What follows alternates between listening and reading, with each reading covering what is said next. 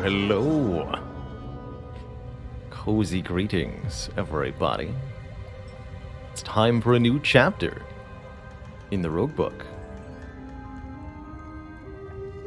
Hey there, Drethamir, NG, BE, Ivy Blade, more, better, Zizification, Prankster, Mad Mathematician, Oblox, Bailey, Uniquely K, Ars, Matt Warbuckle, Tormenta to Swag. Actually, don't know what today is going to look like stream-wise necessarily. I'll continue to play Roguebook as long as I'm excited to do so. Maybe that's half the stream, maybe it's the whole stream, maybe it's only an hour. If we switch games, it probably will be to some Spire. I got to get a couple more wins in. Quick heads up, there won't be a live stream tomorrow. I'll be helping my partner get to and fro her LASIK appointment. So that's going to be me tomorrow, and possibly Saturday. We'll play it by ear. I'm not sure if there'll be a Saturday stream yet. If I tried the digital adaptation of Spirit Island, I've not. So, Roguebook here. Got some new content as of today. There is a DLC for a new character, Fugoro, the Wandering Merchant. I'm going to be playing that, checking out the new character, see what his cards play like. And then for everybody, there is a new tournament system.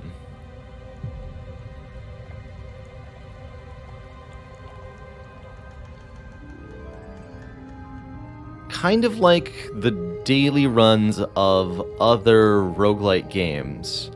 I was reading a little bit about how this works. It's intended to be a bit more competitive than your usual dailies. The tournaments have a strict timing system. And you're ranked in two ways, both in terms of who finished first, and that's finished after the start time. So this really is a speed run that's essentially starting at a very particular time of the day. You have to be there at the clock start in order to have a reasonable chance at this. And then overall score, which can be anybody overall. These are played as kind of like a daily runs from Spire. You've got 3 random modifiers that are added onto the runs as well.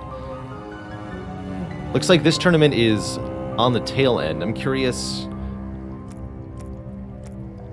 when the next one will be after this one ends. If I can show one off on stream, that'd be pretty cool.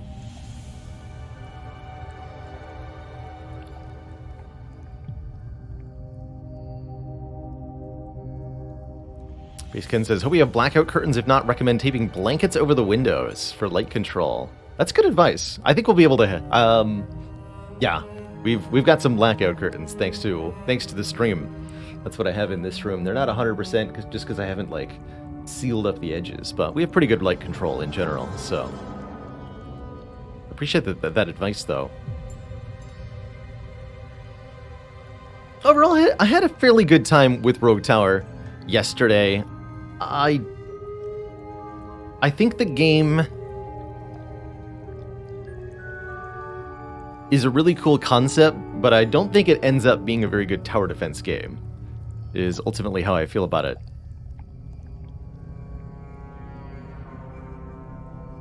There's so much more that Rogue Tower, I think, could or should do with the design space of its genre interactions. It's got a lot of cool little concepts and ideas. As a quick example, the tile placement, the fact that you're laying down a map in Rogue Tower with some random generation to it. You get to choose where a tile goes, but other than that, there are no decisions to make at all regarding how the map evolves. And there's also not that many interesting different things that you can get from the map generation. It just feels like there could be so much more done with how that is if the player were to be given some kind of choice or input. or ability to play around that aspect. Felt to me like the most important mechanic for actually succeeding at the game was manipulating and optimizing the upgrade cards that you're given at the end of certain wave numbers, and being able to make the correct choices there and be offered the correct ones is more important than stuff like which tower to upgrade or which tile to extend. I don't know. It's definitely got some rough patches. Jammin' soundtrack, though.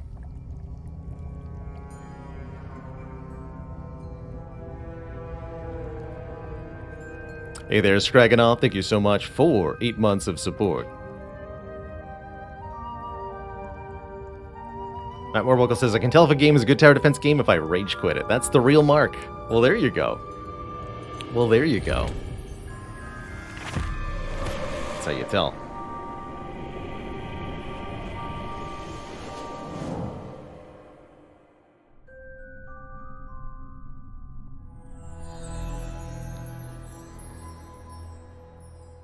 All right, so who are we gonna... I think I'm able to...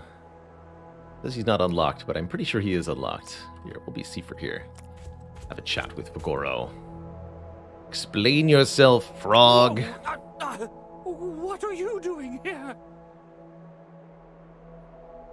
The description of the DLC mentioned something about Fagoro being voice acted, so I think he'll be providing his own lines as we play through here.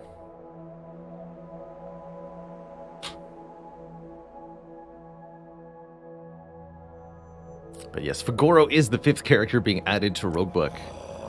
We'll be checking him out today. A misunderstanding.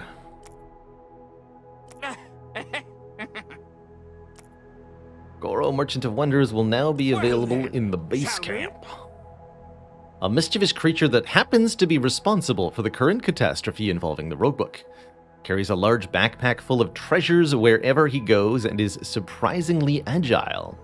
His magical coins will provide a variety of bonuses as well as the magical marks he inflicts on enemies. First attack for Fagoro makes each turn gains plus 5 power, which seems very, very good. Let's go. At first glance. And I think I'll play Seifer alongside Fagoro. That sounds like a fun 2-party combo.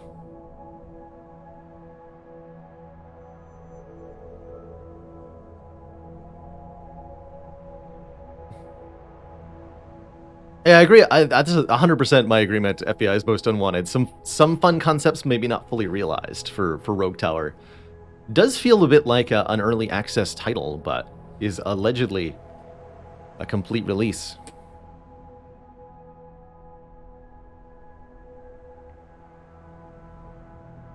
Hope it gets more fleshed out. Very much so. We'll see. So, on the passive tree, we can get more life for Fagoro. That's, I think, our most important upgrade for Inscribe. Interesting, we've got a confirm button now. Noted. Alright, so we can have him have 65 health. A little bit more than he would otherwise. Seifer, meanwhile, will be running with a full upgraded 90. We have since we played quite a bit of Roguebook prior to this, we have a mostly maxed out passive tree here. Everybody has massively increased health. Our starting cards have chance to be upgraded and have chance for better sockets. We get lots of inks of high rarity, lots of gems of high rarity. All that stuff. Starting out our run here, we must choose... Oh, I like Fagoro's sprite. He looks beautifully rendered. Just beautifully.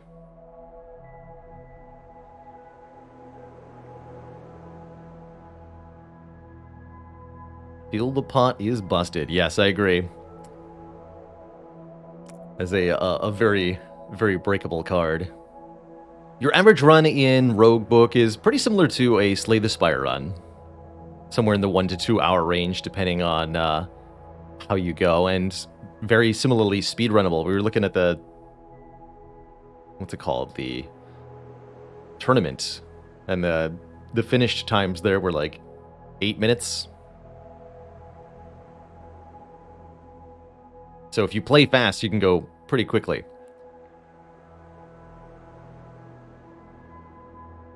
So the epilogue system of Roguebook, kind of inspired by Ascensions from Slay the Spire, but a little bit different. There are 15 different modifiers, kind of different penalties that can apply to us on our run, with rank 1 through 5. On any given run, you choose one from each category. You can't have multiple in the same category. So any given run usually has 3 penalties. And the highest difficulty is playing with specifically the top of each. All bosses empowered, start with 2 less brushes, and everything costs more. That's Epilogue 15. I think for playing the new hero, I want to try out his cards with a little bit more freedom. So maybe I'll make this a slightly lower Epilogue run, maybe Epilogue 10. And I think it shows core difficulty thresholds at 3, 6, 9, and 12. Interesting. Yeah, a little bit more inspired by Hades, I would agree. And then in the bottom left is the option to play on 15+, which allows you to stack the tier 5 modifier with one other penalty from each category if you want to play a particularly brutal run of Roguebook. And I'll just warn you right now, Epilogue 15+ is unfair to the player. It's just, it's gonna hurt.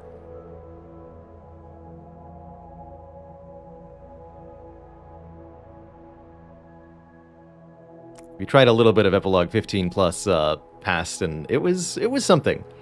It was something. The first boss was definitely a really tough thing to get through. Let's see. So let's go Epilogue 10 or so here. Go for the mandatory elite battles. Empty pots. I don't like these damage ones. All Vaults of Wisdom are free, but must be picked up, and other prices are 40% more. This actually sounds like this is only Epilogue 8, though. Okay, let's do this. Let's do Epilogue 11. Mandatory elite battles, 2 less brushes, 60% more. Mostly I'm just looking to avoid legendary bosses for the moment. Those things are nasty. And yeah, each challenge modifier marks which heroes you've completed it with, too. And you get some bonus pages, unlock currency, depending on the combinations you use.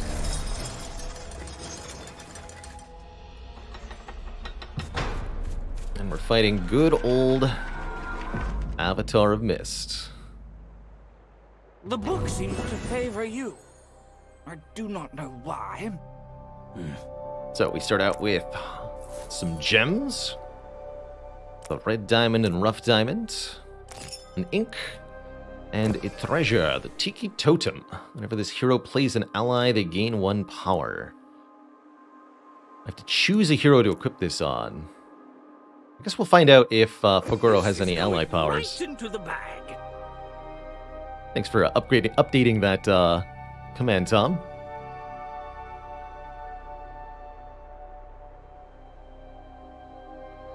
Much appreciated. So let's see what our starting deck looks like. In Roguebook, this is a deck-building roguelite in which you have 2 characters. Each have their own health pool and their own cards, and they combine each character's cards into one joint deck that is shared by both. Very Spire-like. You get 3 energy per turn. Cost is in the upper right. They're upper left, excuse me. And draw 5 cards per turn. So let's see. Oh, we got some really good random cards from Seifer. Really like Devil Strike. It's kind of like Dash, except more leaning towards damage. Deal 15 damage, gain 5 block for 2 cost. And you gotta love Frenzy. Attack the leading enemy 3 times. Both of these with 2 sockets on them randomly, thanks to our passive upgrades. This is a really good starting deck. Ogoro's got Strike for 7, gain 6 block. That's the same for the other characters. Sliding Strike. Attack for 10 and change the position of the 2 heroes. I love that. The swap keyword. It's actually odd to me that there were... Well, no, Aurora had a card that does that. So swap was already a thing, right? Devouring Wand. Spend all our energy, deal 5 damage, and gain 5 block for each energy spent. Essentially an X cost card. To tap. Attack for 3. If Fagoro's staff is charged, return this to your hand. So I imagine that's the starter relic he's got. So if this is the first attack you play this turn, return it to your hand, that's ridiculous. Just at first glance, Fagoro seems very powerful with his magic staff.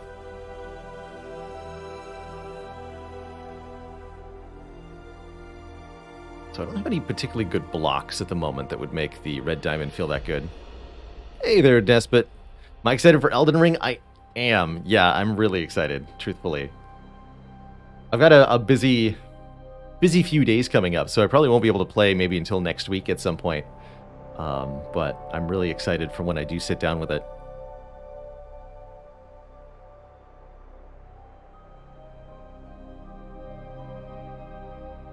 Okay, so I wasn't misremembering that. Yeah, swap is a new keyword. I was going to say, it's odd that Roguebook didn't have swap initially, actually, as a keyword. But I feel like there were swap from certain cards. Like Aurora's starter card swaps the 2 characters. Did it do that with like weird phrasing and not a keyword? Can't actually remember what that card reads. It's been a while since I've played. Anyway, let's explain some of the basics of Roguebook here. Roguebook has, I think, the coolest approach to map exploration that I've seen of any of the roguelites.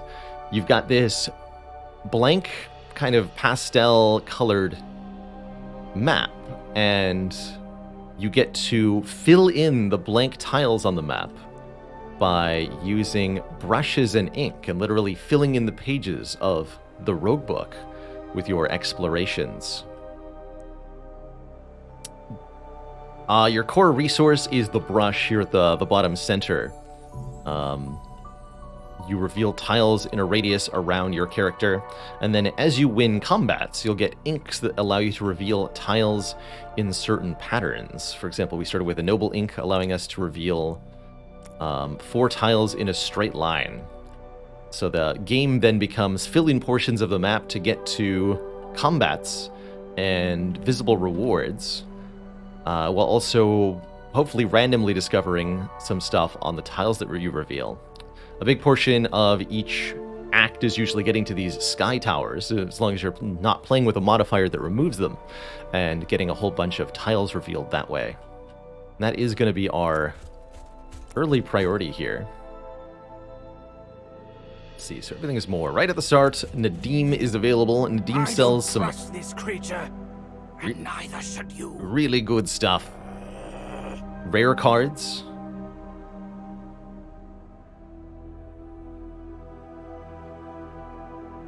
Treasures. First time each battle, the other hero would take lethal damage, swap the heroes, and gain 12 block. Whenever you dissolve a card, gain a block. Oh, a Dream Sensor. That seems like it's new. I don't remember this one. Ooh, Blood Garnet. Each time a hero hits with this card, inflict 2 bleed. That could be really good to put on Frenzy here, because then Frenzy would be 8 plus 2 bleed. Bleed is damage over time in Roguebook. 1 damage per bleed stack, and bleed does not decay. So 6 bleed would be 6 damage per turn every turn. That is a Fagoro ally, Triton Bodyguard.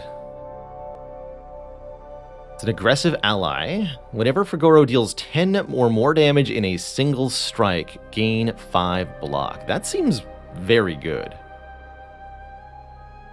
on its core, as a core concept. This is a block generator and an aggressive ally. And it would give Fagoro +1 power, which would make it easy to activate the effect of this. I'm almost assuredly going to buy that. Hey, no worries, Despot. It's definitely been on my mind. I was just popping into a couple of the Elden Ring streams just to ooh and awe at the title screen with everybody before I booted up here. So it's certainly on my mind. Mark keyword. No, I did not talk about this. Mark. Marked enemies have bonus effects when Fagoro attacks them. Enemies can have up to 4 marks at once.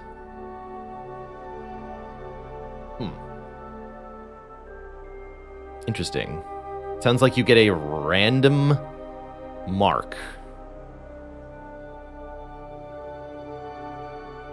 And it's not exactly clear what that means right now. Might have to play with it. I like the idea of that card, but I don't think I'd pay 80 for it at the moment. Deal damage equal to 5 times the size of your dissolve pile. Very interesting.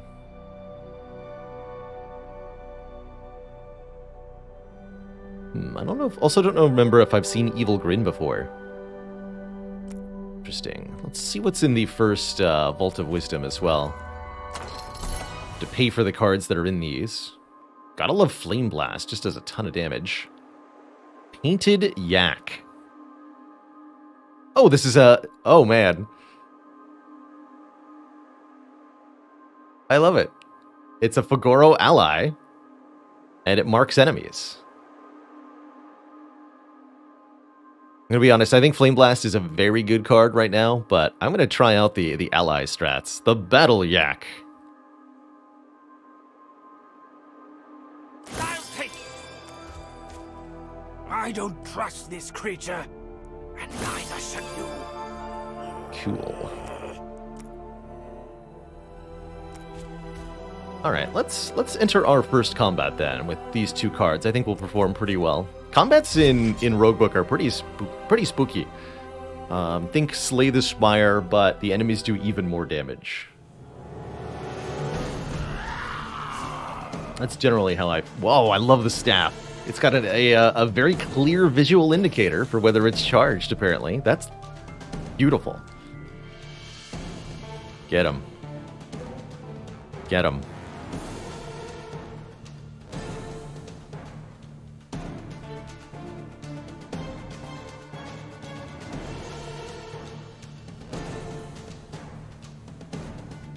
So, quick intro to turns in Roguebook. Oh, that's right, the gem... We've got like a new interface for the gems here. I'm actually covering them up. Let me squeeze in here. Yeah, that feels about right.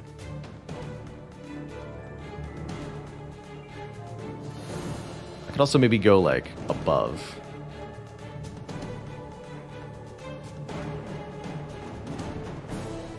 Really love to see tap in the opener here. So, in Roguebook, very familiar looking scene if you are familiar with Slay the Spire. Enemies have a clear intent over their head as to what they're going to do, and they're distinctly inspired by Spire. So we've even got the different symbols for different damage values.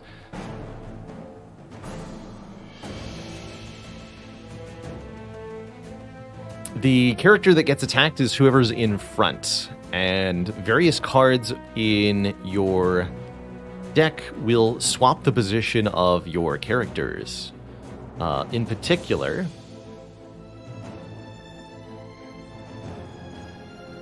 your characters will change position whenever you play a card that has the yellow arrow icons over the cost. So Devouring Wand will swap our position here because... it's blocking. Blocking always puts the character who plays the card to the front. It's actually unclear to me why Sliding Strike does not seem to be swapping us. I'm going to check that out in a second here. But we got to open with tap. 24, 18, 20. They're all attacking for 6. When in doubt, go for the one with the least health. Bonk. Alright, so does this not change our positions? Yes, it does. Interesting. Might be a oversight with the swap keyword that it doesn't show the yellow arrows.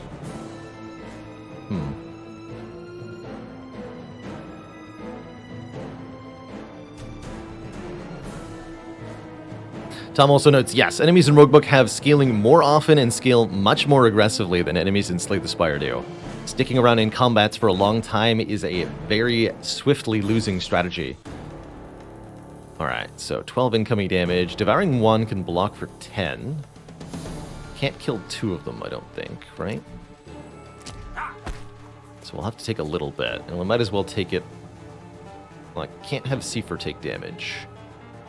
Unless I put him in front. I think I will put him in front here. That means we'll have Seifer strike and then Seifer defend, rather than using Devouring Wand. I can also use this for 0 still to rotate Fuguro. That's good to know.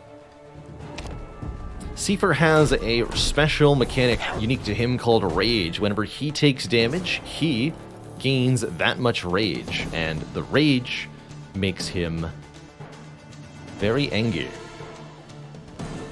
Once enraged, Seifer's cards become empowered versions of themselves. Whenever I mouse over one of his cards, you'll see a black-bordered alternate version of the card appear. That's what happens when you play the card in Rage mode. So Frenzy becomes a 5 times hit instead of 3 times. This is a quick example here.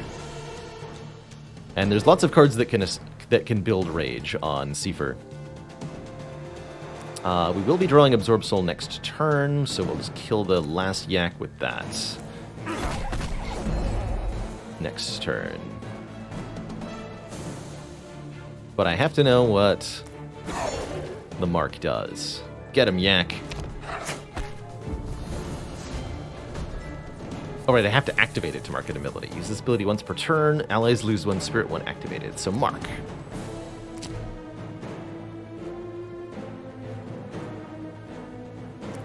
Can I... What does it actually do? Hello? Tooltip? Are you there? Well, I don't know what that does. That's unfortunate. This is wasting my time. But he was definitely marked.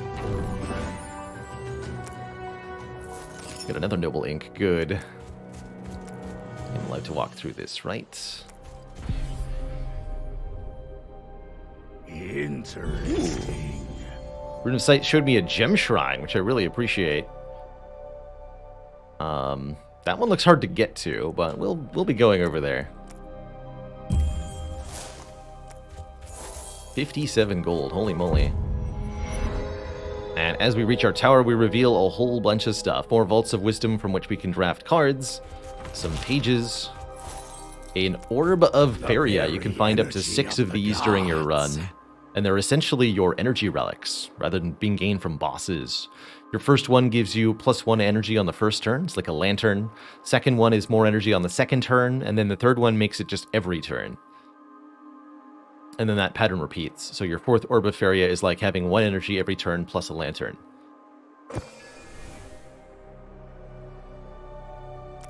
Narratives are like events from Slay the Spire. And I love this one. Divine Effigy is kneeling before the heroes. Despite its immobility, it looks very much alive. Its soft voice rings out to the adventurers. It has been ages since my eyes have lain upon such a spark of life. Tell me, strangers, what is it you need of me? Your wish shall become my duty. So we can ask for a sword, a 12 damage ally, very powerful. Shield. Gain block equal to this ally's spirit at the start of each turn. Man, we did see the double an ally's spirit card in the shop, did we not? Interesting. Or Be My Shadow. Whenever you play a 0-cost card, deal damage equal to this ally's spirit to the leading enemy. Oh, that's cool.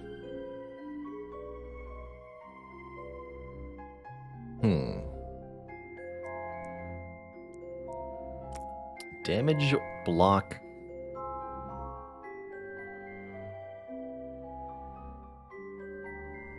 I think I want the blocking one, quite honestly.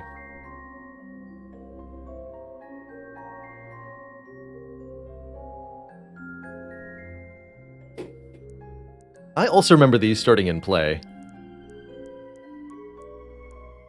12 damage, 6 block. Ah, that's tough.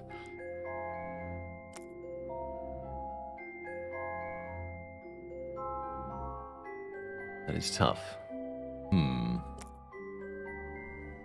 I want to try the block. I'm really curious if we can break this somehow.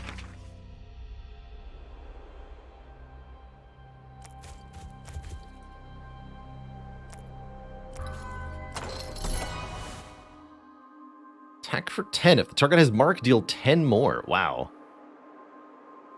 20 damage for 1 energy. Kobold Tactics. Attack for 10. If this kills an enemy, attack the leading enemy for 8. Give me direct hit. And yes, this is by the same devs and set in the same world as the card game Feria. That's right. Gold Shield.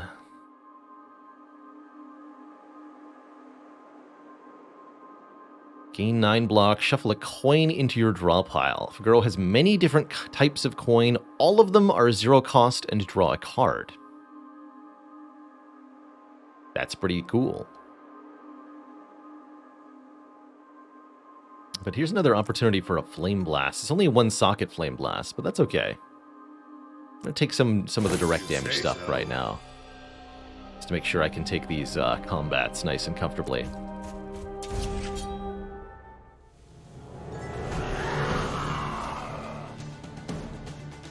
The Slingers. These nerds are sleepy boys. They skip their first couple of turns and then they attack for lots, which unfortunately makes this simulacrum no good here. I think I was supposed to use the rough diamond in something.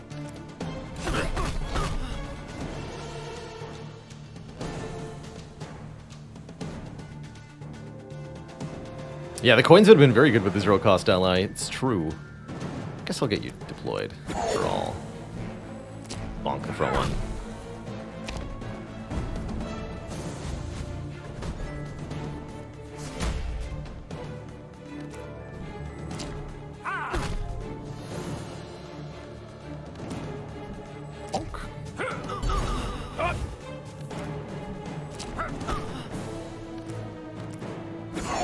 Tap is going to be a really good card to put gems into.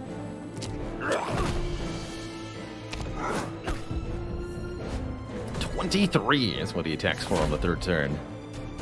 A lot of damage, sir. Get him, Painted Yak. Mark him.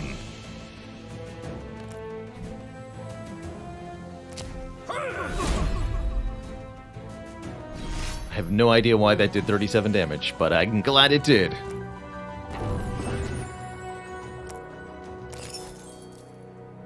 Get another Noble Ink. Iron Shield. Whenever this hero blocks, gain 1 more block. Oh, we're definitely going to put that on Fugaro. I think we're going to break Fugaro today. That's my immediate feeling.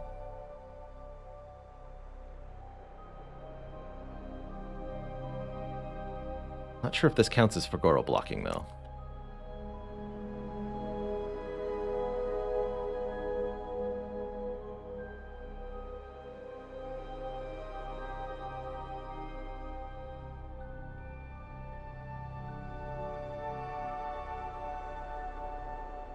Sky Tower is very hard to get to, huh? I could use an ink here. 1, 2, 3, 4. 1, 2, 3, 4. Go up like that. Let's fight. Well, let's actually check this Vault of Wisdom. I haven't even looked at this yet. What do you got? Oh, Fleshweave is a heal. Lame Leg. Charge attack for 10, draw a card. Very good. Or lose 5 life, therefore also gain 5 rage and deal 22 damage. Holy moly. Oh yeah, we got a talent point. Thank you for reminding me. Completely forgot about talents.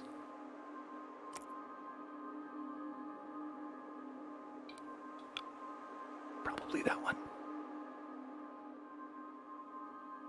Epic cards cost less. Whenever an enemy dies, if it wasn't a summon, C4 heals for 3. That one's pretty good too, but we're super taking charismatic. Allies cost less? Are you kidding me? We are super going ally build today. Talent points are permanent passive unlocks that you can get for your characters. You unlock them as you add more cards to the deck, so there's kind of an incentive to keep adding cards for that reason. Useful, perhaps.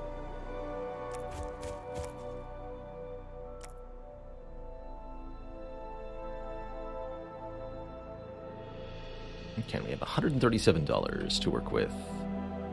This fight's actually very difficult to get to, huh? Alright, well, let's start here, and we'll work our way out with the map exploration. Ah, the Tiki reinforcements. This Tiki elite in the back is stealthed. Can't be directly targeted, but can be hit by card effects and such. And a whole bunch of Tiki minions. More reinforcements will keep coming in too, so you have to kill like 7 total enemies in this fight.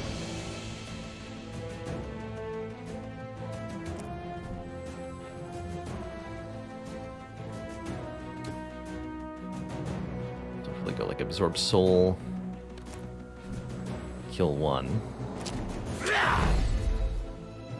And then how is this going to work? Does kill. Is this 10 times 2? Or is it 10 plus 5? 10 plus 5. Got it.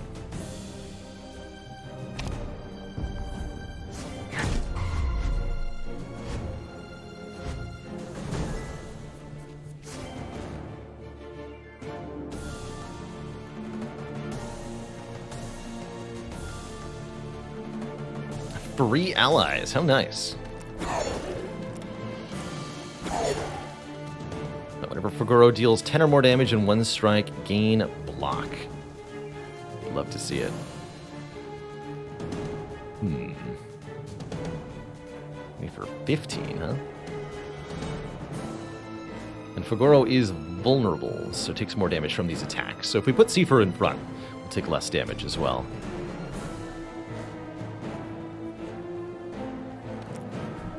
I guess I'll do it this way then.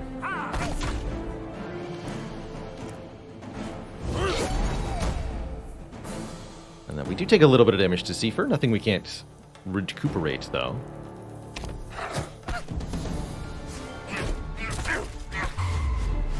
More! Oh my. Alright, the good news is we can kill them. Mark.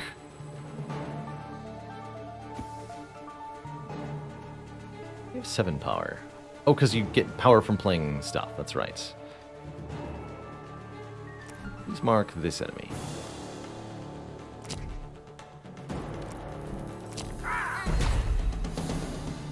Okay, I think that red mark might be a damage multiplier of some kind.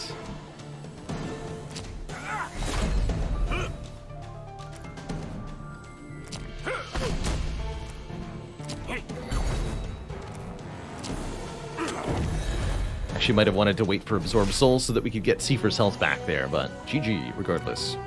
Sightly Size, thank you so much for 14 months of keeping it cozy. Get a Shining Diamond Flash Gem. These were added with one of the more recent patches, not this patch though. A one-time use gem, essentially a 30 block potion, which could definitely help us out during a boss fight. Beautiful stuff. We also get an Explosive Pigment, which empowers our brush to have a bigger radius of revelation now.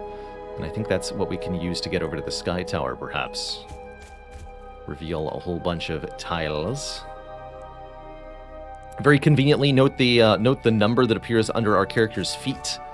When we mouse over the Explosive Pigment, that tells us how many new tiles are going to be revealed on the map when you use the brush at that location, so you can get a better idea of what's actually giving you proper max exploration. Here, 24, and then 1, 2, 3, 4. No, hold on.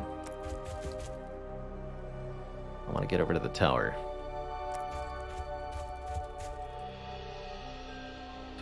20, And yes, 1, 2, 3, 4. Yes, so if I use the exclusive pigment here, we'll get 20 tiles revealed, and I can use the noble ink to reach the sky tower. So that will reveal tons. Oh boy, and we got 2 runes of sight, another narrative. I think there's only 2 narratives per chapter, so it should be all of them.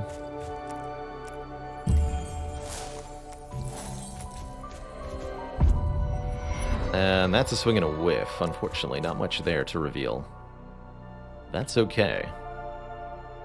Now I can easily get over to the... Well, actually, because this is a blocked tile, it's actually not so easy to get over there. But we should be able to reach this gem shrine. We can get another Vault of Wisdom here. Give an aggressive ally more spirits. Summon a brute. This is not technically an ally card, so it's not going to get the charismatic discount.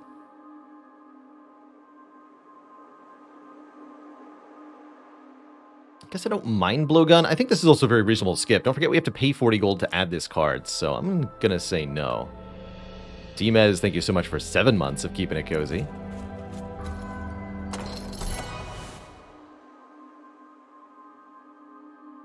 Ooh. I like Whip Crack here. Give an ally 1 spirit. If it's aggressive, give it 4 spirit instead. And it's an attack, too.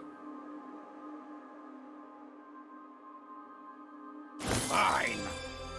It's all mine. Let's also use the narrative. Oh, this is new.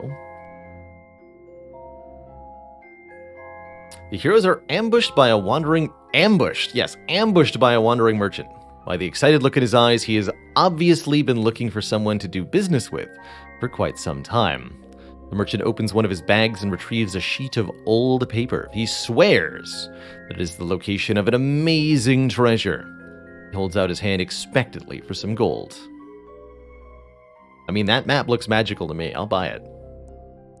Spend 48 gold to reveal a new treasure on the map.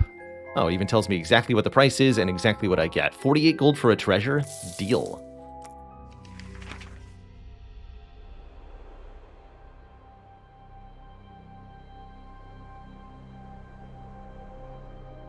Oh, actually, that's easy to get to. Okay.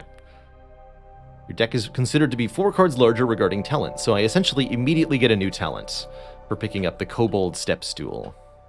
Love that concept. And we can also use these Runes of Sight to perhaps get some better perception on the map. I see. Oh, there is another narrative available. How fascinating. We'll think about that.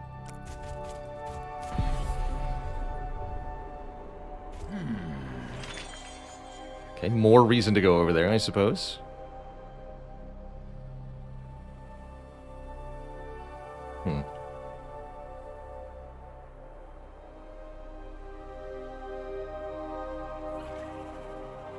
Not that many more combats, though, which means I won't be able to get that many more inks. Fight this battle next.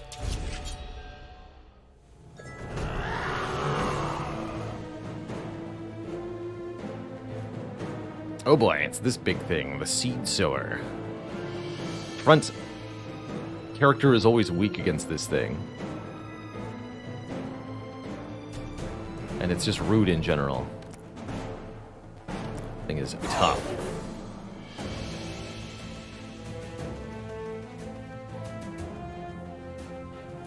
So whenever we do 10 or more damage in a single attack, block. So let's attack, and gain block, an attack, and gain block, and an attack, and gain block. That's actually pretty good for a turn 1. We did a lot of damage, we blocked for quite a bit there.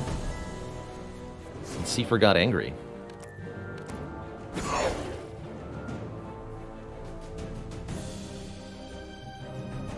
Put Fuguro in front. Fuguro has no attacks this turn, unfortunately.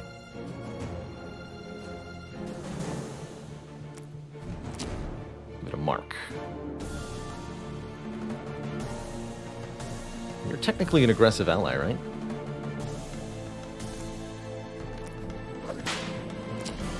Yes.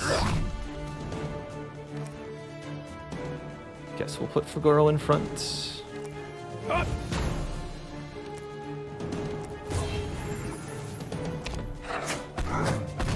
Yeah. Okay, and there's the taking a turn off.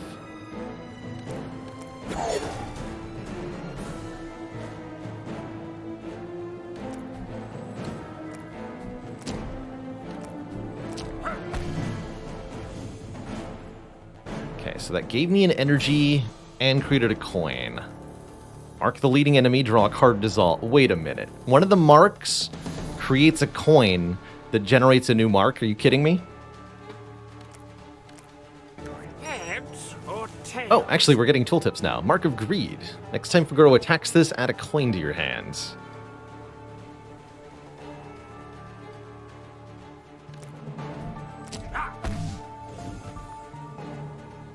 Rage coin. Give Seifer 5 rage. Draw a card. Dissolve.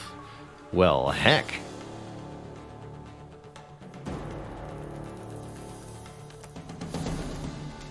Come on, heads.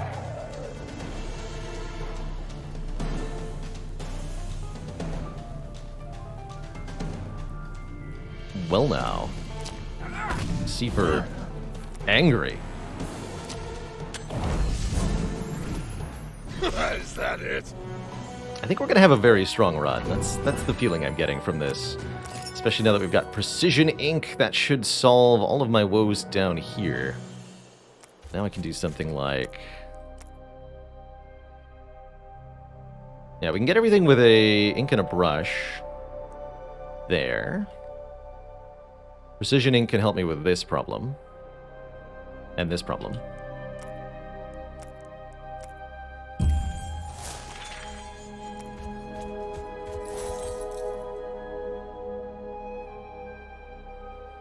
And we'll see what we can get.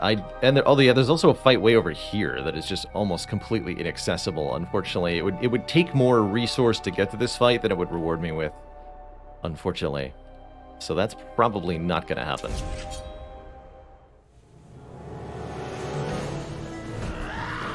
Yeah, the ally involving zero-cost cards would have been pretty good. I was thinking about Avatar of Mist at the end, though. We really don't, against this boss, do not want to spam zero-cost cards. Or you're going to have a bad time. Alright, this fight's a bit of a challenge. You've got this high DPS archer here. A rebel slinger in the back that does really, really problematic damage. This front guy makes everybody tougher. And this bandit is stealthed, so targeting priority here is definitely a bit of a challenge. More so when our attacks specify the front enemy only. Oof.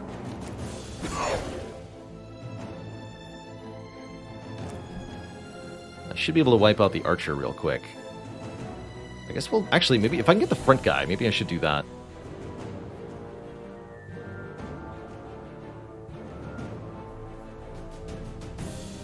Gonna do a 15 block turn. 16, 16, 15. Yeah, we could kill him.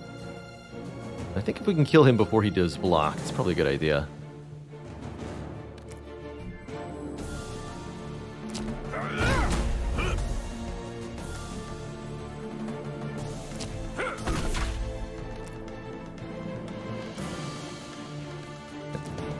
A little bit janky there.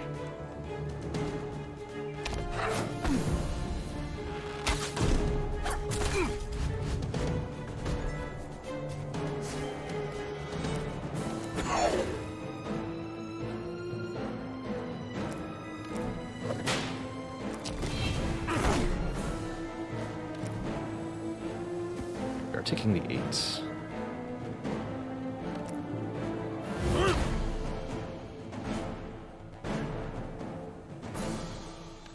Use the heal later.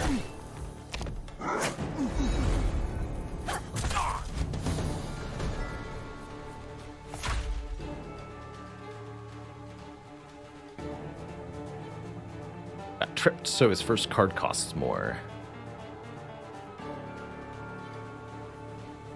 It's acceptable.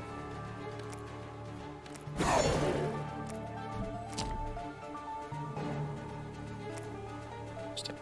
I don't know why the tooltips are... Oh, Oh, cool. I can actually fix it by hitting escape. Good. Mark of Pain. Okay, so that is just plus 10 damage. I was thinking it might be double.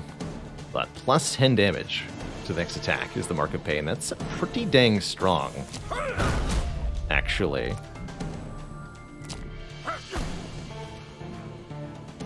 Wouldn't you say?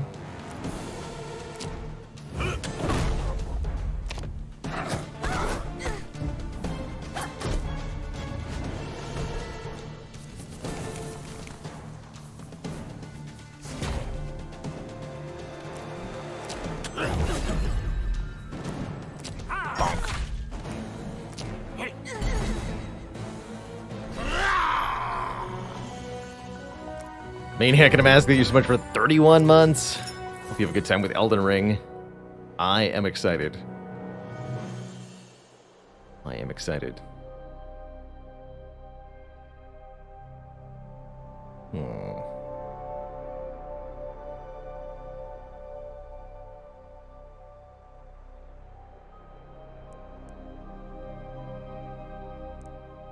There's not actually a way to use the Noble Ink here to get to the Gem Shrine?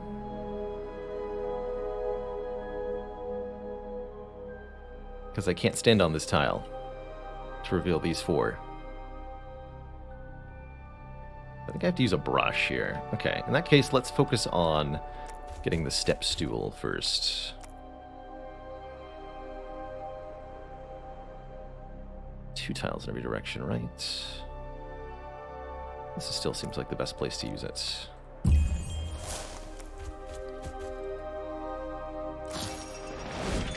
Just a few lonely piles of gold.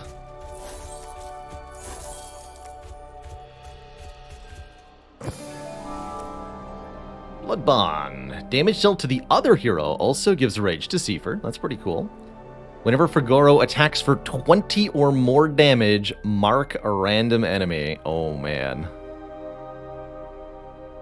Oh, that's going to be busted. Or Rending Blow. The first hit of the battle inflicts bleed equal to 1/3 the damage dealt. I remember this used to be 1/2.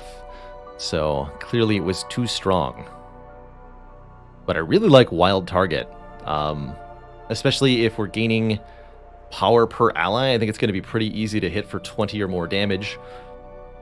Plus, one of the marks does plus 10 damage. So that's just going to cause that particular mark to chain react all the time. I think it's going to get silly. I'll grab Wild Target.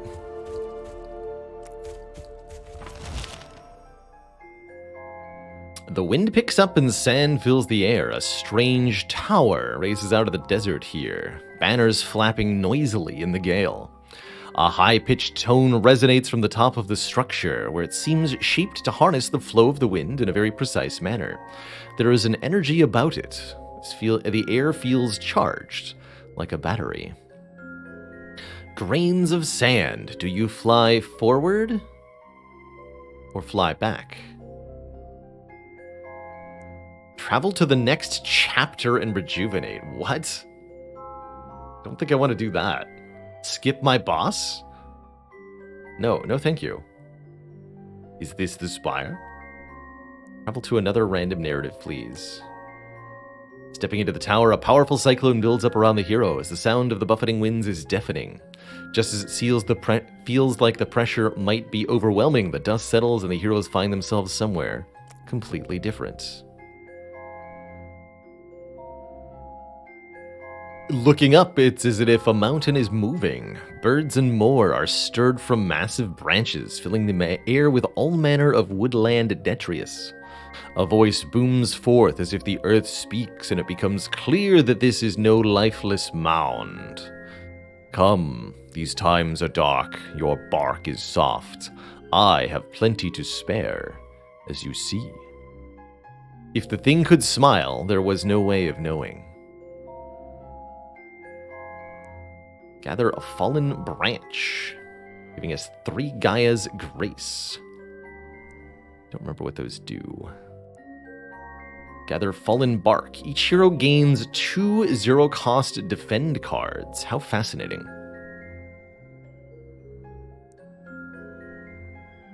Or Water the Earth. For the next 3 battles, cards cost 1 less. I'll take Gaia's Grace. Seifer kneels down and gathers a thick, heavy branch. It is much weightier in the hand than one would guess. They have hefted bars of metal that seemed less dense. Could any saw hope to bite into such wood? Looking up at the thing, the thought seems blasphemous. It shakes its head, catapulting a flock of irritated but colorful birds into the air. No blade of this age, I'm pleased to say. How had it read their mind? Before they can ask, the vision is gone. A lifeless mountain remains.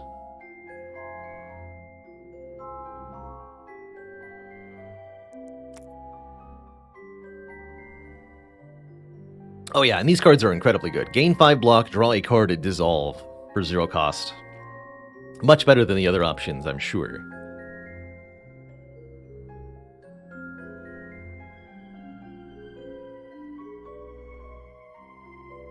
Oh yeah, that is a different spelling of Gaia than normal. Actually, hadn't even parsed that. Had not even parsed that.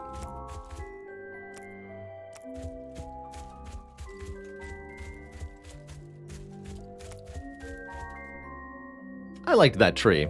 He seemed like a nice Gaia. That one's for you, some guy. What ifs? And neither should you. So I have a bit of a dilemma here.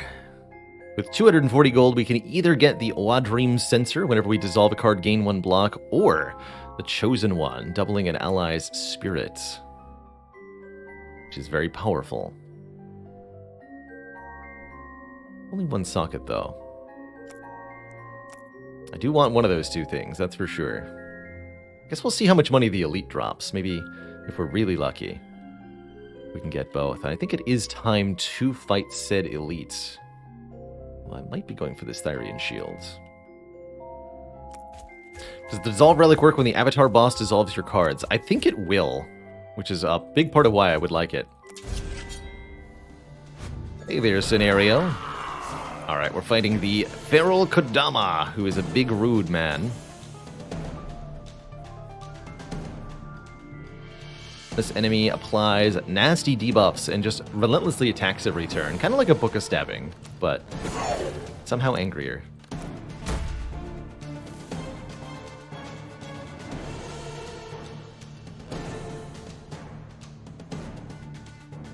Suppose I will allow Seifer to take a bunch of damage here.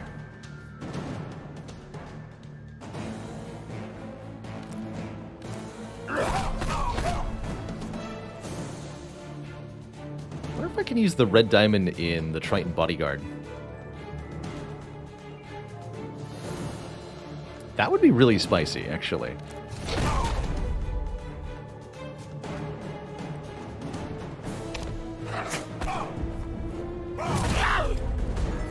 Permanent vulnerability.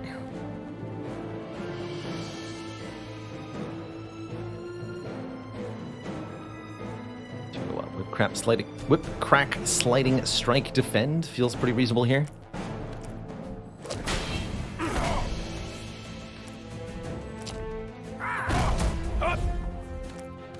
We don't take too much.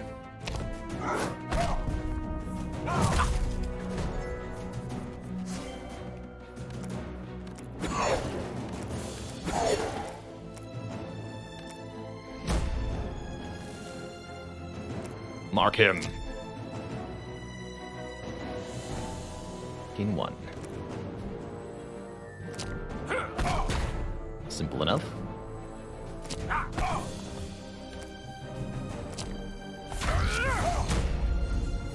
Oh, and that was 20 damage, so we created a mark. And it capitalized instantly? Fascinating. X. Don't discard. So we can get to retain that. Wow. Absolutely nutty.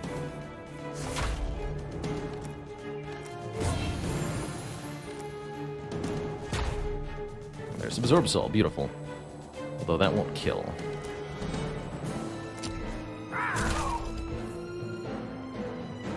Heck.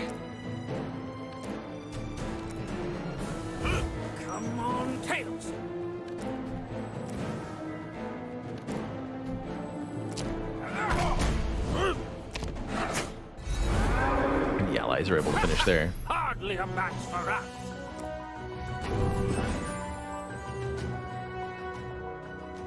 Here's to next half damage to the next enemy. Not a very good gem to have gotten from our elite, unfortunately. Okay, I'm not allowed to put this into the bodyguard. I was wondering. Red diamond into devouring wand seems pretty interesting, though. Meaning that it's then 15 damage per energy spent, which is going to instantly cause the mark to go off. Interesting. Let's try that out.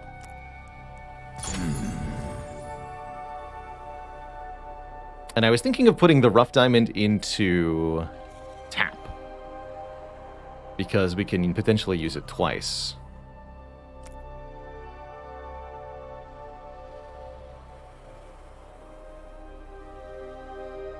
But that is simply a thought.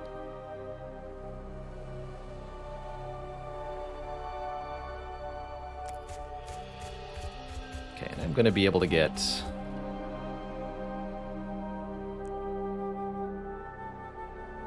Oh, that does work wrong.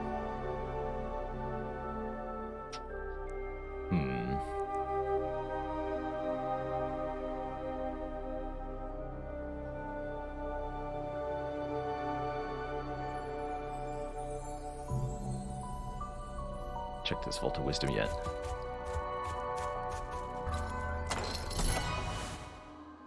Ally. When this is destroyed, it deals damage to all enemies equal to twice this ally's spirit. You may sacrifice this. Fist of the Stars. Attack an enemy for 15 times the number of marks they have. With each...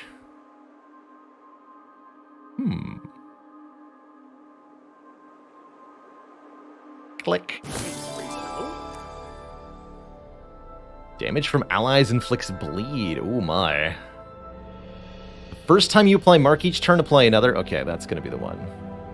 Or whenever you use a brush, reveal 3 additional adjacent spaces at random. That one's pretty good too, giving us more map exploration.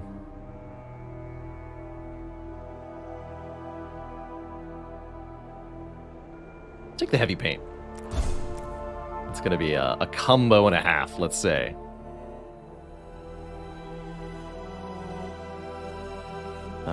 Okay, we'll get this. I really need to know if this works. I'm going to take block on dissolve.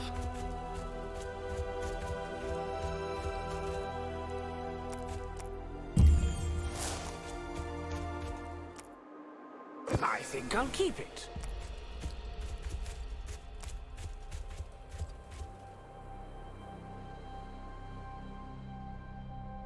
Yeah, these Dark Grey Tails can't be traversed, which means the Bloodstone is in a very inconvenient location for us.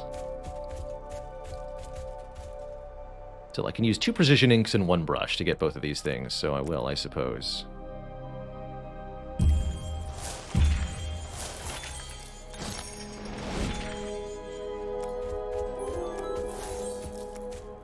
We'll heal C for 4 at the end of each fight. Very well.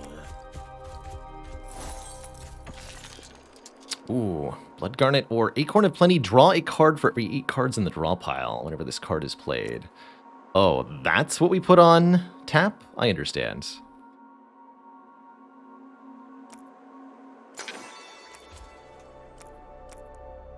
Very well. Yeah.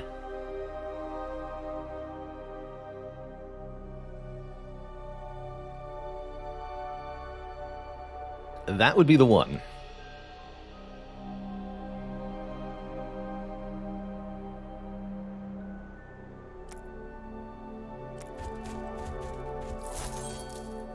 Okay, so we didn't find any other elites. Last visit to Nadim before we face our first boss here. I don't trust this We have creature. to choose Odream Sensor or Chosen One. I just need to know if the sensor works with the Thyrian Shield. I don't think it will.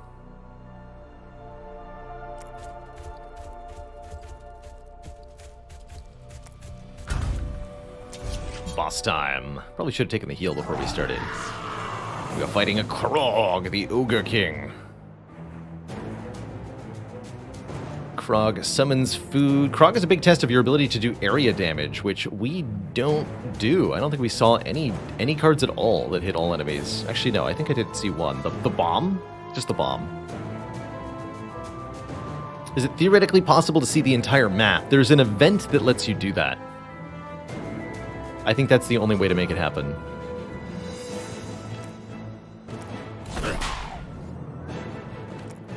It's gonna do nothing. Understood. This is not a good turn one, I have to say. I'm very concerned with how that went. Fortunately, we're only getting 2 Krog's dinners. Got it.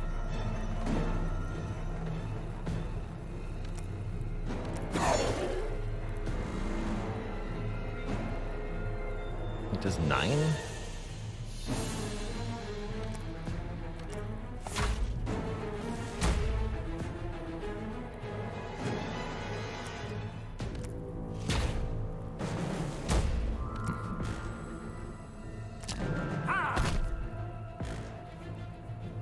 Attack all enemies for 15. Heck yeah, the empowered version of Devil Strike is great here.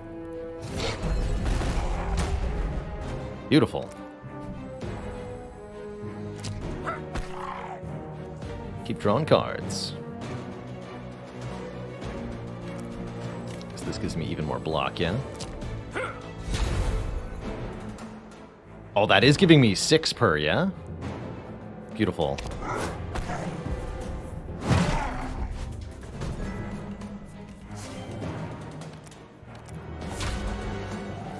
Those are 5 plus 1.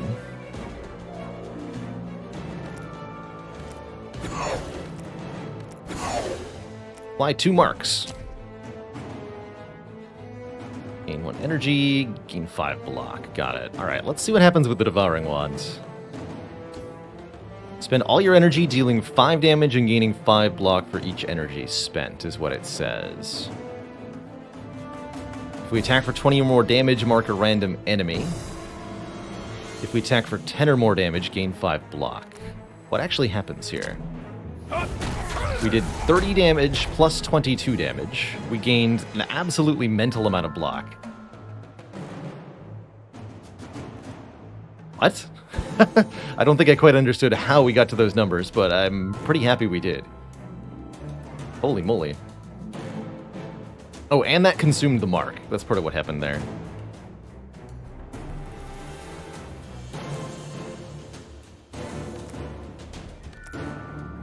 Heads or tails? We are only getting 1. It's okay.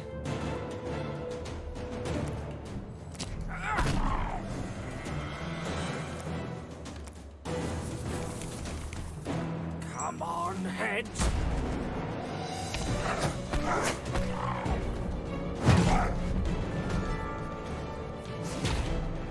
Heals OP. So 14 with piercing. Unblocked damage applies to both heroes from piercing attacks. So big penalty if you can't do the thing.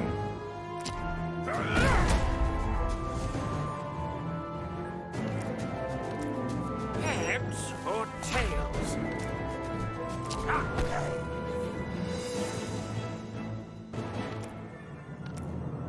That yak 4 more spirit. It's ridiculous that I can just give that thing +4.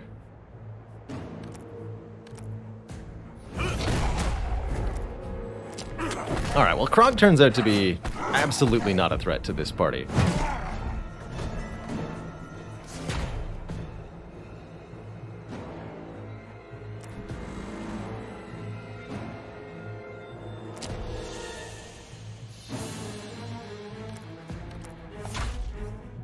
Get him. Okay, that all combines into 1 hit. Understood.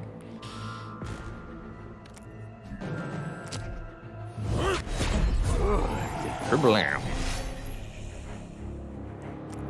Hey there, Fairy at TV.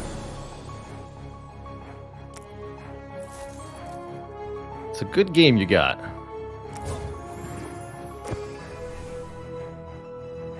Ooh. Kalim's Prayers now draw 2 cards, dissolve. That's... Can't remember if that's what it was before, but that's really good with our dissolve synergy here. Mask of Chaos. Whenever enemy is destroyed, gain 1 energy, draw a card, or if we play 5 cards in a turn, deal 10 damage to a random enemy. I'm going to be taking the Kalim's Prayer. Draw 2 cards and dissolve. Thank you very much. We also then get either a stack of 3 cards or a gem. Reduce the cost by 1 when drawn, or another Rage, Rite of Symbols, and Drain Strength. I'll take the gem. Stack of pages and a brush.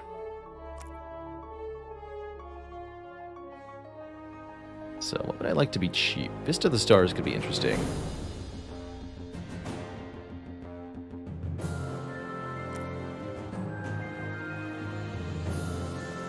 I can either Devil Strike or Frenzy. Let's make Devil Strike cheaper. Interesting. When drawn. And now we're on to Chapter 2. There's 3 acts in every run of Roguebook, kind of like Slay the Spire. We get new brushes and ink, as well as a new map to explore with a new end boss, new towers, all that stuff. There's also a gem mine in the second act specifically. It costs 2 brushes to enter, and has some seriously cool rewards. Love the quill. That'll give us some extra map exploration if I path to it quickly here. So that should be our priority here. Whenever we use an ink, reveal more stuff. Don't mind if I do. What does Nadim have? I don't trust this creature. Rage Mines. Neither should you. Oh my goodness, it's a scroll. Draw in cards until your hand is full. Wait, what the heck is this? Astral Weapon. Attack the leading enemy for 40. This card costs 2 less for each coin played and each mark triggered this battle.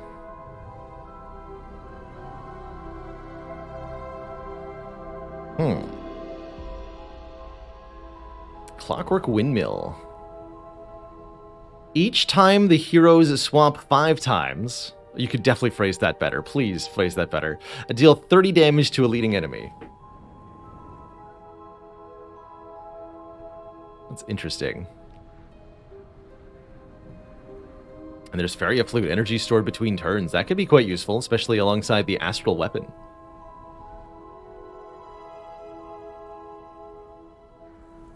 Flamestoker gets bigger based on the draw pile.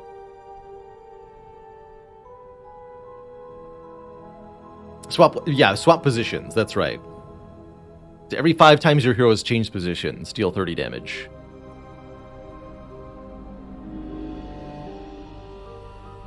Okay, well, we'll probably be back for some of these things. I would love to try to use Astral Weapon on this run. What do we got here? Hat Trick. Dissolve a card in your hand. Add 2 coins to your hand. Well, if I want a card that makes Astral Weapon good, that's going to be it. Or Symbol. Mark an enemy 3 times? That's actually going to be it. A fair deal. Mark an enemy 3 times. Don't mind if I do.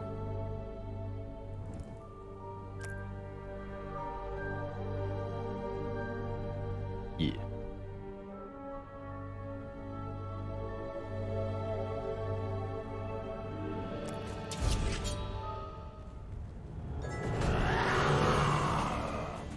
The stinky Triton Tide Lord. This hecking guy. Such a rude opening to Act 2 in this game. This nerd can only take 1 damage per attack. So you have to damage him 12 times to win. And meanwhile, he's doing big damage to you. So rude. So rude. Here, have 3 marks. Oh yeah, and by the way, it's actually 4. Thanks to... heavy paint, so it instantly maxes out the marks. That card. That's pretty wild. 4 is the maximum too. So 5 block.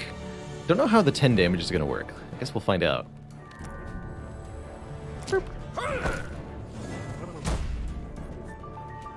Understood.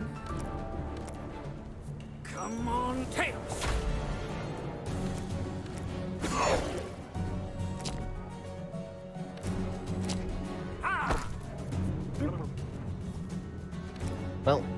This deck is ridiculous now.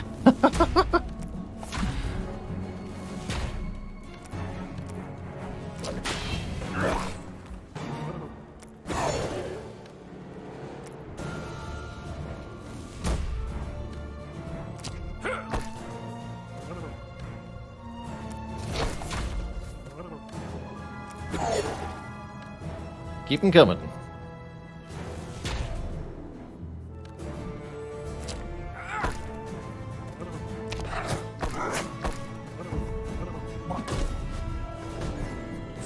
By 2. Yeah, that's why you gotta kill the enemies really quickly. Otherwise, it's a bad time.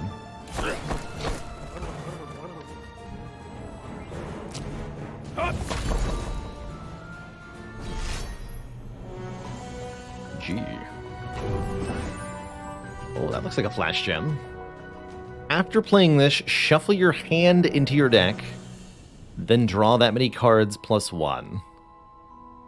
So like a really cool gambler's brew. And a Stardust Pigment, which lets us target where on the map our brush goes. Oops. Like in Starbrush Pigment here. To get us way closer to the Sky Tower.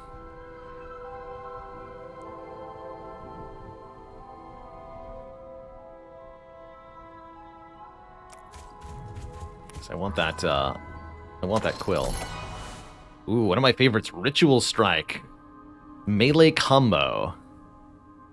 So 2 different keywords that can discount it, and you gain 3 energy back for playing it.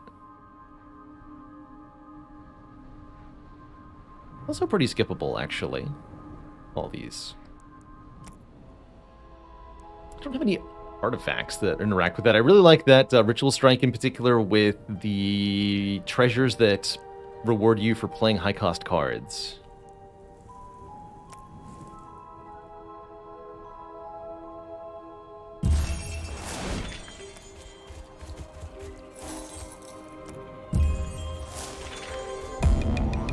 Krog!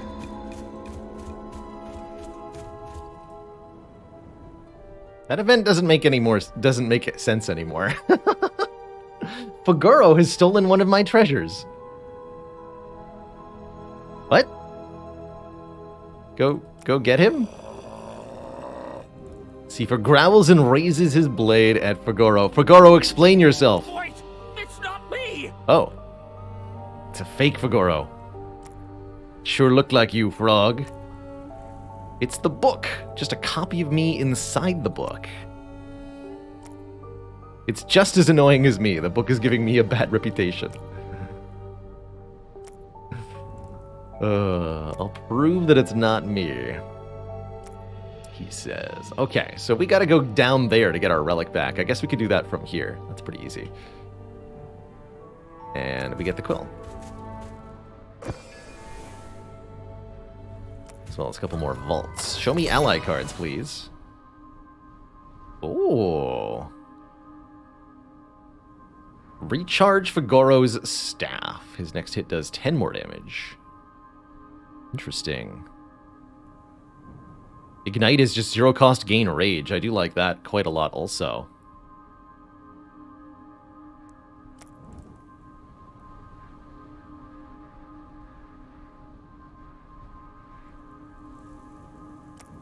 I'll take the Ignite. Say so.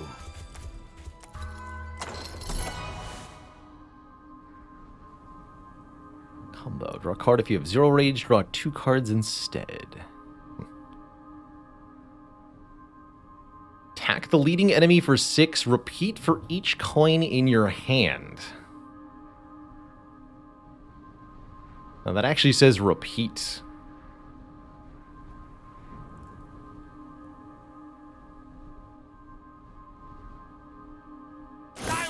That I have to try.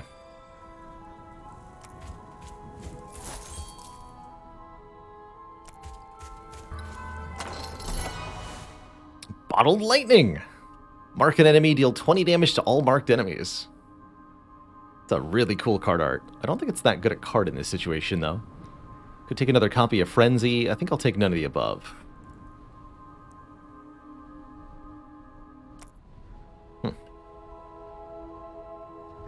Alright, so now we have bonus tiles revealed. I guess we should get over to the other sky tower. Actually, we should probably take some bites if we can. We'll see where this Rune of Sight reveals. Interesting.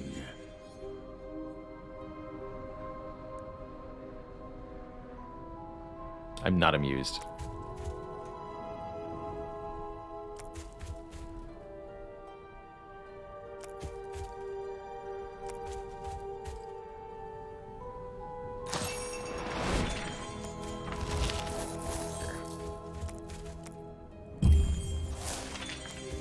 More ink. Hey vegan, this is my first run with the new character. The first duo that I've tried. Oh, these two. The Fugu. Two nasty enemies that get really nasty when you kill one of them.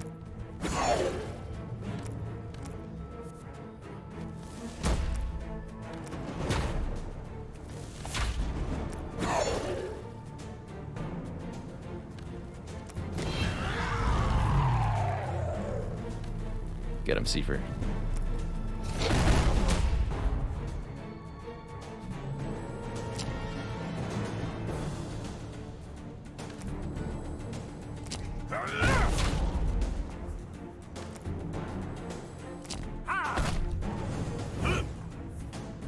So yeah, and we can hold on to those coins for later, too. I suppose I'll do that right now.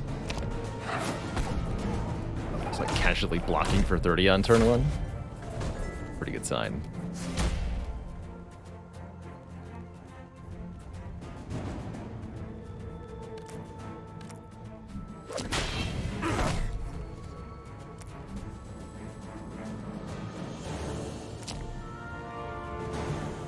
The coin, gain 1 energy. I don't want to do too much damage, as it'll die.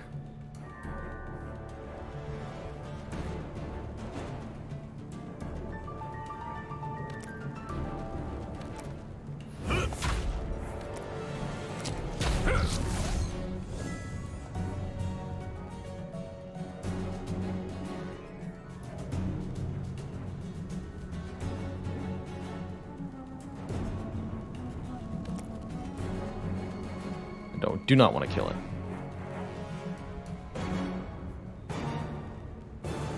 Oh, yeah, these do block, because they Heads or tails? dissolve. Come on, heads.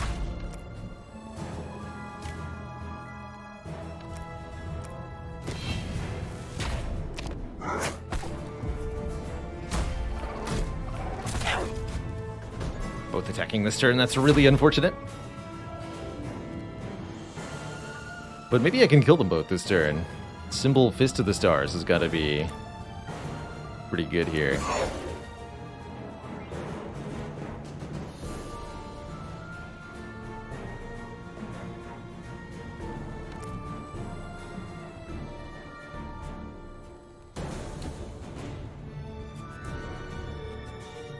I'll be able to get some decent block doing that too. Okay. This actually won't do anything other than return it to my hand. Got it. So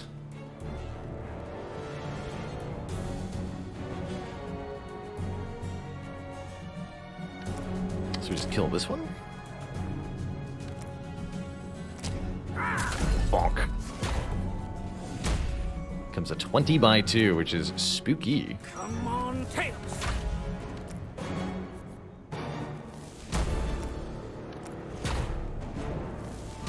But what if the turn never actually ended? What then?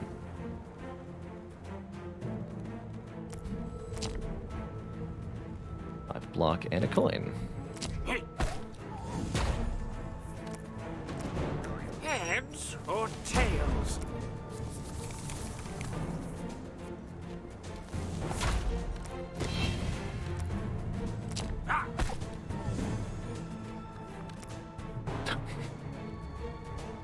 Why?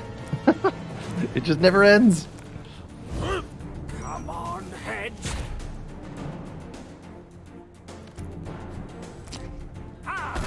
casually block it. No problem.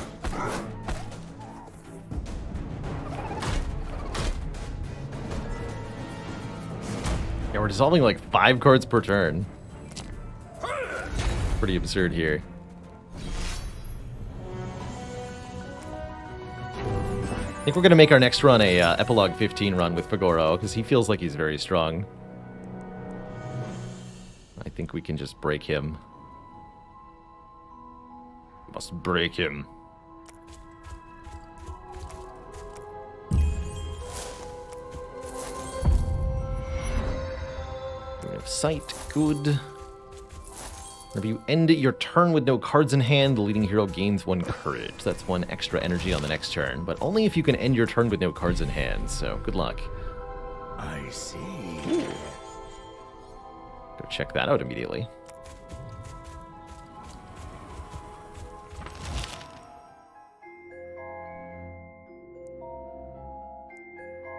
A frightening ritual is underway. A ring of summoners are seeking to open a gateway into a terrible, infinite darkness. One of them ceases their demonic chanting, taking an interest in the visitors. They hold a curved blade outward, silently asking for an offering. And reduce 1 character's health by 1/3 to gain a void stone. Fagoro hasn't been really using his health, so we'll have Fagoro make an offering to get the legendary 0-cost Void Stone, and Tom's brain is exactly where my head's at. Put it into the 20-cost card, and make it a 0-cost card. I don't trust this creature. Attack the leading enemy for Neither should 40 you. 0-cost. It's not even that good a card, actually, compared to some other things you can do in this game, but that's pretty good.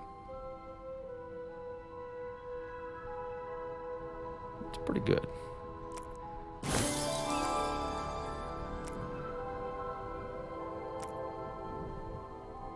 It just goes to 0 cost.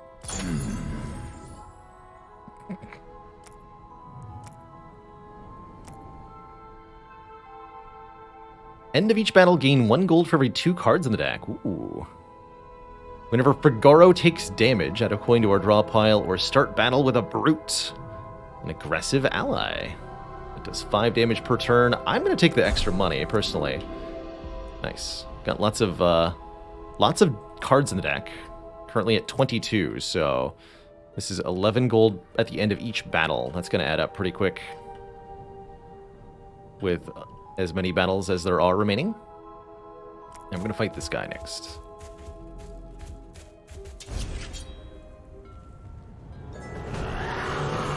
The Rakoan Cannoneer. Oh, this thing's nasty.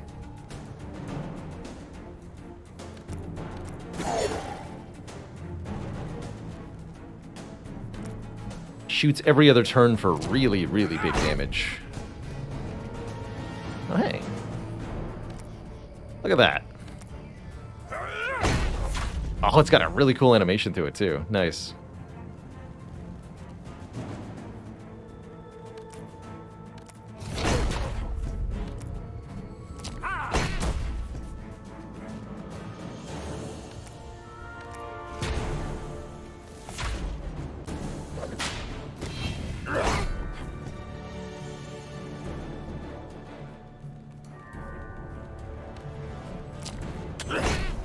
Looks like we're just obliterating everything, though. Big damage. Did over 100 on turn 1. That's a good sign.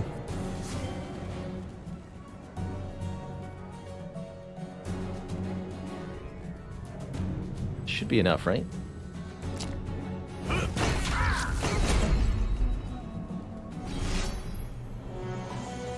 GG.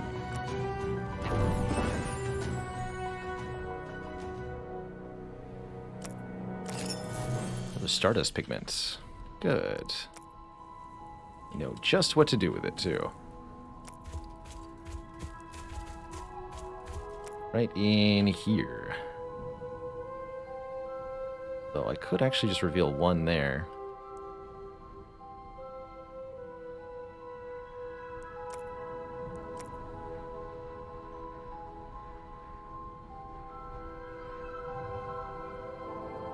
Is there a way to retain block in this game? I think so. Oh yeah, we've got to get our relic back from Fake Goro. I think he gives you a new one, too, when you get your old one back, right?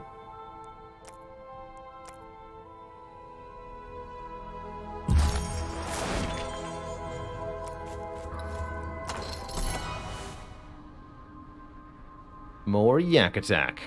Seems reasonable. Speaking of, it's the Yakapult. Elite War Yaks. All Yaks gain 8 block and 4 power every turn, including the Yakapult. My god. Deploy the Yaks.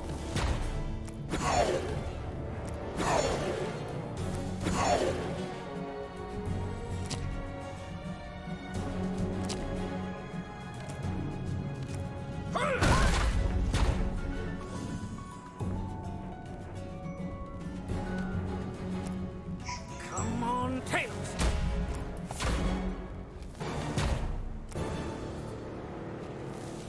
More cards.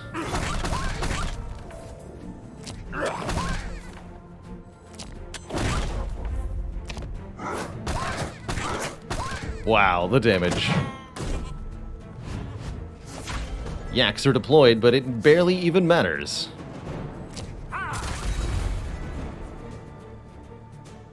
Is that it? Oh, another pigment modifier. That's not good. Need some actual ink, please.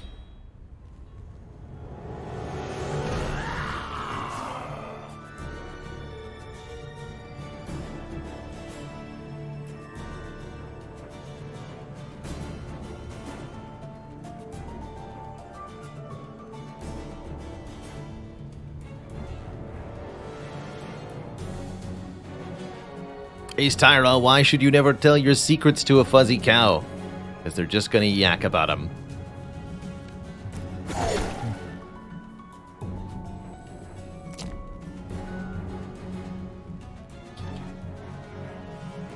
Coin 10 damage. Absolutely.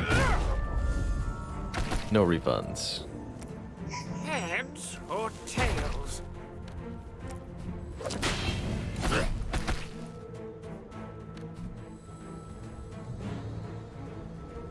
Wait, it just times the number of marks.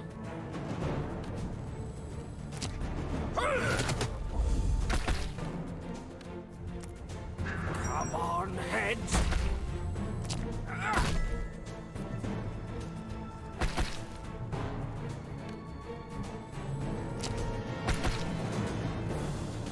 Really didn't end up blocking for much this turn, though. Ouch.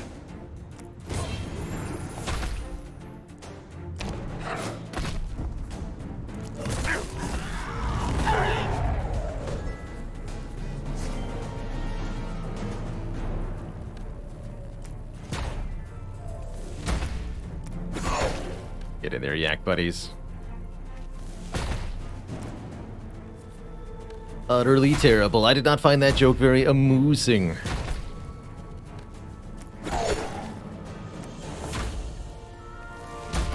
Here we go. Alright, that's right. These enemies take damage whenever you play a card. 6. It's all about attack spam.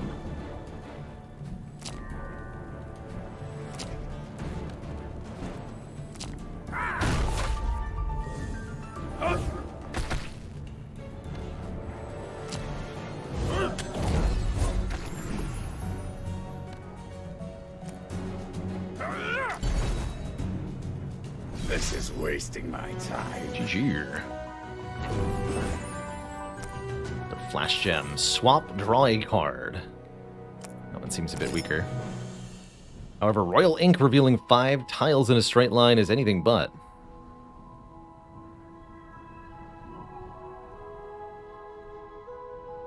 Might do that down here. Got Goro here. Even Elite to fight, too.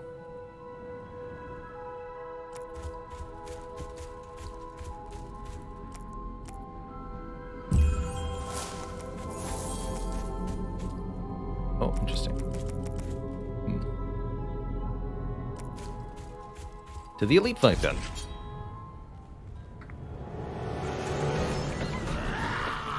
And the Cohen War Machine. Stinky minions in front. Okay, I didn't get any draw effects in my opening hand. That's a problem.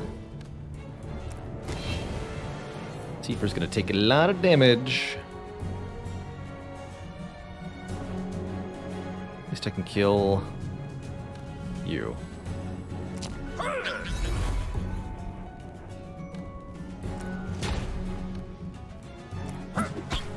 Boop. Hey, we managed to use all our cards though, so we got 1 energy. Yikes! What do you mean the minion attacks for 23? Oh, because you're vulnerable. Still, that's no excuse.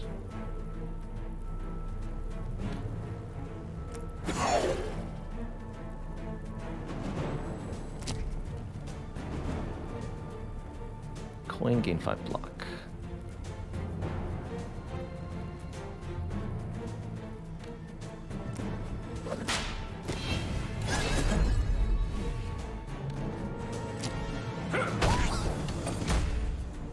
Perfect. I was hoping we'd find the Swap Heroes coin. Heads or tails?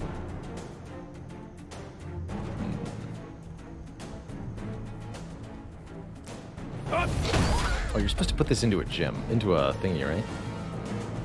That's right. Actually put it into what you're using.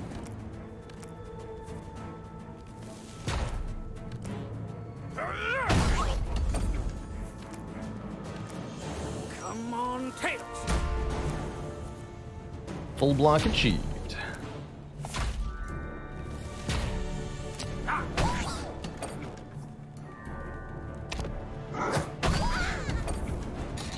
You can add gems during combat now? Yes, that is a mechanic they added when they added flash gems.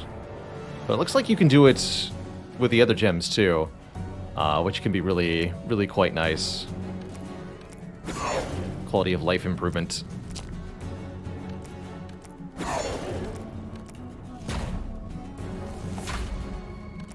Get him. Feels like I'm still getting the block from Devouring Wand, in addition to the double damage.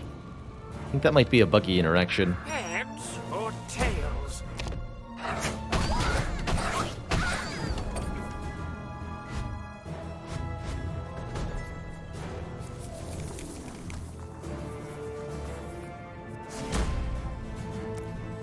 Mark the crap out of that guy. 78 damage. Holy moly, GG.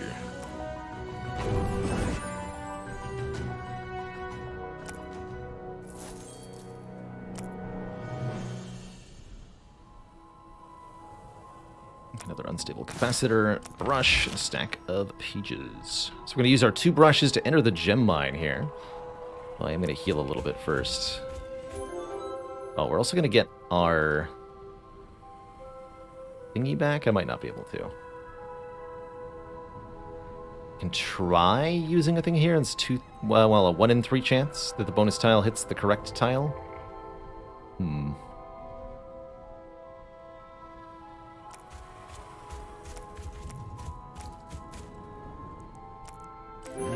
Oh well, let's go into the gem mine. There are 2 brushes to enter the mine. So in the mine... Oh, we haven't actually seen an alchemist this run.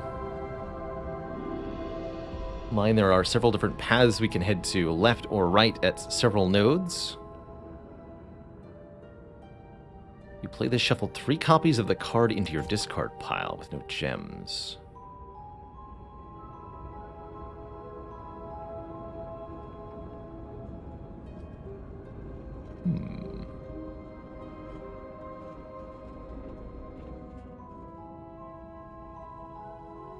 Interesting options there.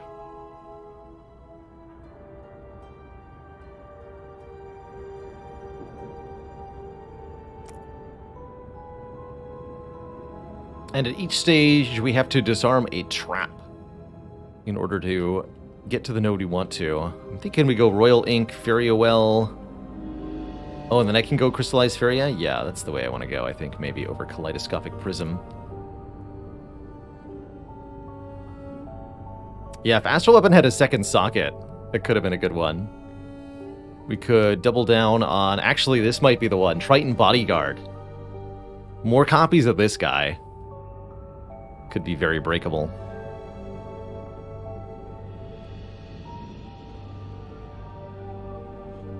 But I might just go with the discounts on something nice like Frenzy.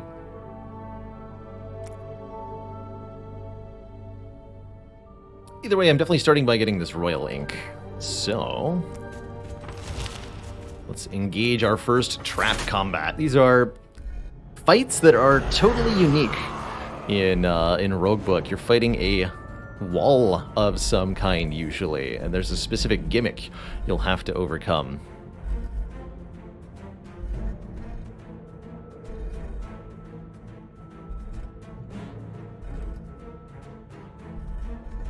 Whenever a hero attacks this trap, deal half that damage back to the leading hero. It also takes damage when we swap our characters. That reflected damage could be a real problem.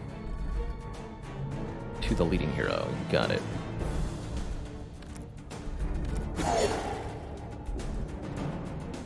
Whenever a hero attacks, I wonder how the minions work here then.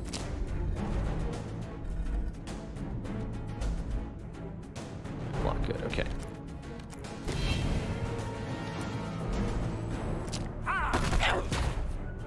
Took the damage and then got the block, got it. Fair enough, I suppose.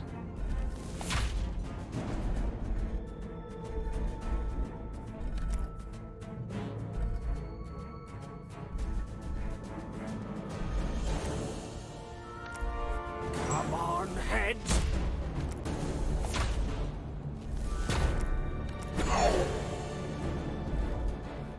Okay, let's start swapping.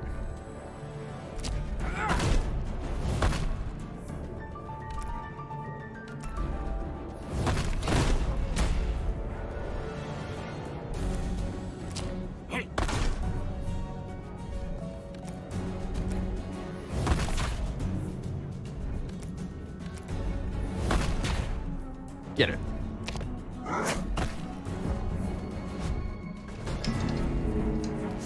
So it doesn't actually do anything on its turn. Makes my life nice and easy.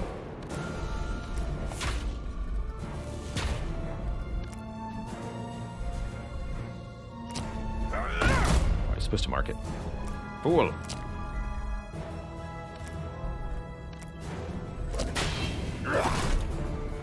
Okay, and then I won't do any further damage this turn.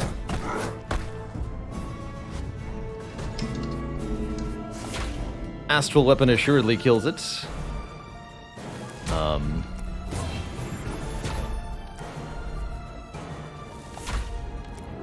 But the return damage, though.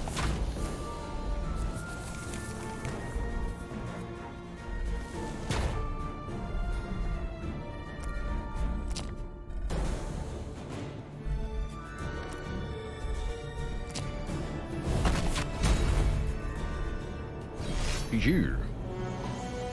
Alright, first puzzle wall down. Get some Royal Ink. And I'll go for, again, the Orb of Feria. Helping us get more energy each turn. Oh, I've never seen this one before, the Debilitator.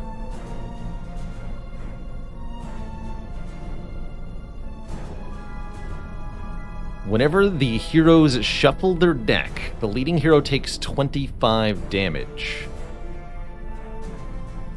Whenever the heroes play a card, discard and redraw their hand. For every 24 damage dealt to Debilitator, the heroes draw a card and gain 1 energy. Okay. Okay, so it's going to make me draw tons of cards. And it will deal tons of damage to us if we draw too many. But it's only got 66 health, and I think we can block this damage, so I think I can actually just kill it quite easily.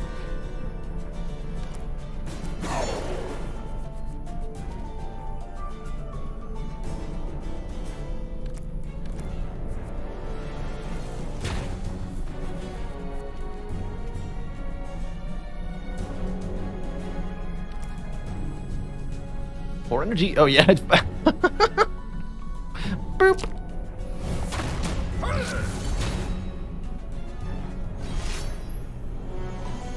Well, that'll do it.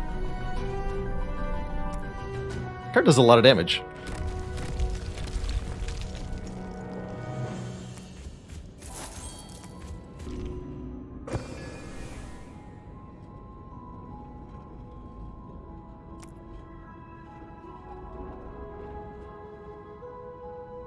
Let's go for the Feria.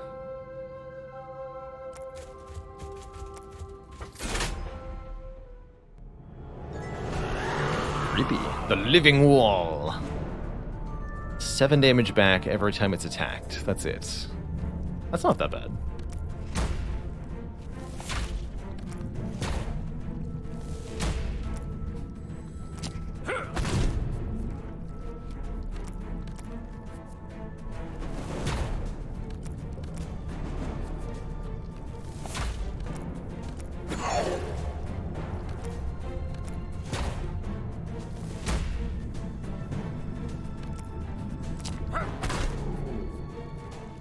There we go.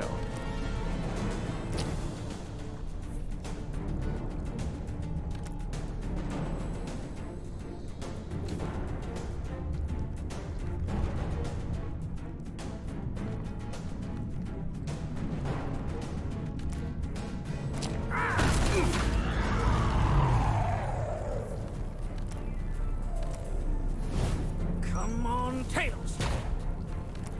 Boop.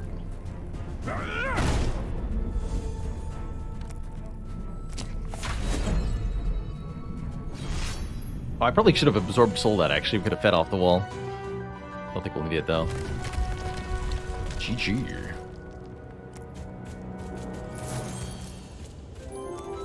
Do I have room for that gem? No. I really should have applied +3 onto Frenzy a long time ago. I don't know why I didn't. Very well. Let's also put that on Frenzy.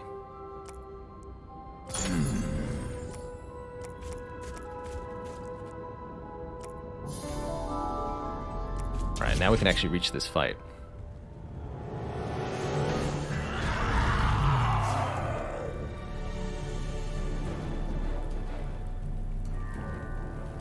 Wait, why did I get a talent tier when I left the mine?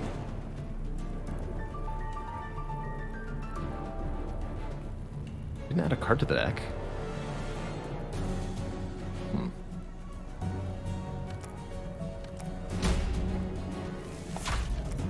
Oh, what a convenient time to get area damage. Hello. These stinky evokers apply a nasty burn to us.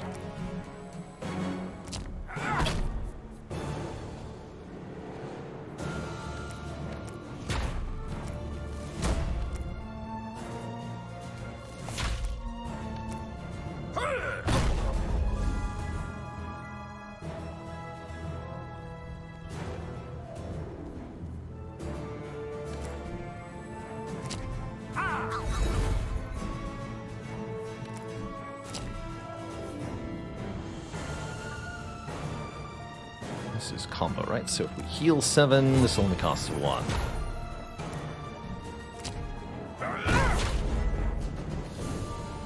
That damage, though.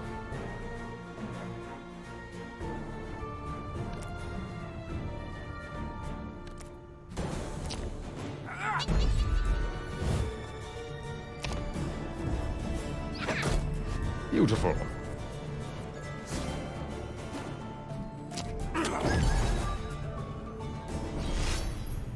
One does not simply exit the mines. Oh good, more precision ink. Alright, that'll let me get anywhere I need to go. Namely, over here.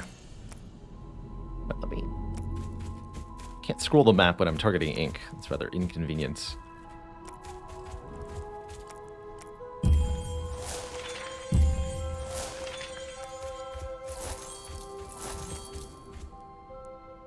I was just holding on to this for you. Here you go. And the Bloodfire Mask. The first time this hero takes damage each battle, draw a card and gain 1. You have my permission to eat that one, Sifa. If I eat your copy, does it hurt you? No, but perhaps it might hurt the book. Fair enough, sir.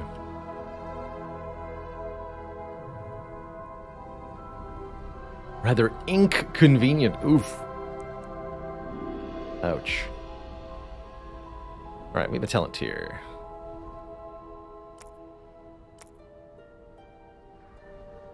Increase Seifer's max life by 10. Receive no wounds when Seifer dies. That's kind of cool. At the start of each battle, shuffle 1 Fagoro epic card into your deck that costs 2 less. Or the first time you have no cards in hand, draw a card each turn. Interesting. I guess I'll take Adamant Blood. I'll have a chonky Seifer. And then he can face tank if necessary.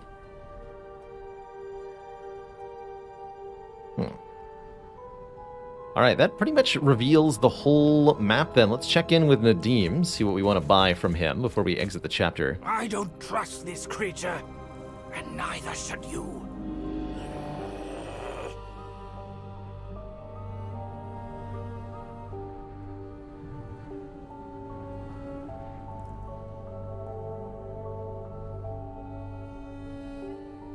Can't afford anything, really. The flute get more expensive? I feel like it did. It was supposed to be more expensive the whole time because of the heavy taxation modifier, but I do feel like it was 400 the first time we visited this shop, which would have also have been a bug if so.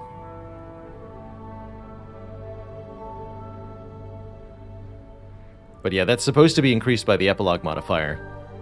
And it now is. I'm just not sure why it didn't originally. We'll save that money for Chapter 3.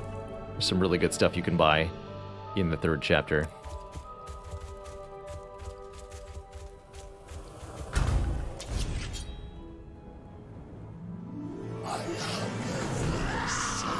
And our boss is the Soul Eater. When anything dies, this enemy gains 5 power.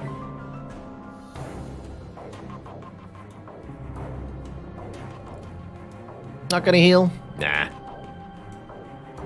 We'll be fine. Really wish I could make this do 10. Oh well.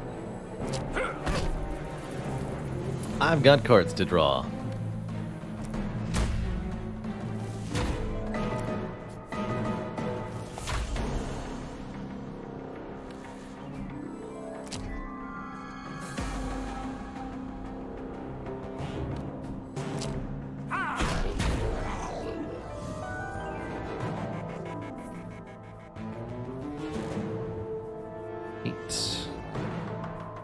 Spirit to that. Sure.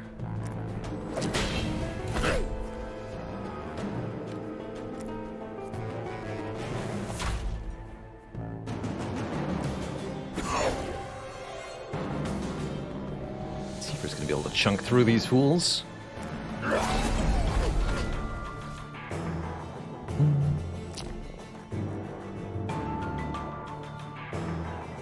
Let's gain 1 energy back.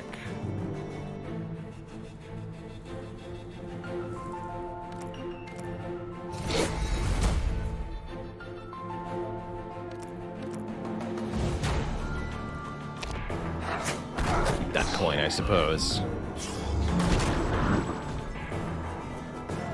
22 with a debuff. You got it, buddy.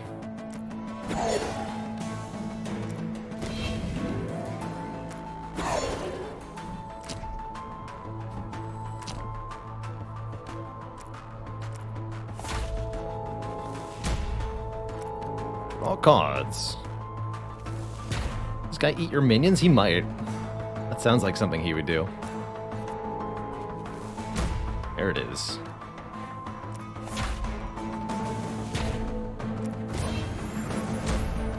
Beep.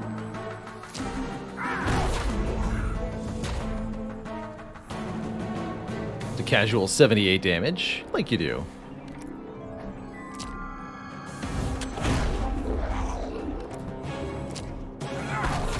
Guess I could have used the Mark coin there for a bit more damage, but I wanted to hold on to them. Weak and vulnerable. And yes, this enemy intends to destroy the hero's front ally and gain life. Question is, will it survive?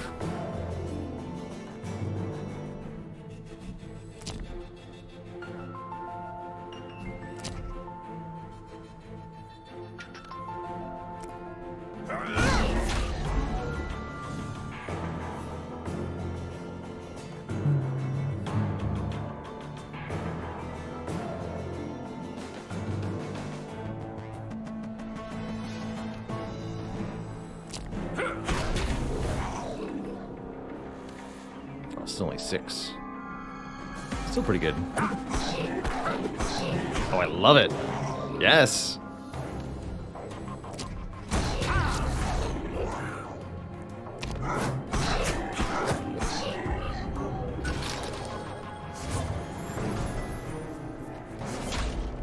Ally has been devoured.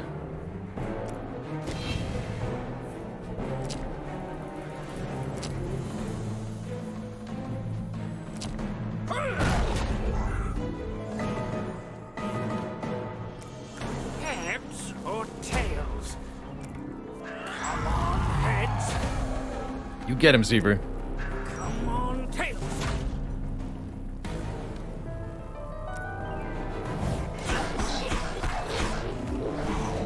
Yeah.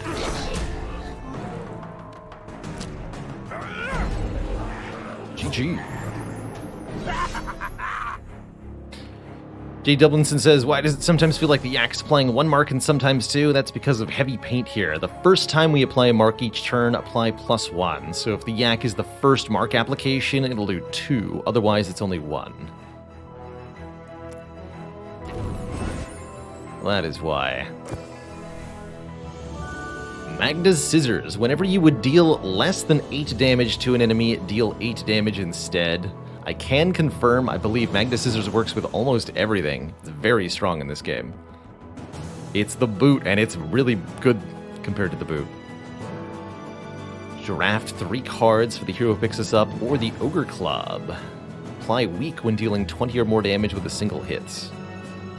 Actually quite like Ogre Club to go with Wild Target. You already want Fagoro to hit for more than 20. Any instance of damage can't be below 8. That's right. Any. So that's multi-hits, that's like relic activations.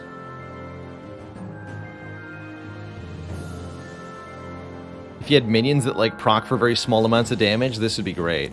I'll take the Ogre Club. On Fagoro. This is where this went. Draw this card at the start of each battle. Woo! Enchant Staff. Gross Staff deals 10 extra damage the rest of the battle when charged. Interesting.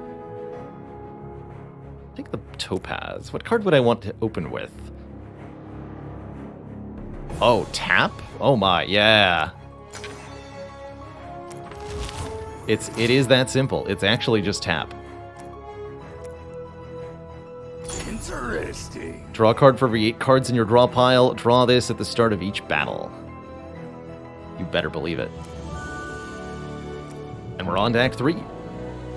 The Molten City of Heartforge.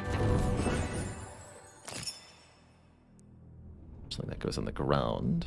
Draw 2 cards at the start of battle. That's also very nice. And what's this? Blue Pendulum.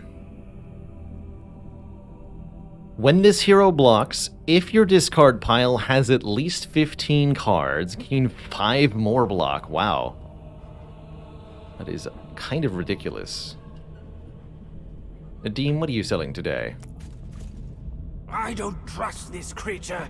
Very expensive Neither items. should you. At the end of your turn, gain block until you have 20.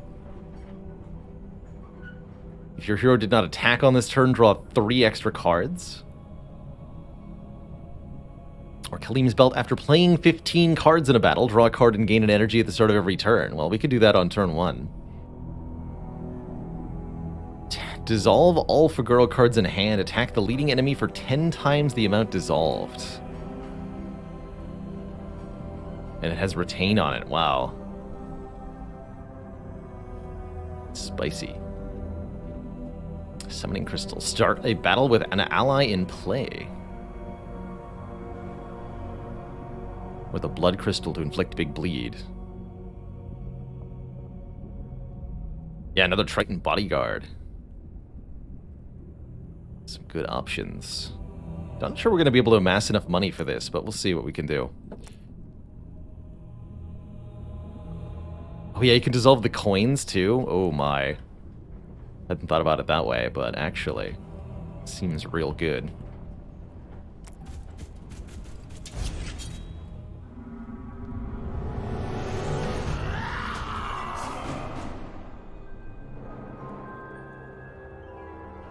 So this is the Mecha Tank Warrior. It's got the Lotus behind it. That's right. And you can only target the front guy here. That's right.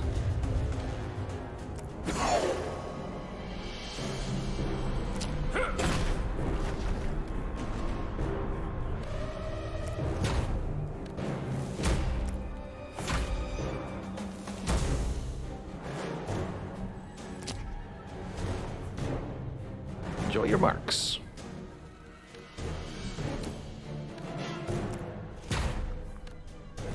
Burp.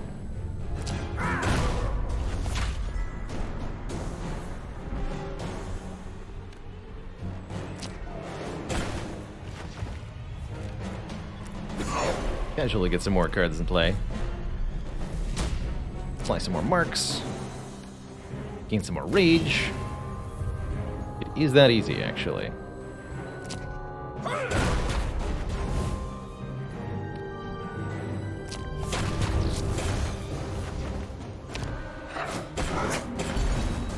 Easy.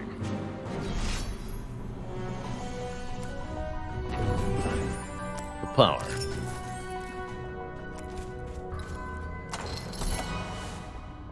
Coin Golem. Aggressive ally. Each time you play a coin, this ally gains 5 spirit for the turn. Interesting. Ooh, Intimidate. Permanently reduce an enemy's power by 3. It's like Disarm. Except enemies get so much power in Roguebook that -3 really doesn't matter much. Is wasting your ink a losing condition in this game? Only if you're playing with a certain Epilogue modifier that means there's no normal path to the boss, in which case you can lock yourself out of being able to fight your boss. Wait, these are 64 gold now, what?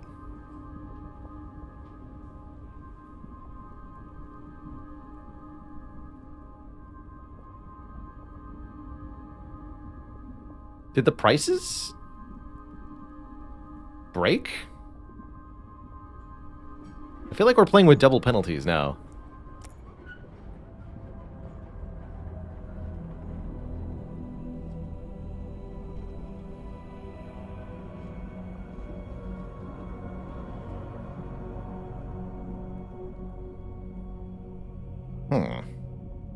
Base price for a Vault of Wisdom is 25 gold. 25 times 1.6 equals 40. That's what it's supposed to cost. We're paying twice for some reason. Seems glitchy. Super heavy taxation. Ultra duty tax. Heck. Hey, our first alchemist of the run.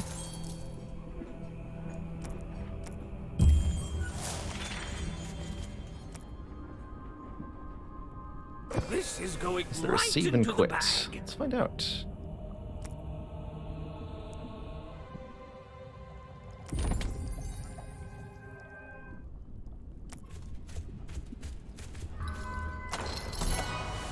And now they're 40 again. Okay, well that's definitely an indication of something that shouldn't be.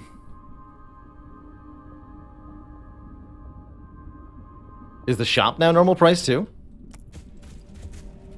I don't trust Yes. this creature. Okay, so there was indeed a bug of some sort happening. Interesting.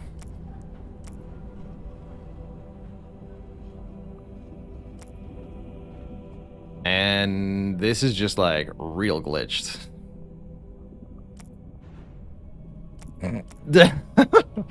All right then.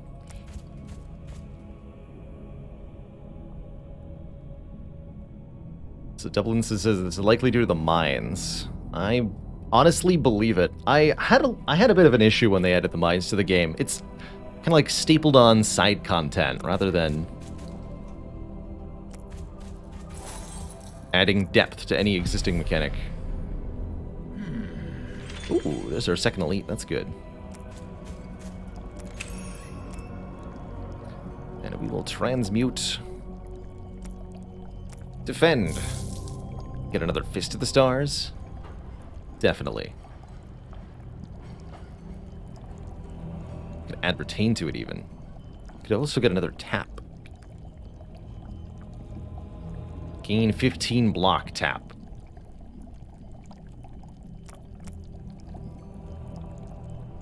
Attack for 9 for every 10 damage dealt, draw 1 card. That's kind of cool too.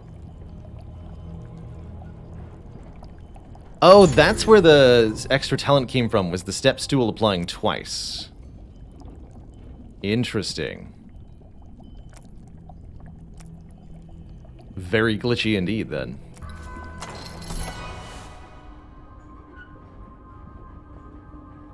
Ooh, attack all enemies.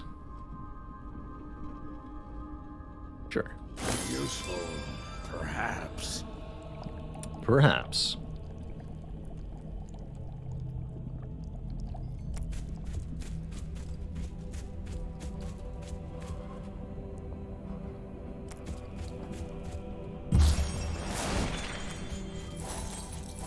I don't know if that was the best place for the explosive pigment, but it's what I wanted to do.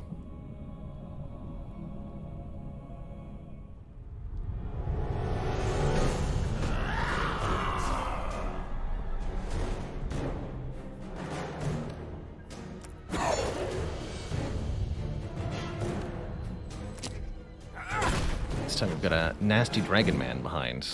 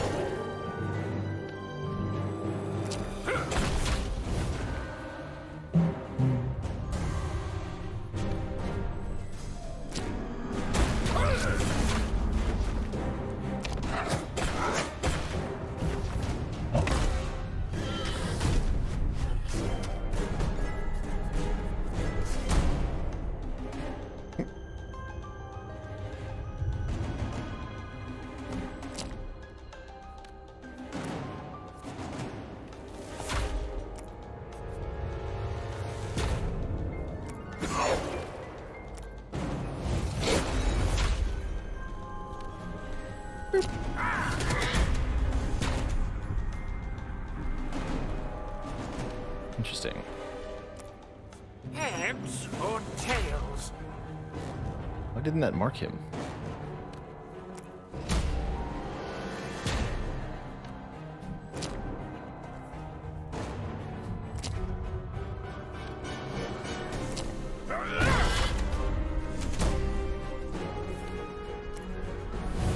Come on, heads.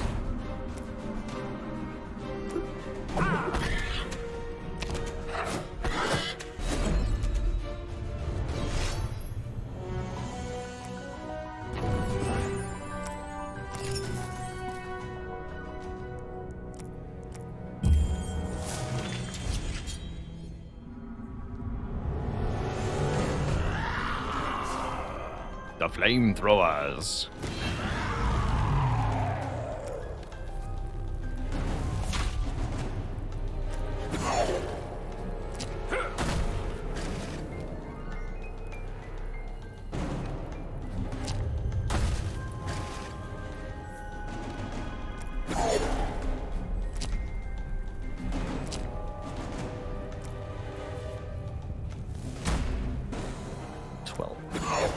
I have to say, I would have much preferred the aggressive simulacrum. What I didn't realize was that this one doesn't do anything the turn you play it, whereas the aggressive version does do something the turn you play it. And that is all the difference in this game. Oops.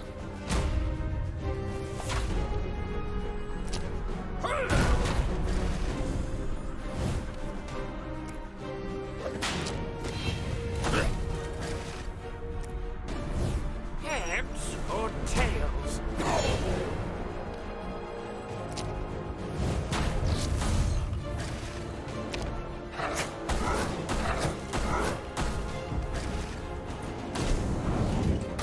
Like burn.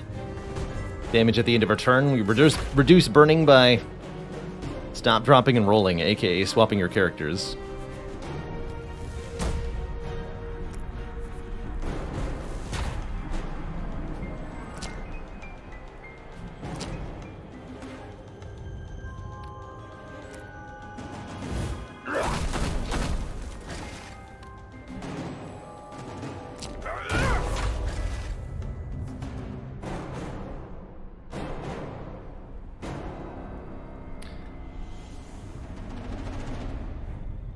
Did I see that right? That calculated damage based on 3 marks, then applied a 4th mark to the enemy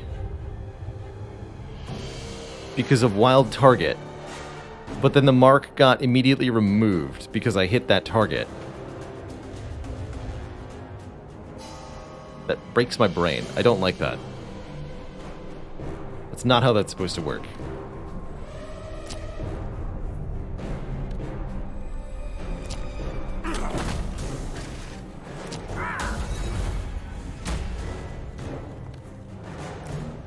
Come on, tails.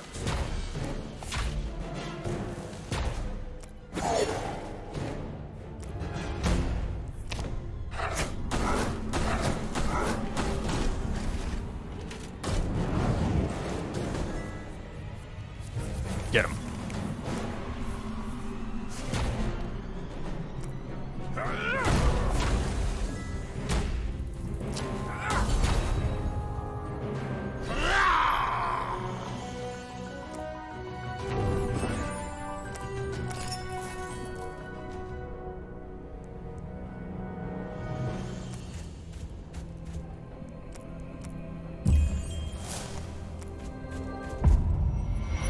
The Redwall roguelike you never knew you wanted. Have you seen Banners of Ruin, Darkwing Drake? Because that's even more of a Redwall roguelite.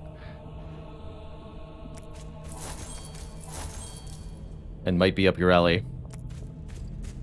Yes. Oh, we got a Gem Shrine, too. Gem Shrines in Act 3 are very strong.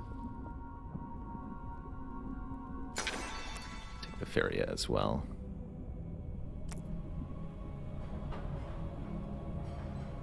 I want these Fist of the Stars to be cheaper.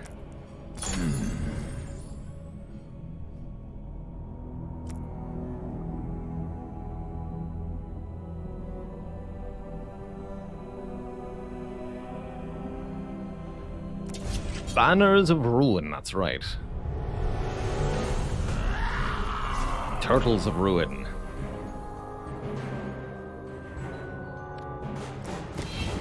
So this is a draw 3.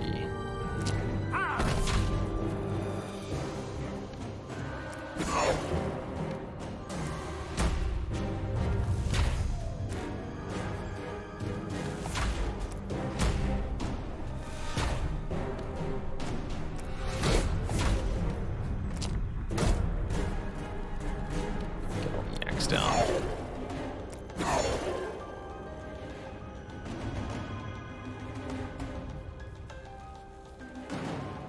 A lot of shenanigans happening, sir.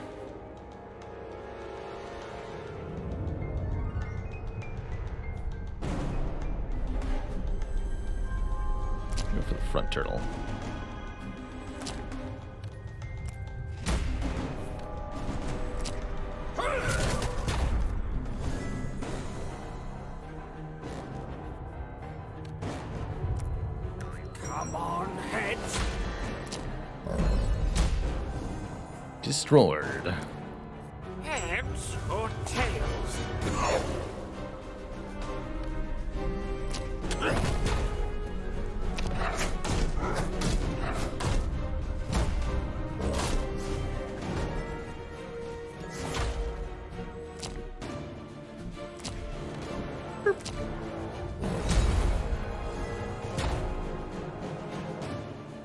Is that it? GG.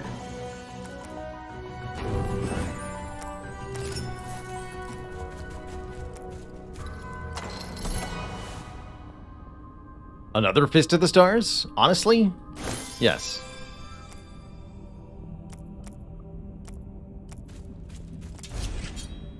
If we take one more card, we'll get our final talent, too.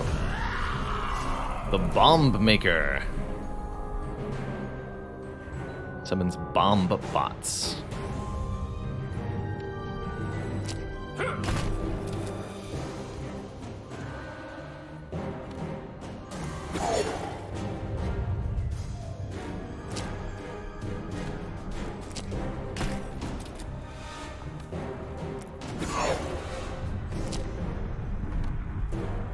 Bombits, if you will.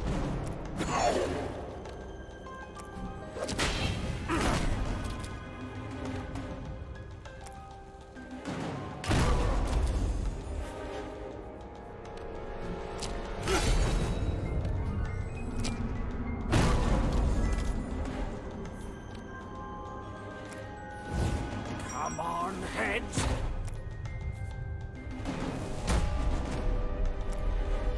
Come on, tails.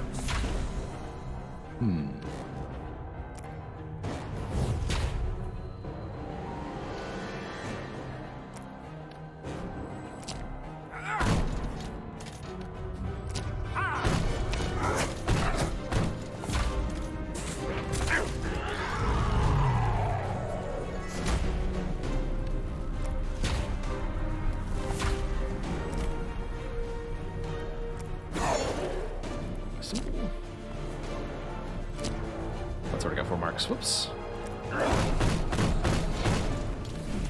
Bonk.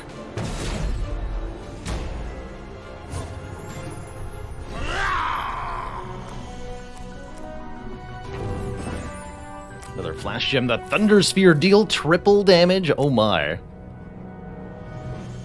Only hold 3 flash gems at one time though, so we'll lose the unstable capacitor. Guess I can put it into thing. And the flash gems don't use the same gem slots as other gems too, which is nice.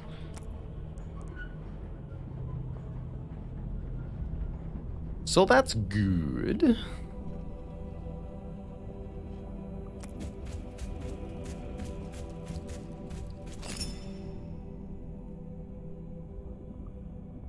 How the heck do I get all the way over there? That's my question.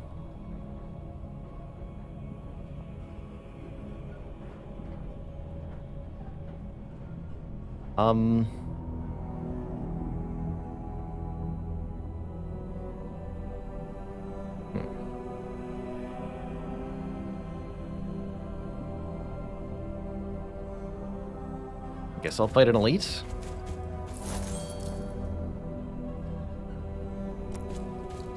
But first I'm going to buy something. I don't trust this creature. This one.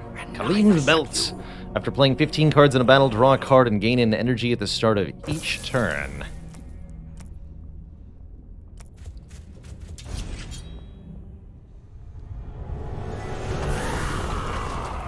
And that'll keep track of how many cards we're playing. Oh boy, it's this enemy though. For every 5 cards played at a turn, deal 15 damage to the leading hero. I feel like they nerfed this thing, and it was more damage before. But that definitely is a problem.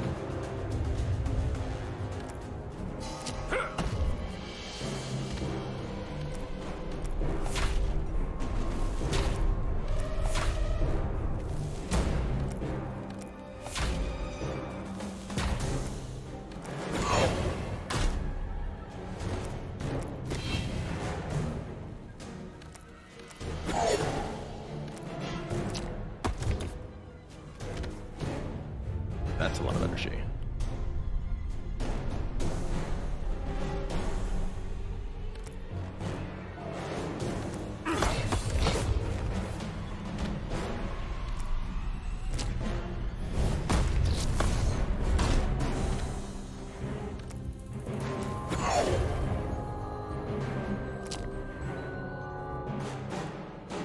Okay.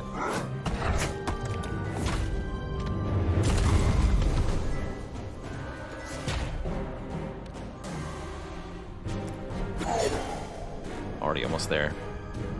I would have kept the previous turn going further even longer, too, if it weren't for the thingy.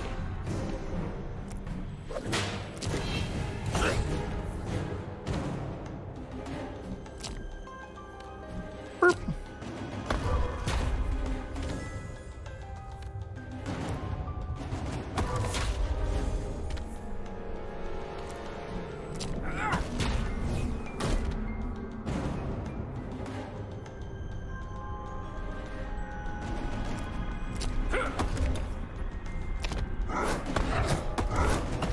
Beautiful.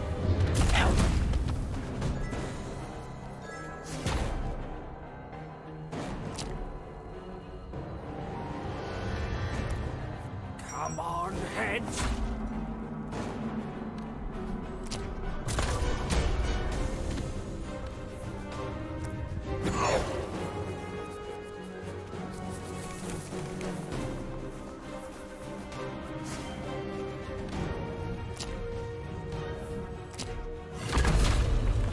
GG. Delicious. Oh my. Polar Force. Flash swap, draw a card. Oh, and draw one, discard one. That's a really good one to put onto stuff that you're able to play multiple times. Let's put draw one, discard one on...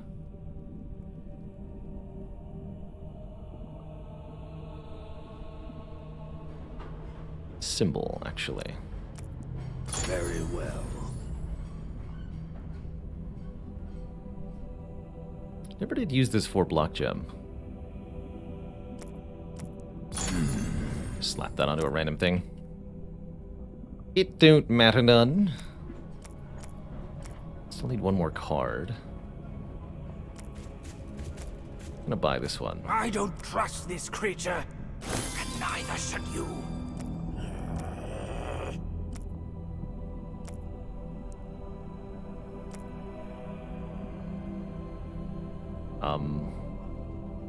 Either the Kobold Steps tool is not working, or this number already includes it. I don't feel like counting. Odd.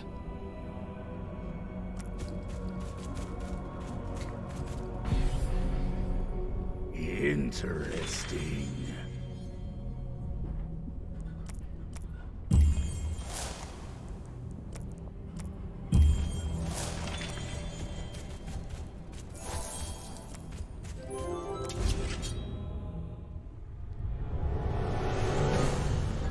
Hudzy, thank you so much for 5 months of keeping it cozy. Oh, hey, these things are new.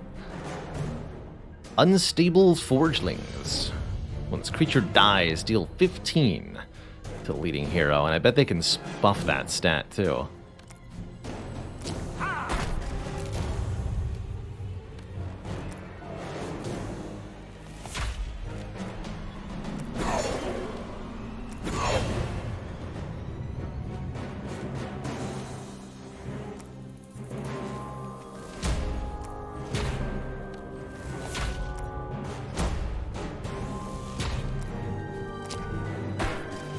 Bonk.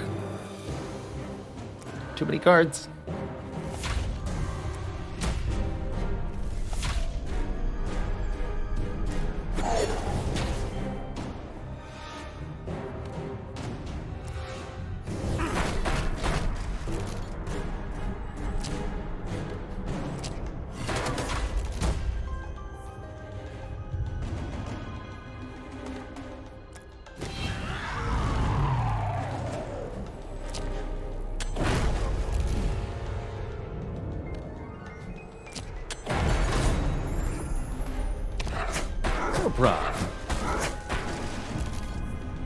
Yes, they do increase that number, I was wondering.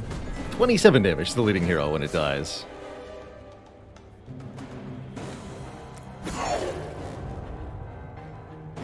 Can't say that I am surprised.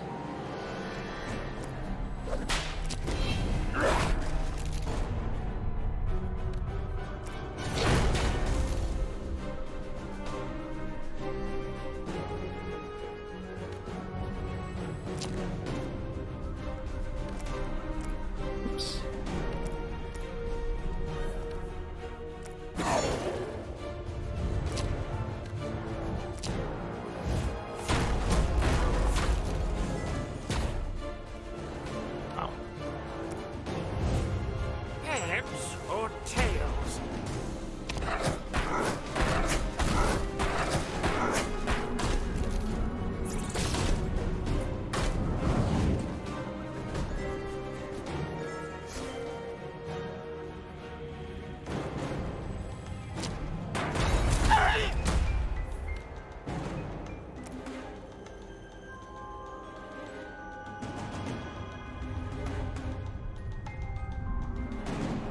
Understood. That had to be something with the blue pendulum. Like, why did I gain 33 block? Holy crap.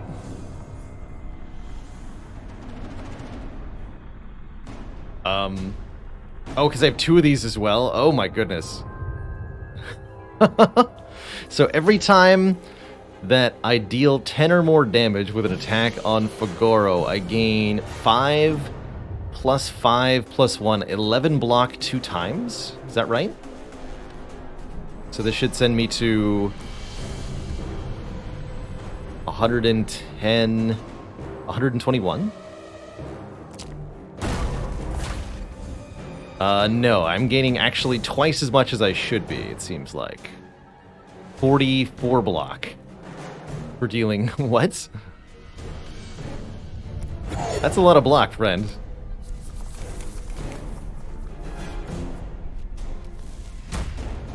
I'm not 100% sure why.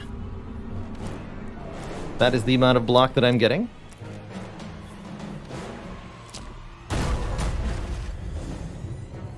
But it's definitely a lot of block.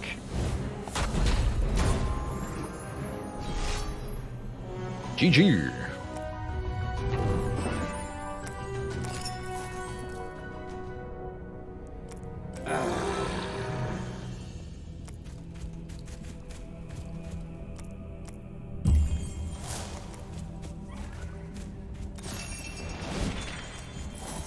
Got here.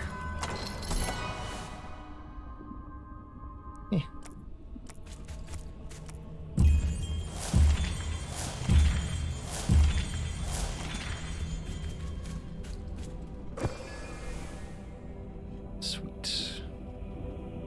Guess we'll fight the last elite, and then we'll use our brush, and then we'll fight the final boss. It'll be good.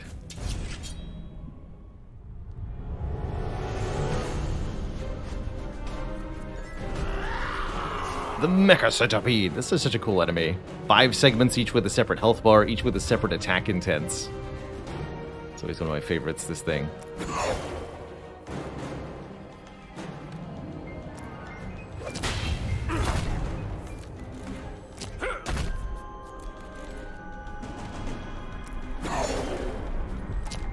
And the head gets like bonus stats or something.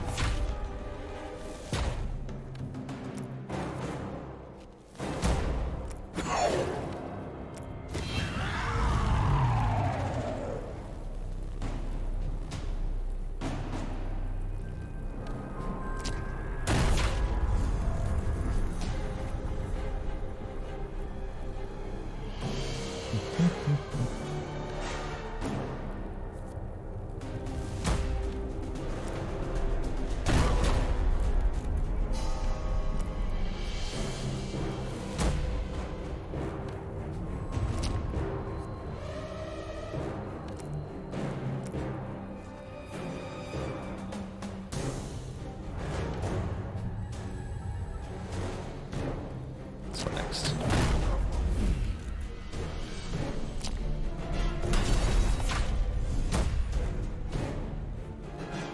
Okay, one down. guess we'll direct hit you as well. And I've got some coins to work with next turn. Beautiful.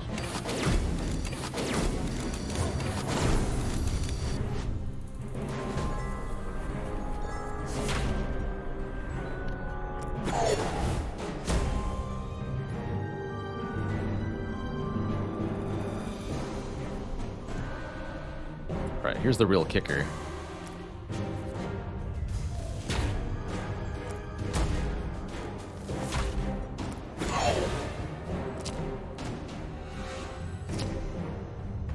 Those are all the market breed, understood.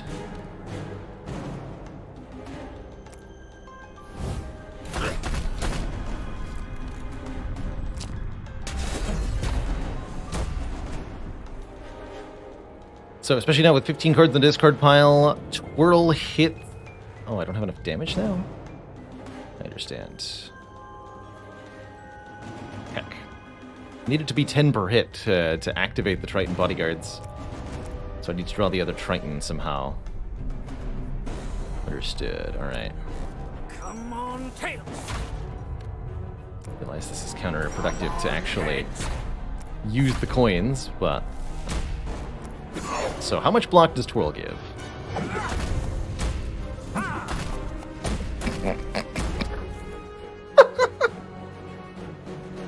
Oh. Okay. Many block is the answer.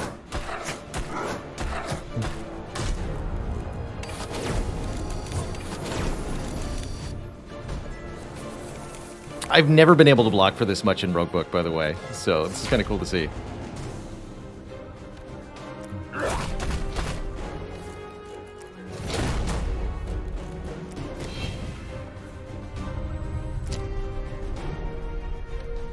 Bonk.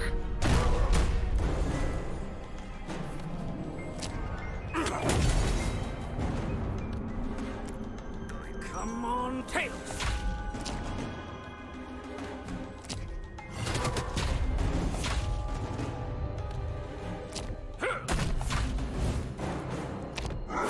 It's a beautiful thing.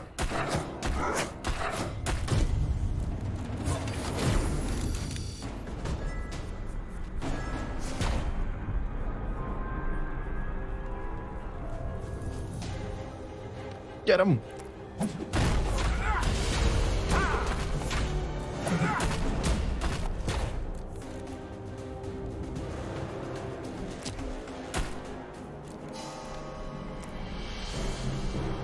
Heads or tails?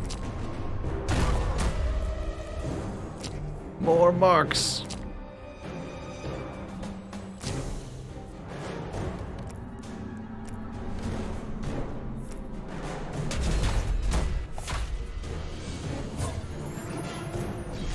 GG! Tier over Roboros. Make something cost 0 one time. Start a battle, this hero gains 3 power for 1 turn. I guess we'll put that on Fagoro, but I don't think it matters much. Okay, let's just map out some tiles, I suppose. Not a whole lot we could find, but we could try.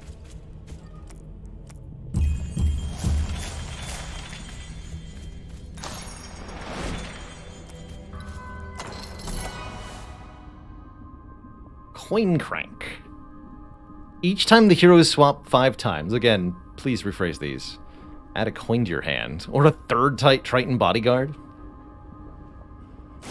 Give me 1 more bodyguard.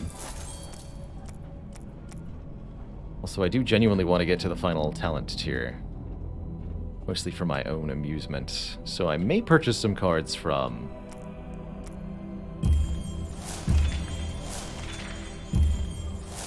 Nadim here.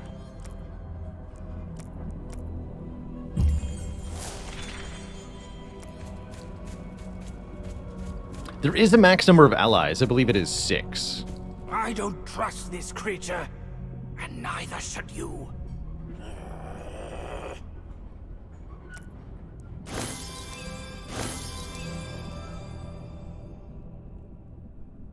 Let's Let's try Last Wish.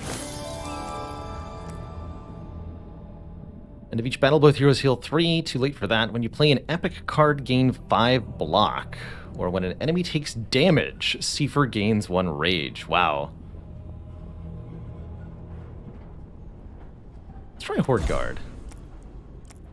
More block. Okay, and time for our final boss, the Avatar of Mist.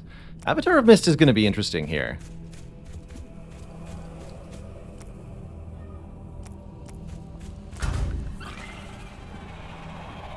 Oh yeah, do we have... This doesn't do anything. Interesting. Fine, we can't pick up more of these. Yeah.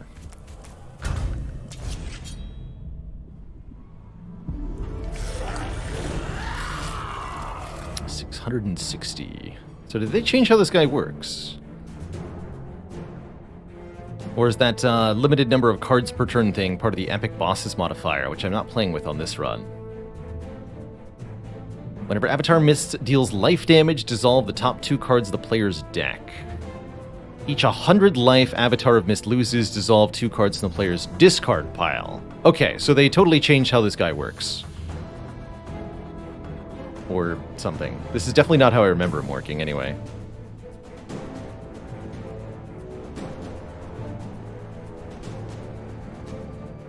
But the boss dissolves our cards, which can be a bit awkward. It also seems like he's not taking bonus damage from cards that dissolve anymore.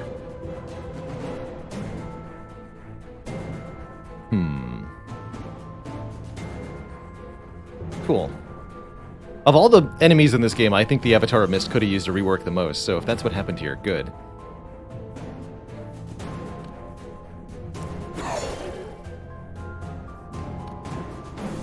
And I don't have to worry about cards per turn. Good, so we just played tons of cards here. And players discard. It's only discarded cards that get dissolved, so you have a lot of control over what's getting dissolved, too.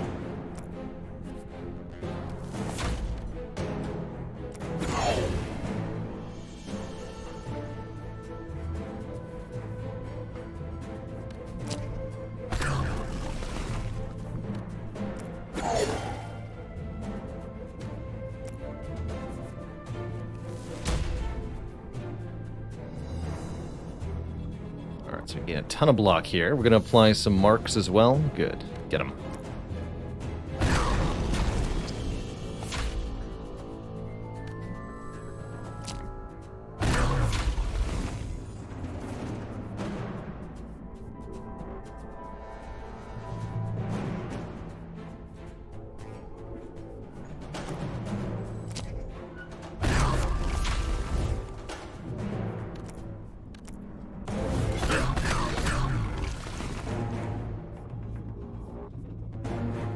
This also retains. Again, just absolutely absurd block numbers coming out of nowhere.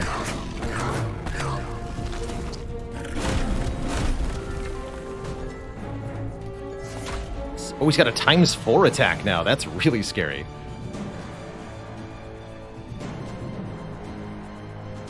Spooky.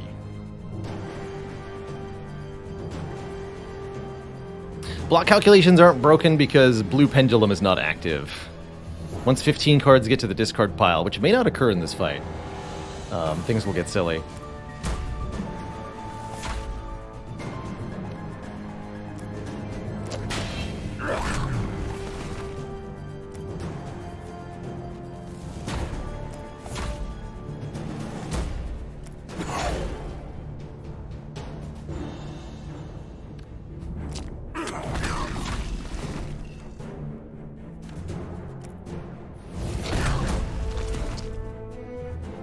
Mark them.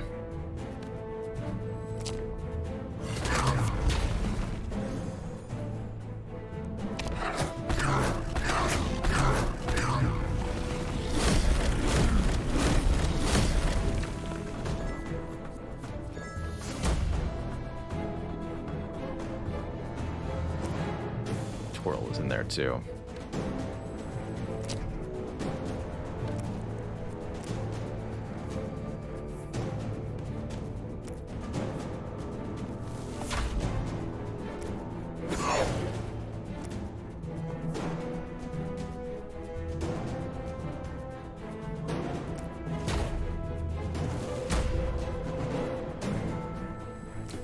Yeah, to choose an ally to replace now. Get rid of this one.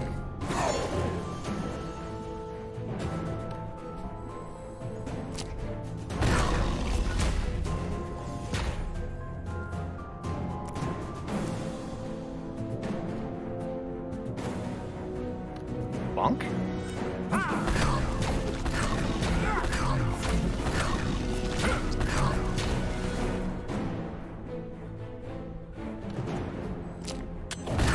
Alright, keep the coins in hand, keep the last wish in hand.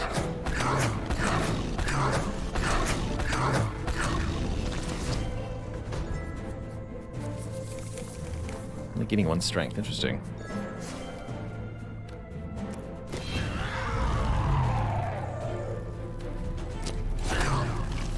70 damage. Oh, wait. I have this. Burp.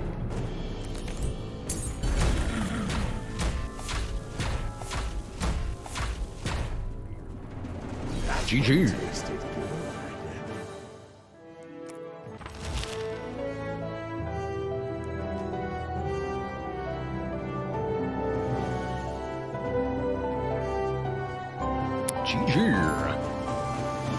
Well, I have to say, Fugoro seems like a very fun, very breakable character. Particularly Fugoro Aurora hybrid runs sound absolutely busted. Maybe that's what I'll do next, is play Fugoro Aurora. You also get a new unlock, the slot machine. Add a random epic Fugoro card to your hand, costing 1 less.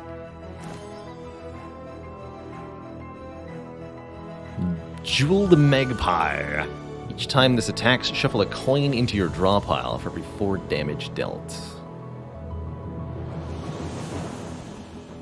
Interesting.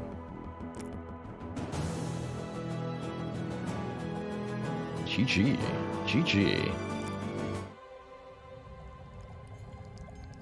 Oh, and a tournament just started?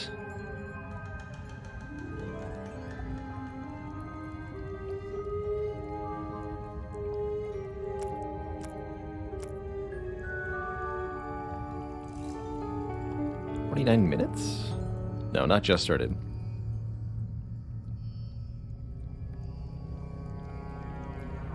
All treasures are replaced with talents. Deck size no longer unlocks talents. Your starter deck is randomized. Try to be turn swap Fugoro to the back. Okay, actually, I guess that's what I'll do, is we'll try out the tournament mode next. And then we'll switch over to Spire after that. But I feel like I have to check out whatever this is. We'll see how the timing and scoring system works. Before I do any of that, I'm going to take a quick break, my first of the day, refill my legs, stretch my water, all that jazz. When I return, we'll play some more Roguebook and check out tournaments. And a quick note to Verfjig before I go. How did I like Rogue Tower? I think Rogue Tower is a really cool concept that suffers a little bit in its execution. There's a lot of room for neat interactions that just aren't there yet. A map and tile placing system that doesn't really have any decisions to make, and I'm not really sure I like how the game implements mana either. But if you're looking for a tower defense game that attempts to sprinkle in some replayability, it might be able to fit the formula for you. I don't think it personally scratches an itch for me. Not quite what I was hoping for. Anyway, I'll be right back, folks. When I return, we'll check out the tournament. BRB.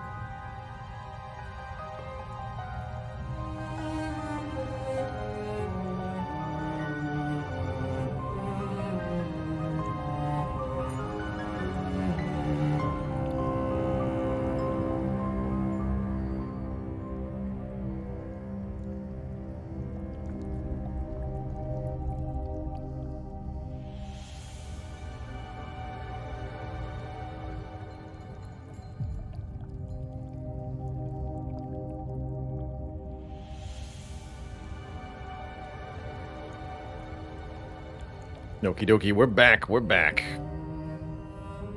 Let me see here. That won't apply anymore. My understanding is that the tournament runs at Epilogue 6 or something?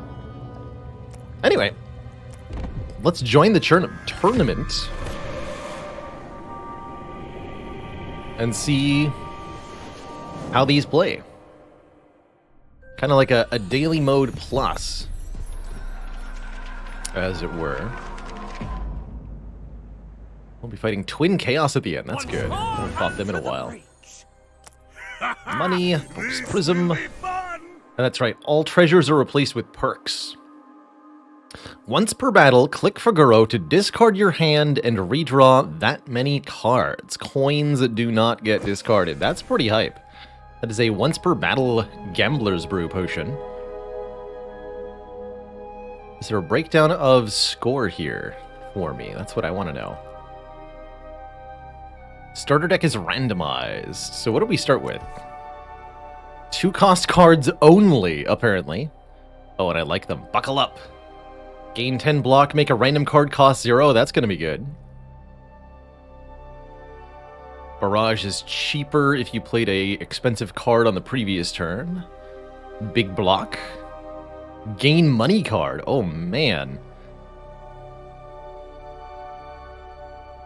Spirit gaining card. Hammer of Destruction. Attack for 18 and return this to your hand next turn. That is some sweet card art. That's Figoro's card. Start with the Slot Machine, the Jeweled Magpie. Direct Hit and Devouring Wand is back too. Cool. Okay, I really like this starting deck. Somehow my rank increased while I was reading. Good for us. How nice of him to share. I bet there's some good stuff here. So prices are normal. We can even buy more talents. How interesting. At the start of each turn, add a coin to your deck, not your hand. But they draw one, so that's almost as good.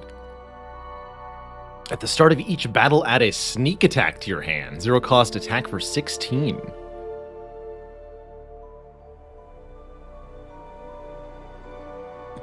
Hey there, Hurry McDur. Great question. It's a little bit of both. So the new character Figaro is a paid DLC. I believe he is $10 to add to your game. Alongside him comes an update that includes the tournament mode. Not sure if there's other content other than the tournament mode included with the update. But in tournament mode, you get to have these kind of random daily style runs. And if the daily run includes Figaro, you are allowed to play him even if you don't own him. So if you own Roguebook right now, but don't have the DLC, you can participate in this tournament and play as Figaro, even if you don't own the DLC. So for those of you who are on the fence there, that's what I recommend doing. Update your Roguebook, play this tournament, and try out Figaro and Sirocco together.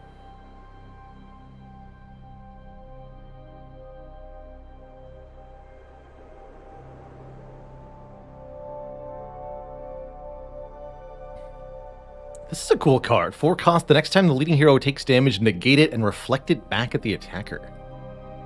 Kind of cute. Very expensive, though. I do like Mystic Egg. Gains 1 spirit at the start of each turn. When you sacrifice it, draw a card and gain 1 energy for each spirit it has. And we could give it a gem of growth. I do quite like that. I'm going to start with Roguelike, though.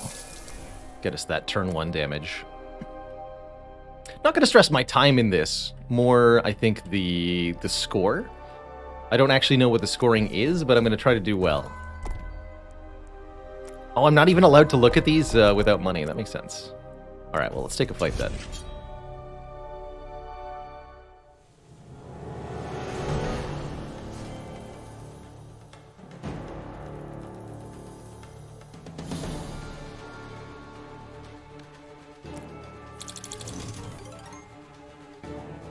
Oh, I love the sound that makes.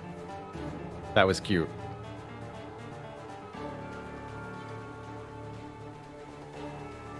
So I can just Lash Wish to kill this guy?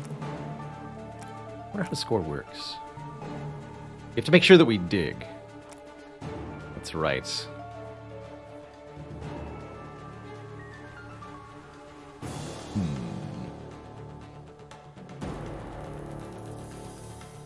Actually, this is probably the easy way to do it.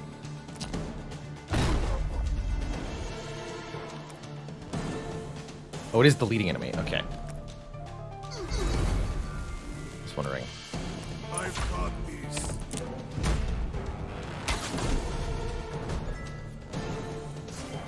Dig.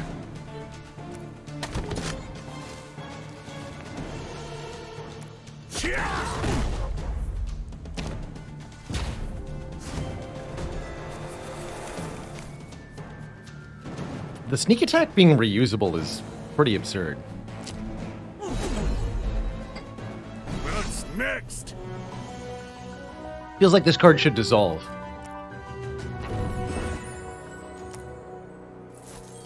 Cool, got a flash gem and already a Stardust Pigment, which could really help with getting to a tower.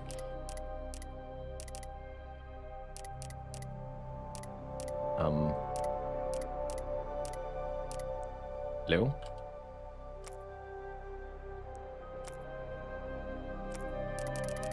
I don't seem to be able to move.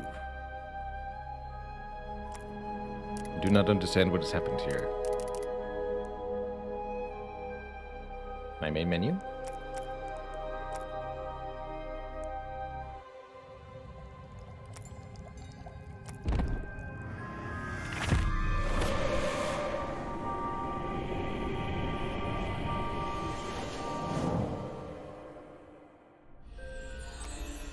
Good. And that also showed that you can save and quit from tournaments, which is good to know.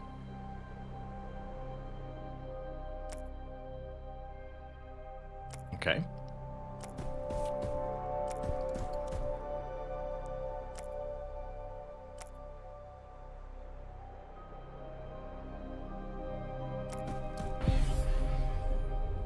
Hey, what's over there?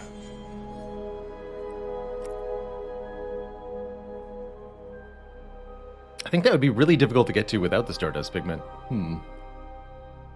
Pretty reasonable tile reveal.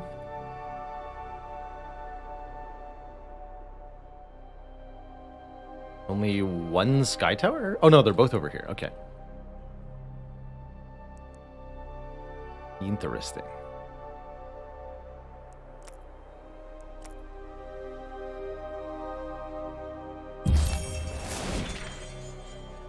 Okay, we actually can't get to that until after we fight the elites, which is fine. Mark all enemies. But only Fagoro can use the marks, though. That's still not that bad. Sure. We'll give Paint Spray a try. And I can also afford to look at this card. Although, yeah, I'll have to use a brush to actually get to the combats, right? Won't start with any ink this time. These fights are in weird locations, too. How intriguing.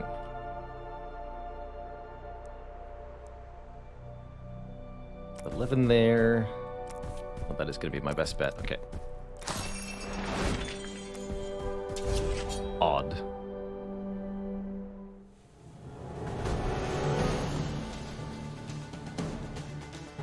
I have never seen this thing before.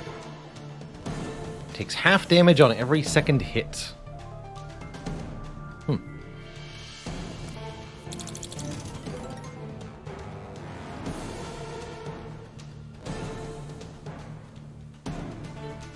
Frogs?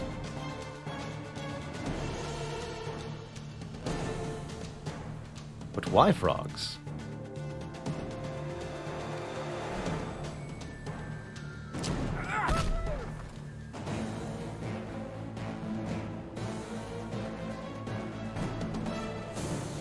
That was my kind of assumption too, Puma, but I guess they decided on Epilogue 6 somehow. For the tournaments. Oh. Guess we're digging. Good.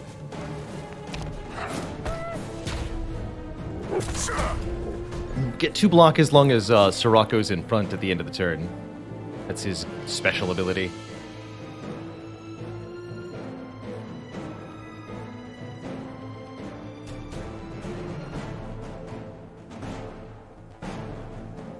Let's do 3 damage. No? Oh, because we have strength. That's right. I understand. Could also do stand behind me paint spray. Let's do that. Get the energy mark.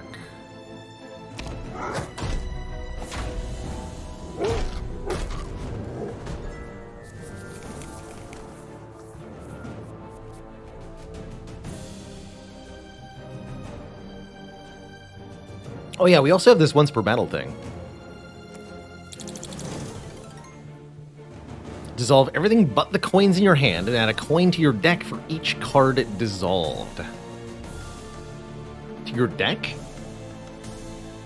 Yikes. Not to your hand. To your deck.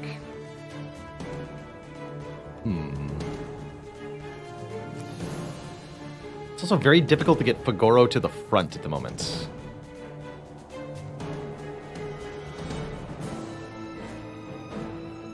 He also goes to the back at the start of each turn, so it's going to be really difficult to use the melee property.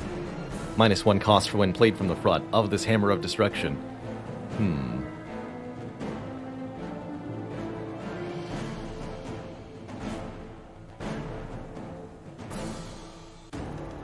Hey there, Shubinator. I would say that this is a very worthy Spire-like or Spire successor if everything in it worked properly all of the time. Unfortunately, it does seem a little glitchy and has some optimization issues that are a bit questionable.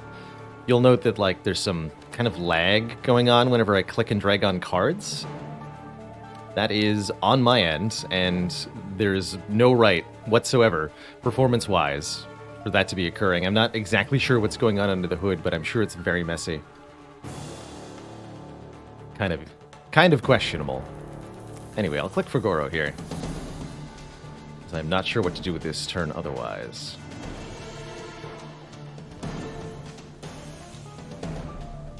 Oh yeah, and this is still free.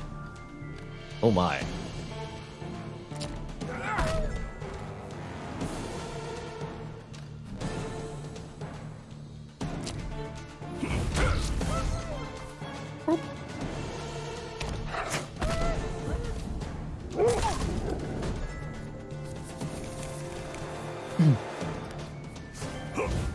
Which is not to say that you know, Spire is necessarily perfect. No game is going to be perfect, coding-wise. Video game making is very hard.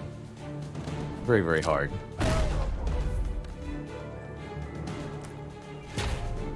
But sometimes it's more noticeable than others. And that can definitely be a negative impact on the experience.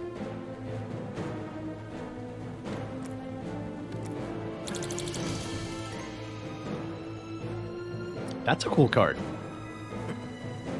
-15 power, eh? Yeah, take that.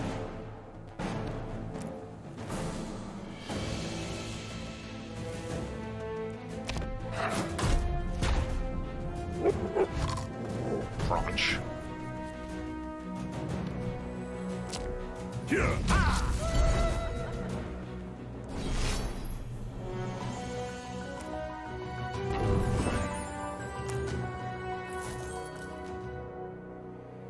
Flash draw 3, always nice. 5 in a straight line should help us get over to these sky towers. Good. 1, 2, 3, 4, 5. That lands me not exactly in the right spot. Where else can I go from? 1, 2, 3, 4, 5. Get here, in between the 2 sky towers. That's actually a pretty good place to be. Okay.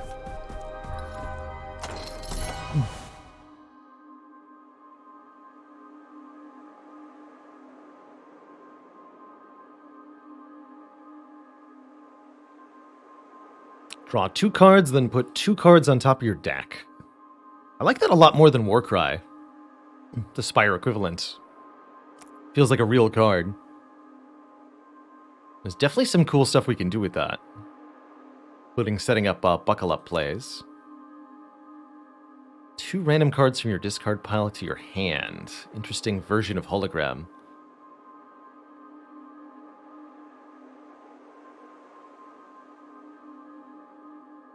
Or Phalanx, which is a decent block card. Don't think I want a decent block card. Let's go with a Spirit Spice. 2 socket Spirit Spice, especially, can be quite breakable. Quite breakable. So talents are... Oh, that's right. Talents are no longer a thing. That's why this looked weird. Because we're playing with the modifier. Deck size no longer unlocks talents. So we have no technical incentive to add more cards to this deck. Beyond... what works. And based on what we've seen so far, especially with how Slot Machine works, I think we should keep this fairly compact. Not that card removals are really a thing in Roguebook, mind you. And I am going to buy Mystic Egg when we get enough money.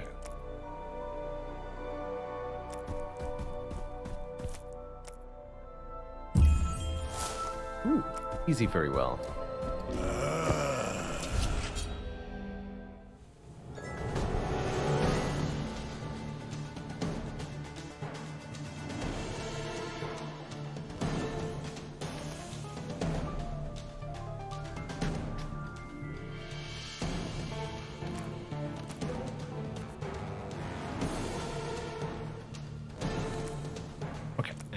Want stand behind me next turn.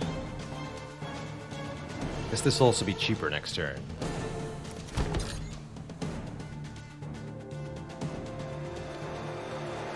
That we should get in play now.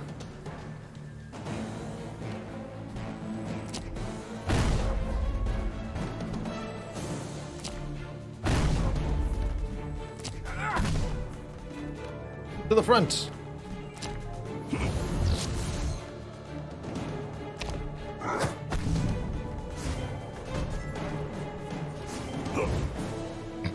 Zoops back. So, blocking. Blocking sure is a thing. We're lucky, buckle up hits stand behind me, or we could just use the stand behind me. I think I'll use the buckle up. Dig! You got it. Dig ahoy.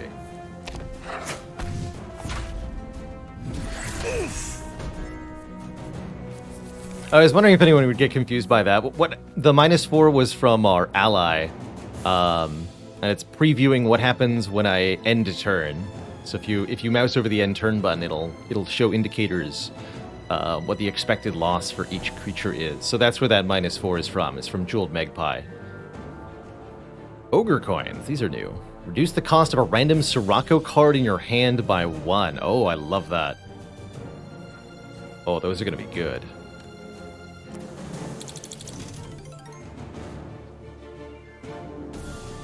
Five times the size of your dissolve pile. Currently 1, but we can make it more easily with coins. Come on, Tails.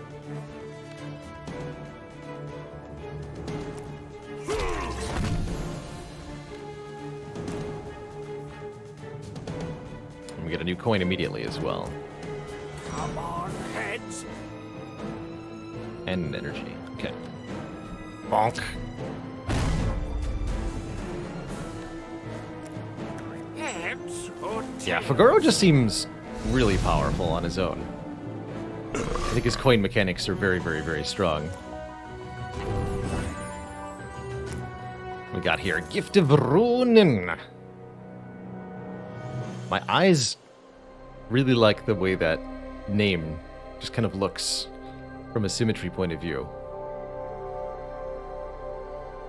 Flash Heal 10. Interesting. Okay, well, we'll be sure to use that. And a good old explosive pigment means we could... Well, that's actually the worst thing I could have gotten, kind of. Gonna really waste... Dang it. Where else can I use this? All the tiles I would reveal are going to get revealed by the Sky Towers anyway. And we definitely want Strongman. Heck.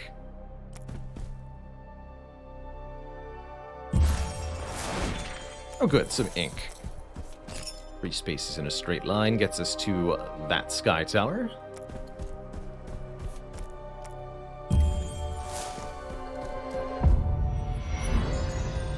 And we get lots of stuff. Gem Shrine. Add the melee keyword to a card.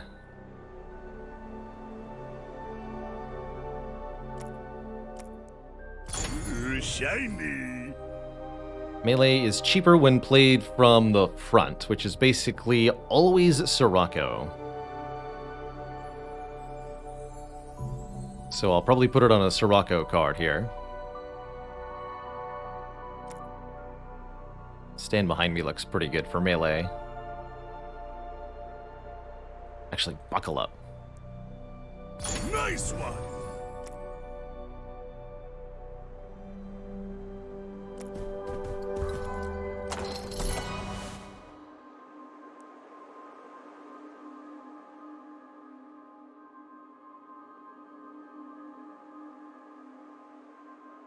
Ogre Cookie says the next card you play this turn costs 2 less, and then that discount applies to that card for the rest of the battle. Interesting. Every 10 damage dealt, add a coin to your hand, but not more than 10. They had to put a cap on it. I'm sure that... I wonder if that cap came as a result of playtesting. I hope it did. 10. 10 coins, but no more. Or another combo block card. Ogre Cookie's actually kind of interesting. And it doesn't even have to be on one of Sirocco's cards.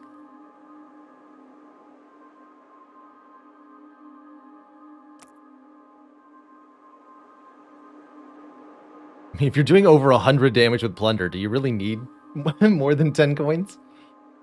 I don't think so.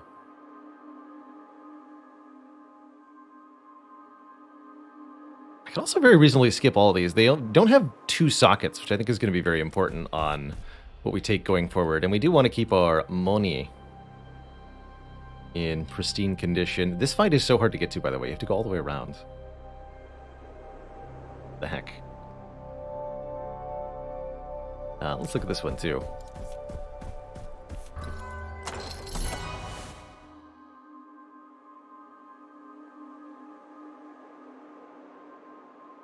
Swap at a mark to a random enemy. No, none of those I don't think will be very good for us.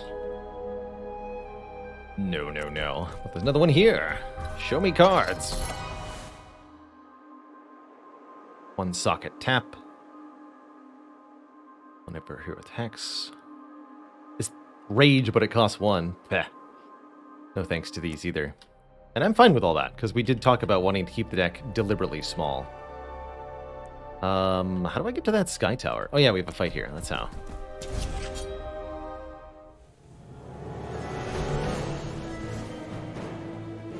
That's how.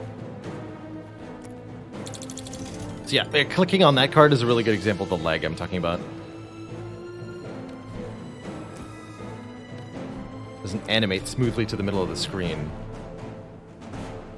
It's very janky feeling, just clicking and dragging on something. What is this anyway? Apply a mark whenever this damages an enemy. Additional spirit equal to twice your dissolve pile. Oh, that's a cool card.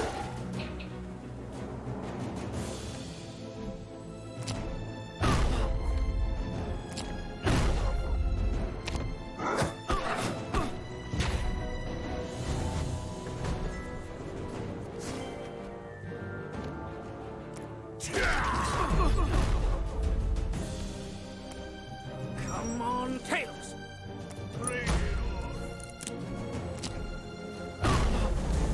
Bonk.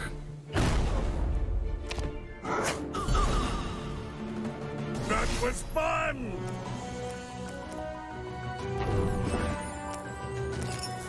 More spaces in 2 directions. No! I had the perfect place for that. That's funny. Alright, well, we can still get to the other Sky Tower with this, so... I won't be able to take advantage of its bidirectionality, and I don't think I care. Blood of Jesus, thank you so much for 3 months of support. Much love, friends. Okay, perfect.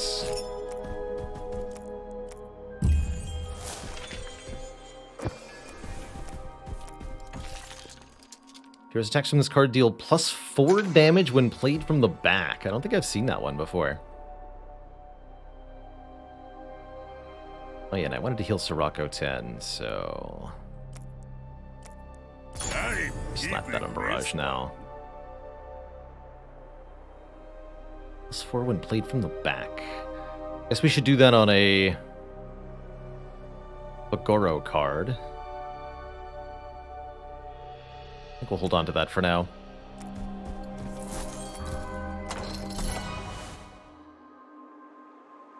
Whenever you draw or play this, gain 4 block.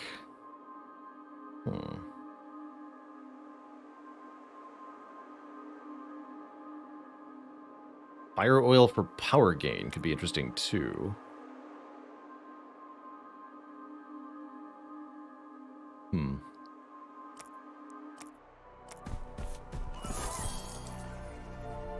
Say no thanks. Ooh, 5 block. I like 5 block. I think it's time to fight the elites now. Figure it out from there. First step. The Feral Kadama. How does this work? Draw 2. Put 2 cards on top. This and this on top. And then I draw... Oh, that does not work the way that I wanted it to. I understand. I've made a terrible mistake. We draw 2, put 2 on top, and then we draw 1, discard 1 after that. Yes, of course, that is terrible. I understand. That is truly terrible.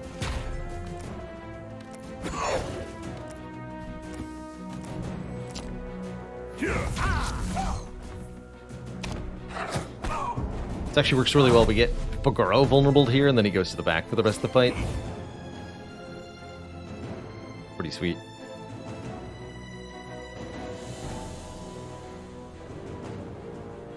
Treat. Cute. I've got this. Good, then I can play the Hammer of Destruction. For free.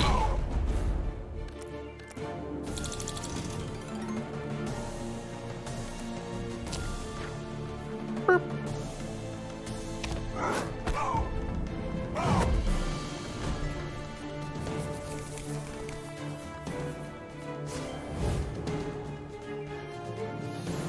That's each turn. The first time we play a 2-cost card, we gain 1 energy back. That's right. Let's play this.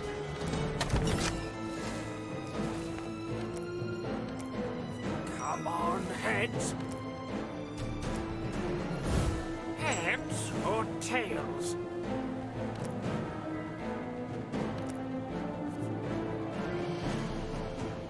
Wait, that doesn't exhaust? Oh my god.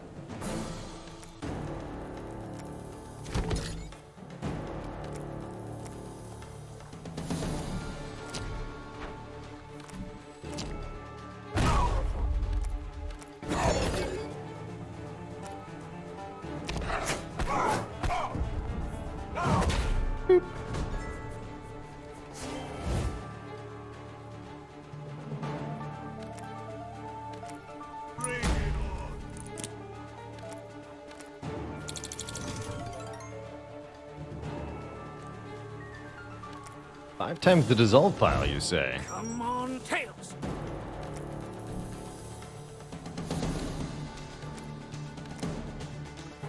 Plus 10 damage, too. Okay, I think that means we have a kill here.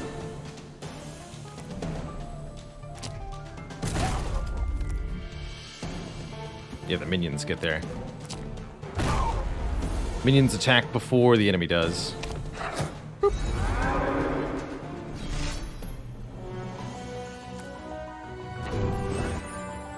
What's this? 5 damage. 5 is a mighty strong upgrade. I guess we could put that on... Doesn't work on...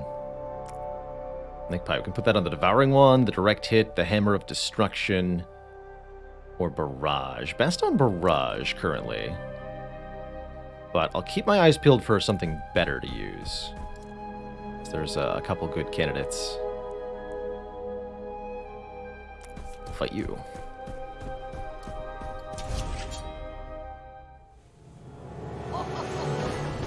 Yeah, minions are basically poison. Oh, this nasty lady. She applies a debuff that is going to apply bleed to somebody. Point your deck. I don't like that one. Don't like it. Okay, I'll definitely sneak attack you. And then barrage.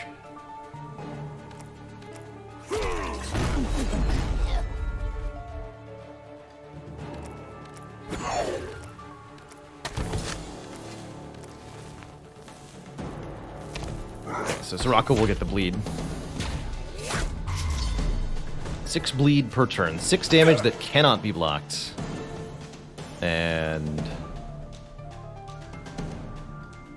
we also discarded a card there. I've got this.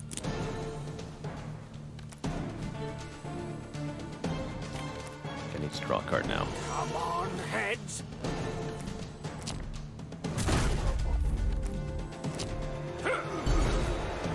Okay. She's revealed.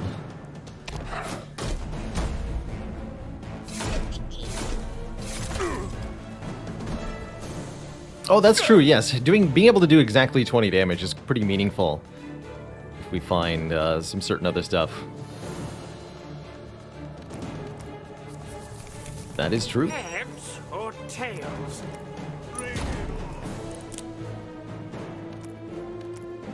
Come on, tails.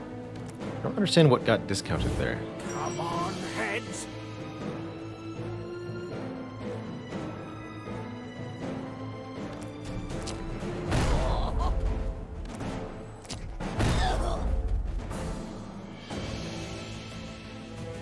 That should be enough.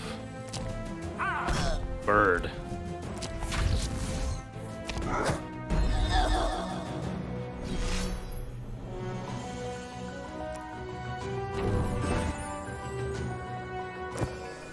Bouncer. If you still have the block at the end of the enemy's turn, add a headbang to your hand.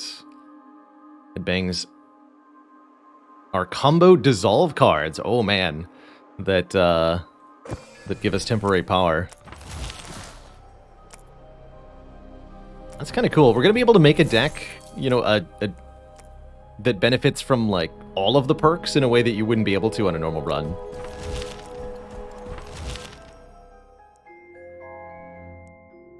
Really wonder how this works. It has to be a compelling reason to fly forward, but I can't for the life of me think what it is at the moment. Increase a hero's stats? Or swear an oath to the Emperor. Reveal the entire map. Add 2 Oath to the Emperor to your deck. Can't be played when you draw this, enemies gain 2 power. Cool. So that's the event that reveals the entire map. 2 of these right at the start of the whole run, though. Seems really bad. I guess full mapping is really good, though.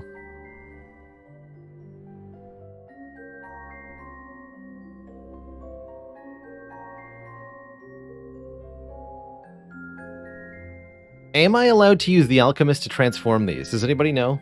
Because that would be the... that would be the aha. Gotcha moment, if so. Yeah, they don't dissolve. We're going to draw them a lot.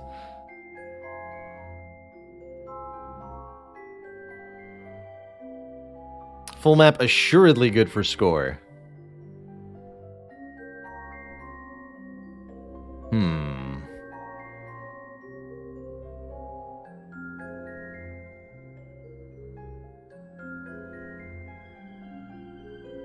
And there's probably one specific enemy somewhere that this is going to be really, truly horrifying.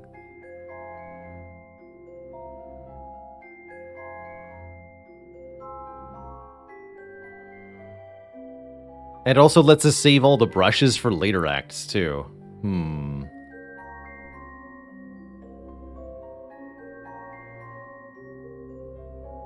Let's try it.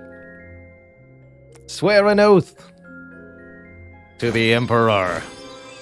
The heroes kneel and bow their heads. The soldier relaxes and welcomes them into the camp. They are escorted to the captain, who looks them over. You seem quite capable. Swear fealty to the Empire, and we can work together. Let's get it. So, full map revealed. There are golden fairies that got revealed, so we're going to be able to cash in on big money. We're going to be able to pick up every gold pile. Find every alchemist. Visit every embellishment. Everything. Everything. How could you not, right?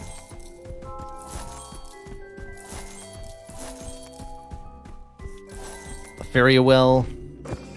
So many freaking heal things, you don't even know what to do with them. My lord. Eat some meat. Have a drink. Have a drink! I don't know why, but I like you. And then we get Ogre Tempo. Every 3 times that heroes swap. Shouldn't that say every time this hero swap 3 times? Add a headbang to your hand every time.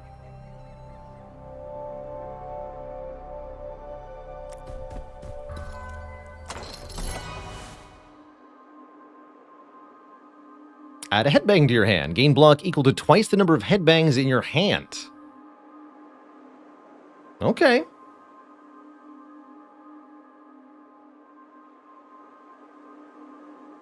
I'll take that. We're looking for ways to dissolve cards. That's currently the top priority. Do these even work? No, they just play a sound effect. That makes sense.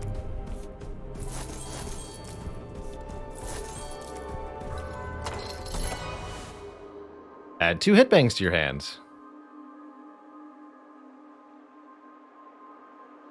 I'll do it. Yeah, cool.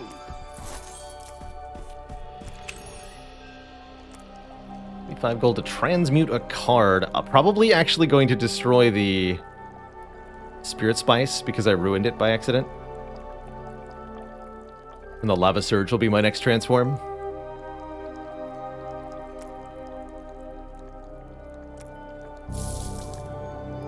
Ogre Cookie's back.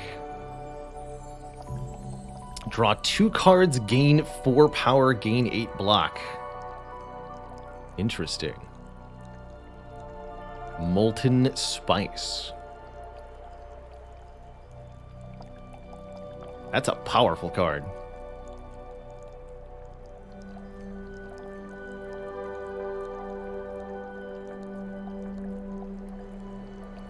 Yeah. Make that draw 3, discard 1, actually.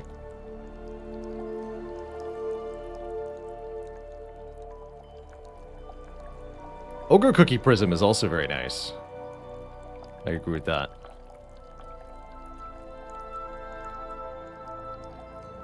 Nice one.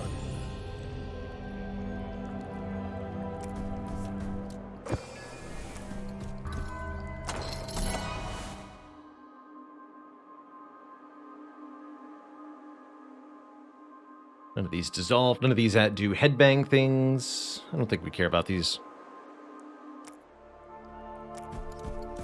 at the moment.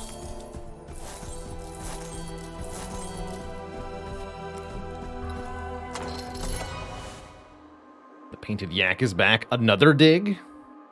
Double dig.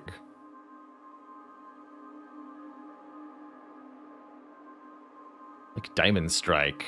It's Wallop. Attack for damage, gain block for each damage dealt. We could easily make this a deal 10, block 10. And yes, Ogre Cookie could definitely... It's like a reusable madness almost. with some serious card draw cards. That would work out really well.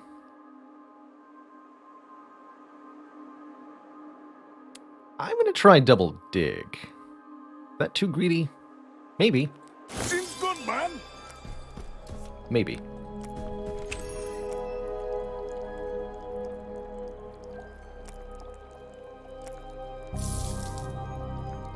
Oh, the Bullfrog Berserker.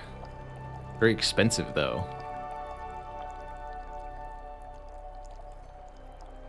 I think another Rock Out would be great, especially Rock Out with the Warden's Diamond. As a block engine. Shiny. And then all this headbanging, all we need to do is find one multi-hit card, whatever that like barrage card is Sirocco has. And we're there. Here's Ogre Cookie. Okay, that one we're gonna take. I'll take that. So we use the Ogre Cookie on the Molten Spice. And that's how we do.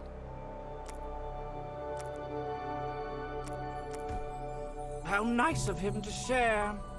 I bet there's some good stuff here. Oh yeah, I wanted this thing. Still do, actually.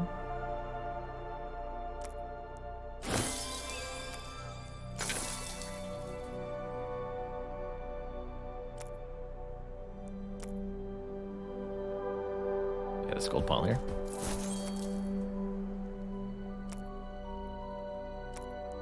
I'm keeping this one.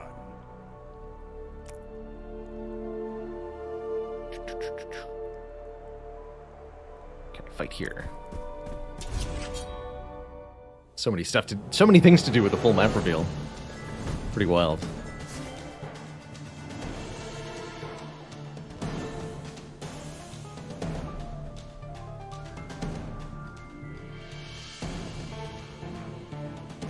Okay, so I'm fine just playing this.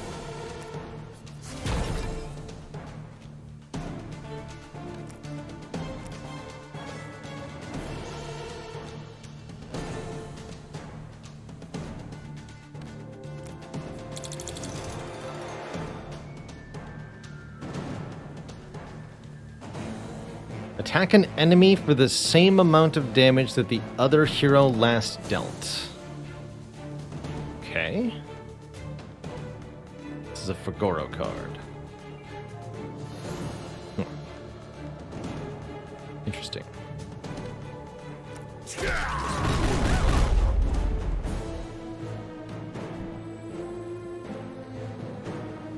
So this does 15.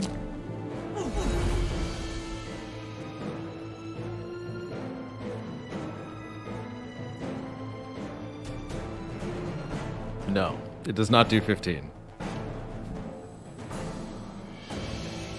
Don't know why, but it doesn't.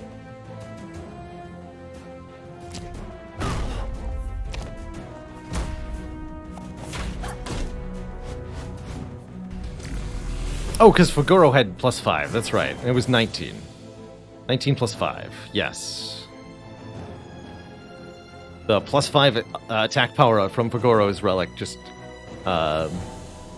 does confuse me from time to time. Oh dear, that's right, they're gaining power. Oh, this is terrifying.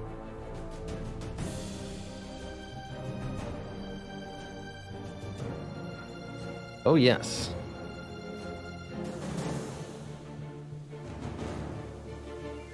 It's really not going to be a lot of block, huh? I understand.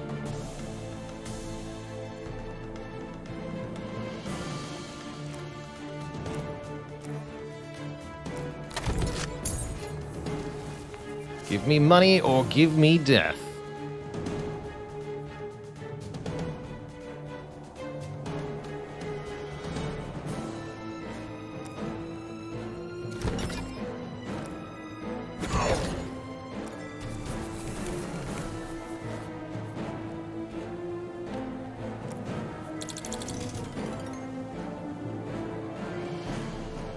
For each mark they have.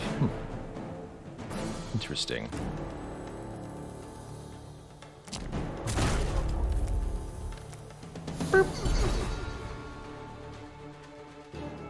Well, that was cute.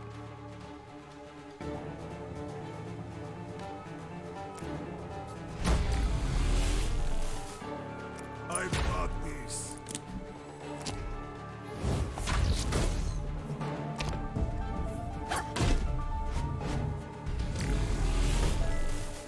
That's right, we get one of those every turn.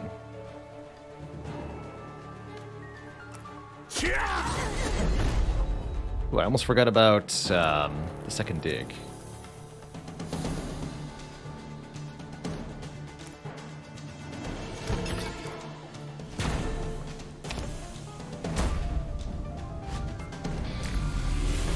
Better draw that.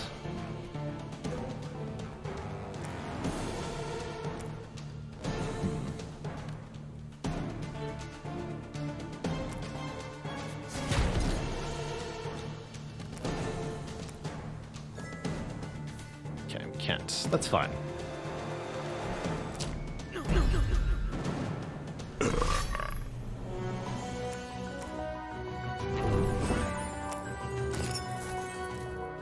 Totally fine.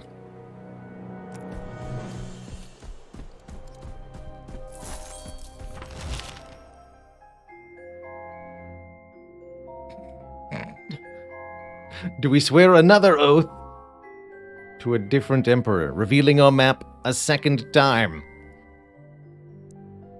No, I will join in the training and increase a hero's stats, I guess.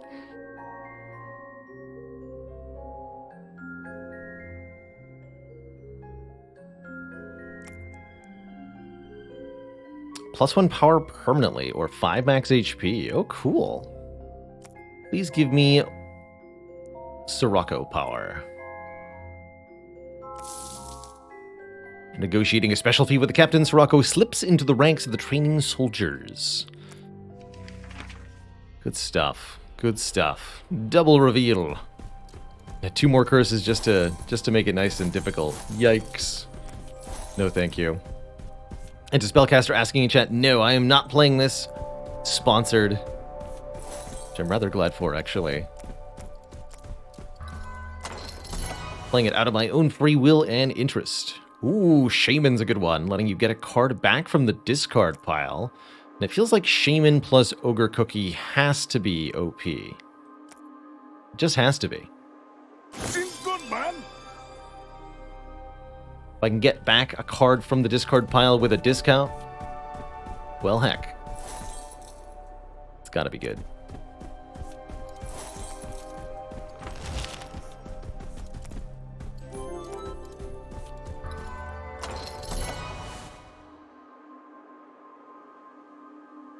Attack an enemy for 6, give them -6 power this turn, and mark them. Interesting.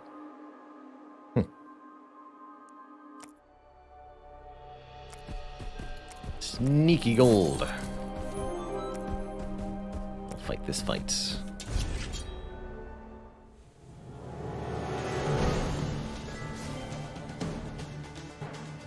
Ooh, this is a spooky one. A Seed Sower Plus.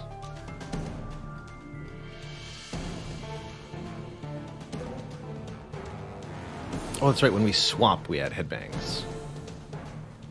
That's the rule. We're not swapping much, though.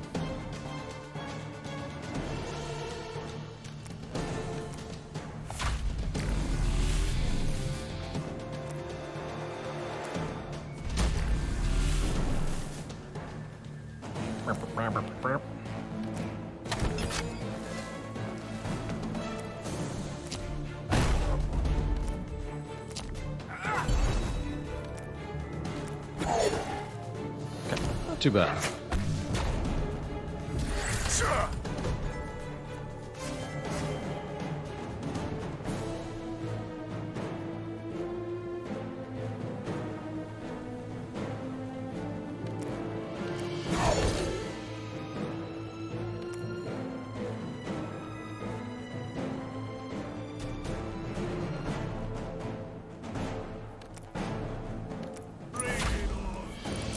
I can just bring that back.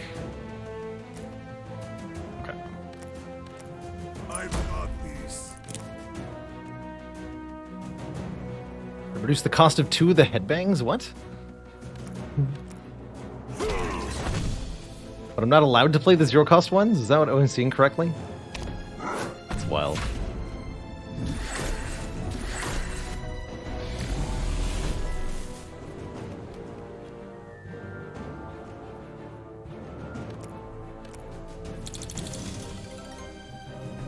Ooh. That's a winner.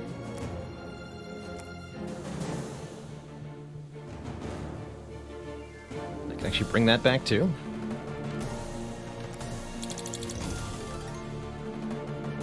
Ah.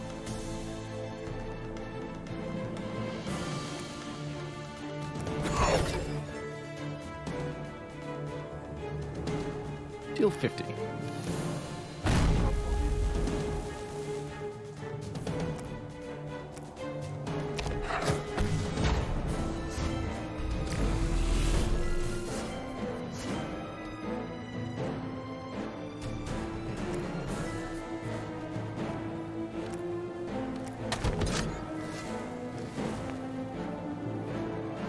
Just do this. GG.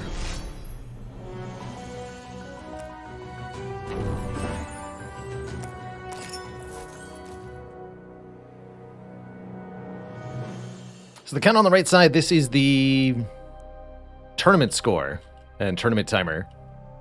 We're playing the tournament mode, Roguebook's equivalent to dailies, which are designed to be a little bit more competitive, in their own words.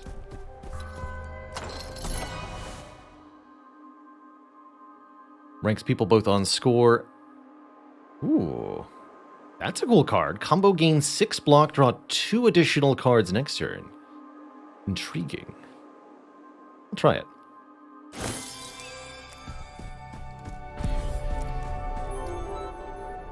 Alright, anything else we have yet to grab? Yes, there's a Vault of Wisdom there. Leander GG, thank you so much for the Prime sub. Welcome to the Cozy Sub Club. 3 digs is too many.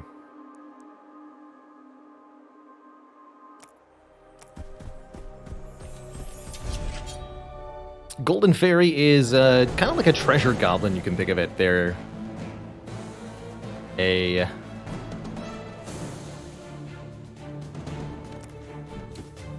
DPS check. And if you can do a lot of damage to them very quickly, you'll get a lot of money.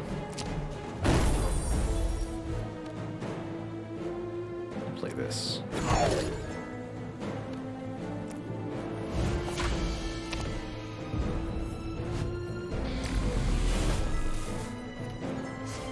We also want to play the digs, don't forget.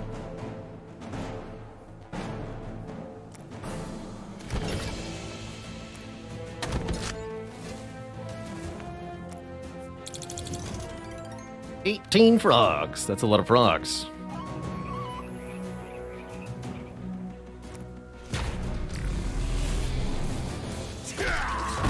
We'll use the egg on the final turn.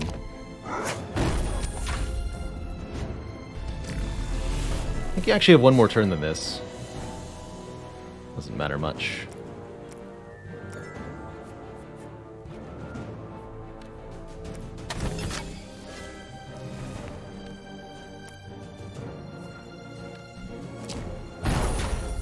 Bonk. What's next? GG. Okay, so we got lots of cash there.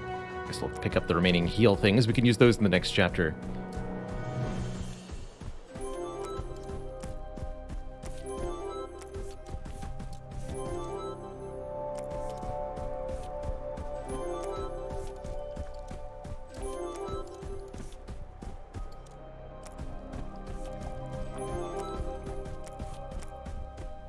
I think I'm going to go with revealing the whole map is pretty good. How nice of him to share. I bet there's some good stuff here.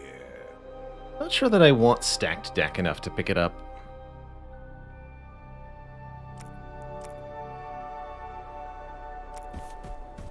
I don't think so. I don't think so. Does Faguro gain power in the back? No, he gains power for his first attack each turn of combat. Okay. Not sure why I still have a golden fairy indicator. Somewhere off the map, there is another golden fairy. It is so.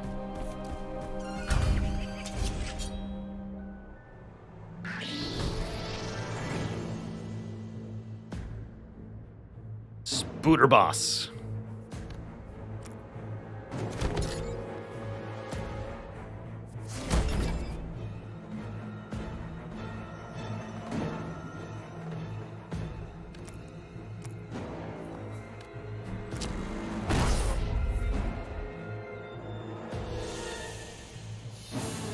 We're actually already full blocking, so I can play the dig, or I can play the Mystic Egg.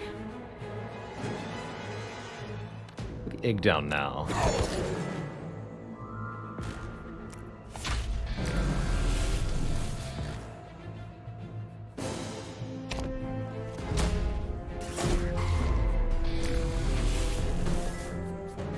That's right, she permanently reduces the power of the leading hero whenever she attacks, or actually at the end of each turn, rather.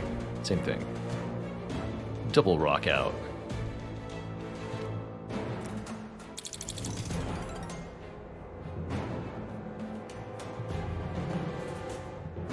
So this should be 0 at the moment, right? Sirocco has not done damage yet.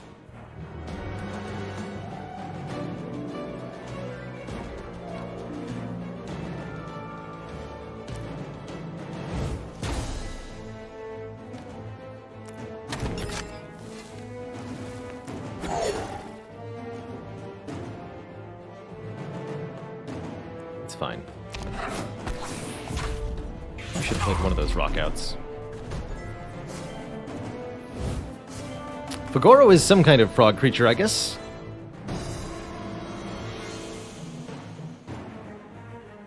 I'm wondering if there's a relation. Sirocco's part ogre. Is he part frog, part ogre? Is that what's going on?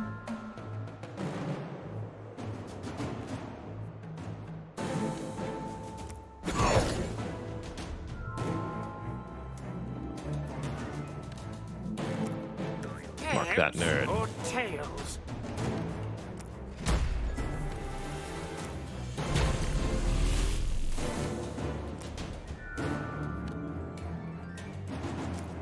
Yeah. Yeah. Can I not? Oh, I have 0 energy. Okay. I understand.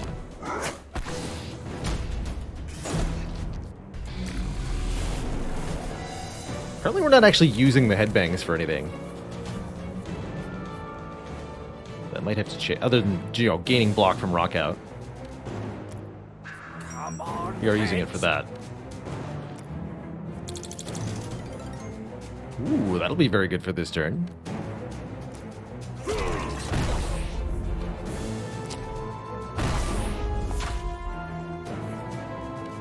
Perfect. Come on, tails.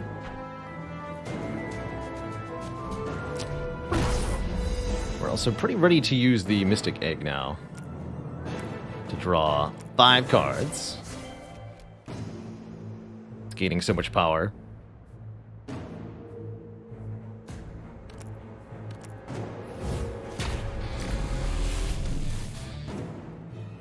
Kind of terrifying, actually.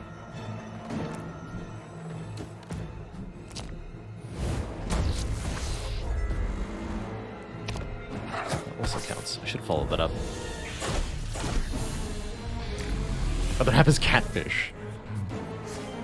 Headbang, played as a card, gives you 3 power for your next attack. Kind of like a flex of sorts.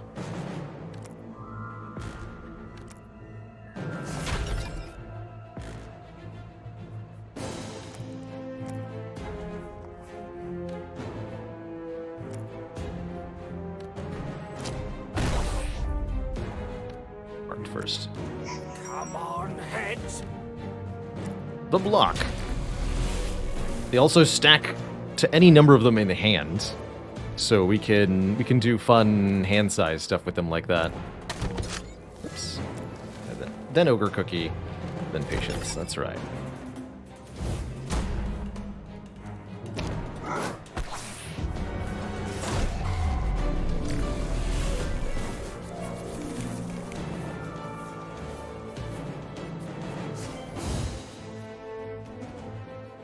Not exactly sure where... Oh, that's right, because we're gaining power every time we play Molten Spice. That's right. Heads or tails?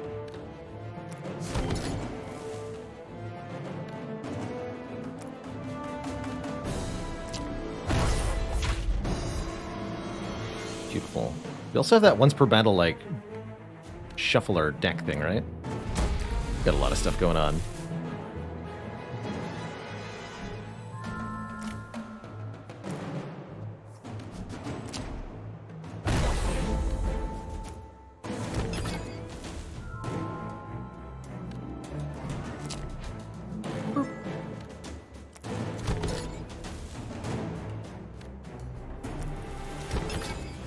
Play a bunch of these.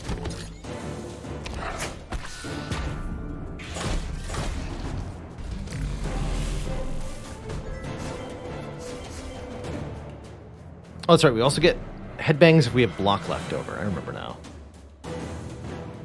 So, yes, now we can use Barrage for an absolutely enormous amount of damage, and then Clone can copy that. GG. What kind of loot did we get? Any bangers?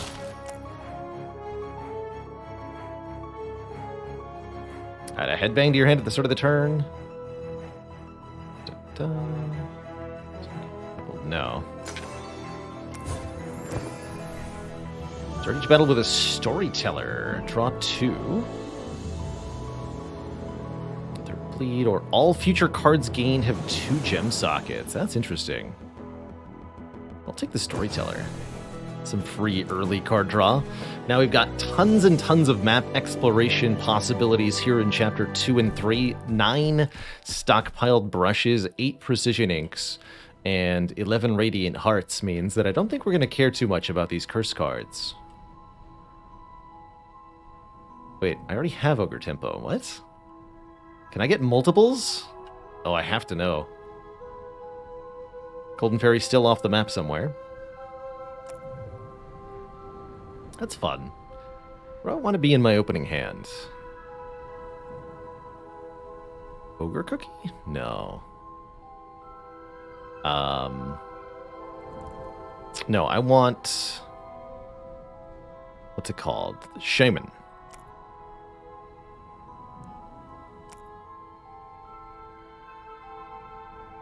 Or Mystic Egg.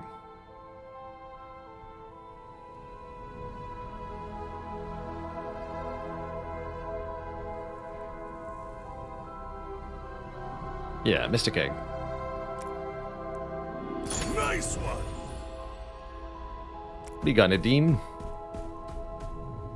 Have lots of money stockpiled from double digging. Shoot 'em up. Oh boy. Some good stuff here. Whenever you defeat an elite or boss battle, this card permanently gains 5 attack. I see they fixed the Gem of Breaking before damage is dealt. Epic cards cost 1 less in battle. Ooh. Bag of tricks.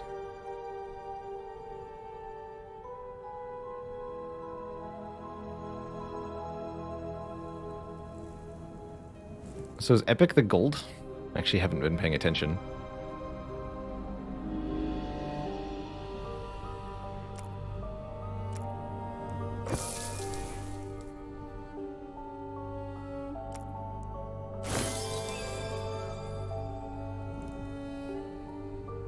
Let's start with that. I can also make that do +5, but there's much better gems we can get later. What is an epic card? Great question.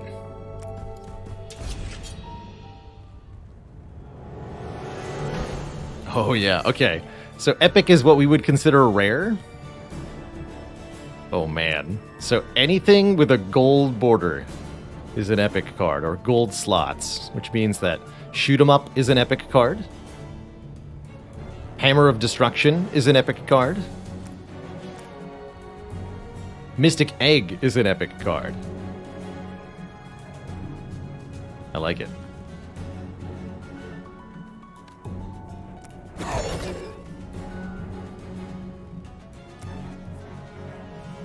And the slot machine card summons an epic card. That's right.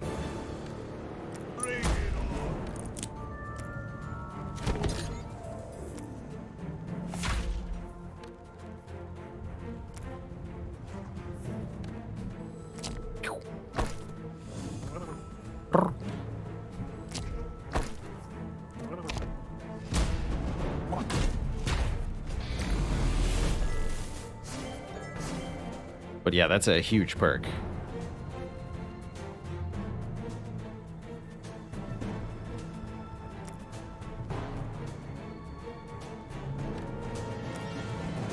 Come on, Tails.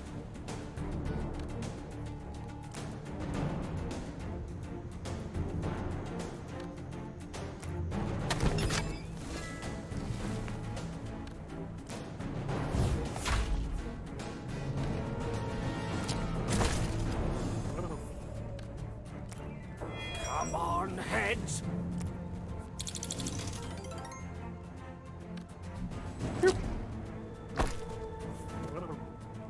That's pretty sad, actually. Draw more. Here we go.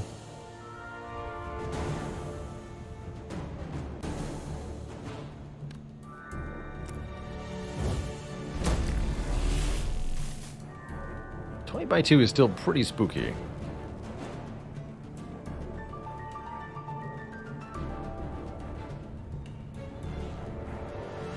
Do you have that once per battle draw and discard, right? Yes, click Fugoro.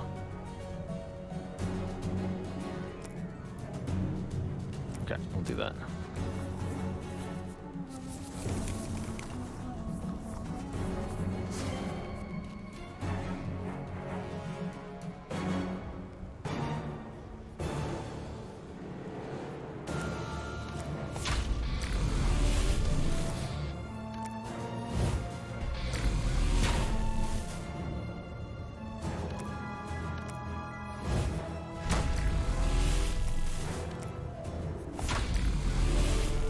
The jams.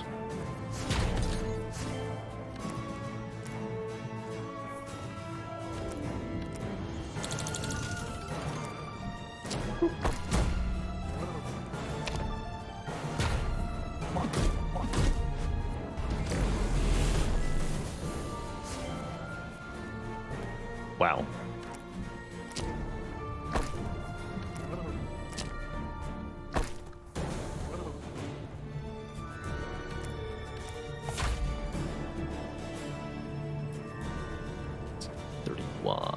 Can't hit him 5 more times. I can do some other fun stuff.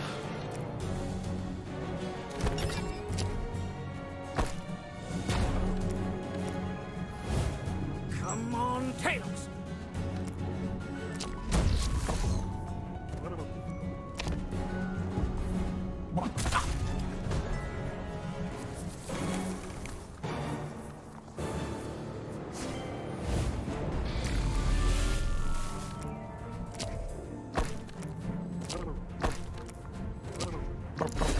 There we go. Whew.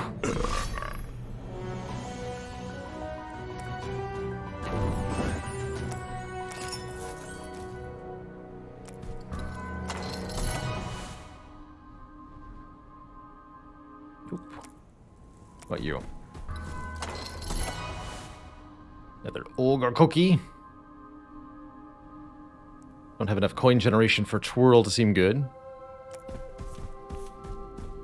Cards How in here. nice of him to share. I bet there's some good Ink stuff. Blast could be interesting, because if I play all the headbangs, Ink Blast will do 5 damage per headbang I've played, since they all dissolve. That's kind of interesting, and it's nice and cheap. Think about that. If I can get some more dissolve, I'll probably do that.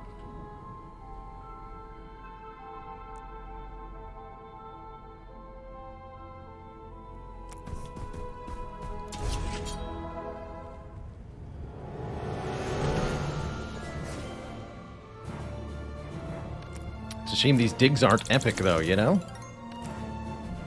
Ink Golem.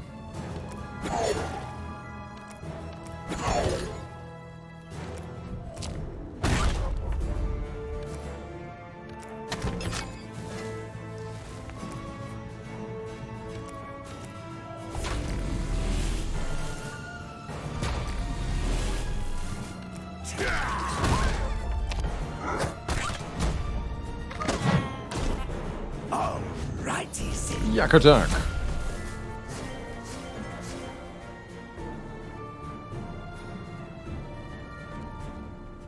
Uh-oh. Help!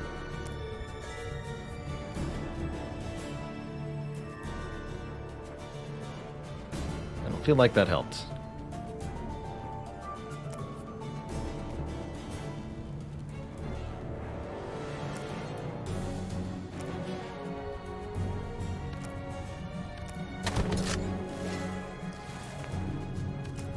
I've got this.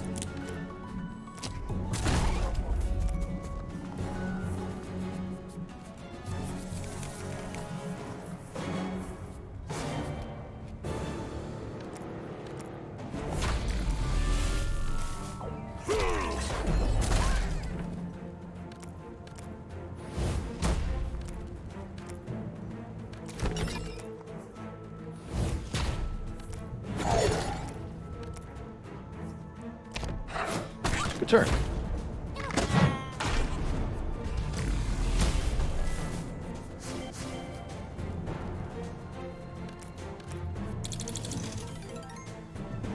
Ooh. Nice. Great card to get back.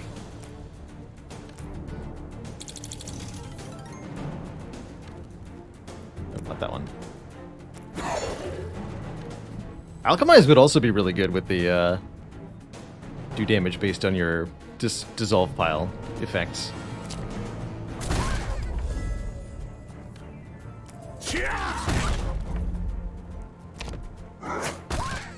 Hit me.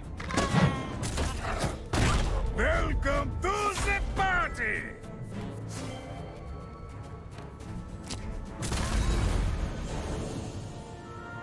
That was fun.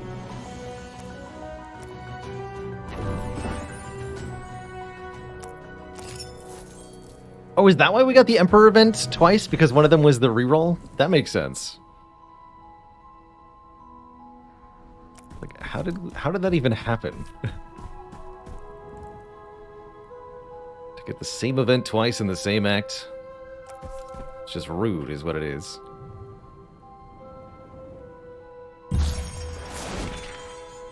Speaking of, an ancient Kappa sage. Having spent years meditating in solitude, he seems eager for the company. He offers to teach them some of what he has learned about the mysteries of the Roguebook. Reveal all gold piles, all gemstones, or all health potions on the map. Revealing all gold is definitely going to be the most raw tiles revealed, and given that we have an abundance of map exploration already, that's what I'm going to do. And then we can literally fill in the blanks between these and just get so much stuff from all this money. Heck yeah. Heck yeah. And now these runes of sight won't reveal gold piles, which is also a big deal. Where's my spyglass? Ooh. We got our extra elite fight. Huh. No reason to go way the heck over there. Good. So much stuff to do.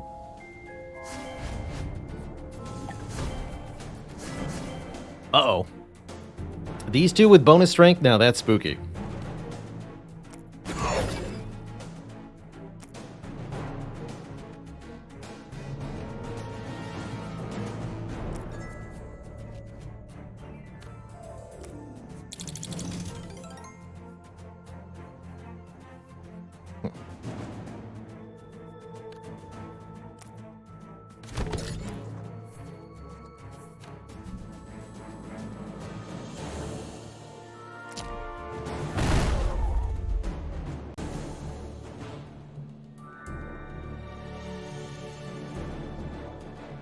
That attack doesn't use the marks? Why not? Odd. Not bad, though. Just odd.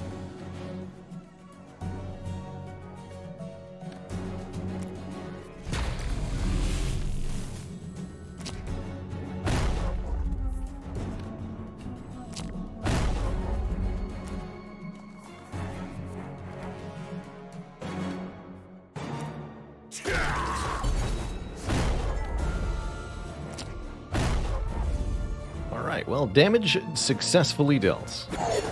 Sweet. Captain Modak asks, is this game worth it? I think for the price, this is a really, really enjoyable game. Not quite as polished as some of the other well-done deck-building roguelites. It is nevertheless a very much enjoyable and rather unique experience that I definitely recommend. Heads or tails? Overall.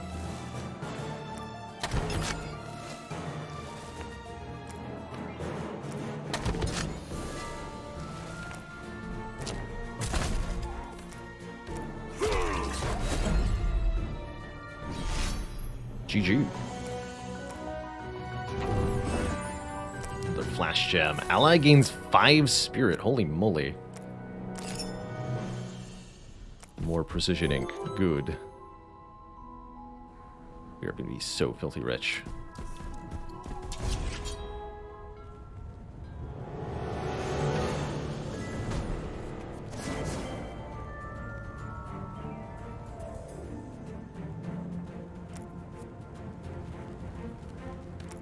Yeah.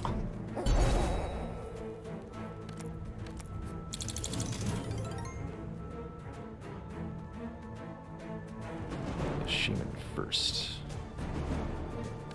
Right? Can't use it now, yeah? It's fine.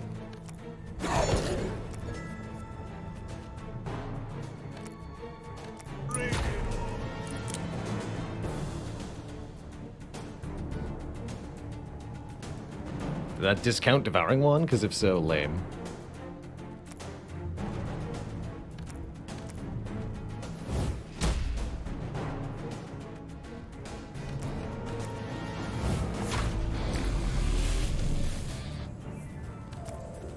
I've got this. What it seems to be trying to do.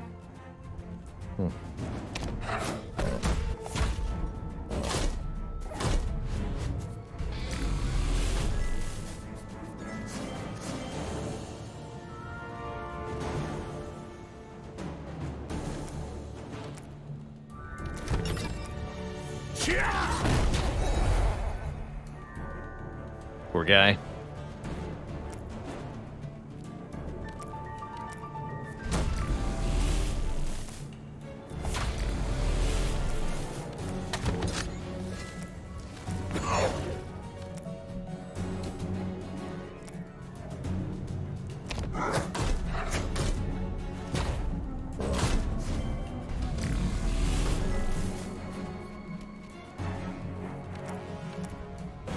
Come on, tails!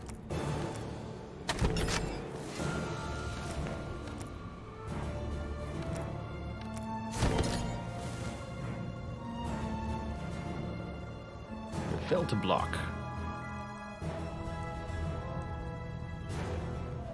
Wait, my energy though. Heck, whatever.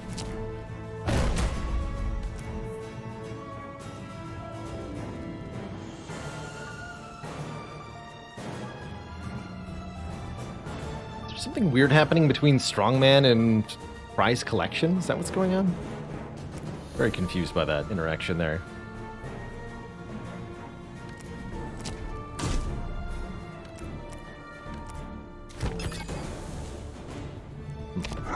Doesn't matter.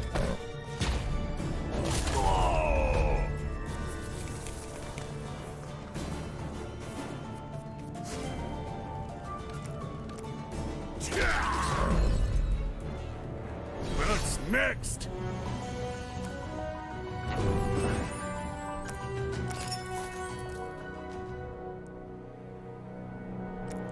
Oh, yeah. Control yourself, Sirocco.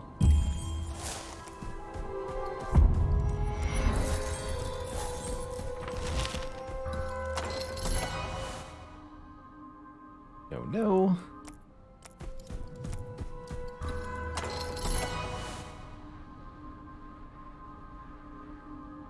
And some headbangs. 1 per turn. Guess that's a decent way to scale up here, sure. Welcome. I already had that one, so I guess I can't gain it again? Interesting. Sure.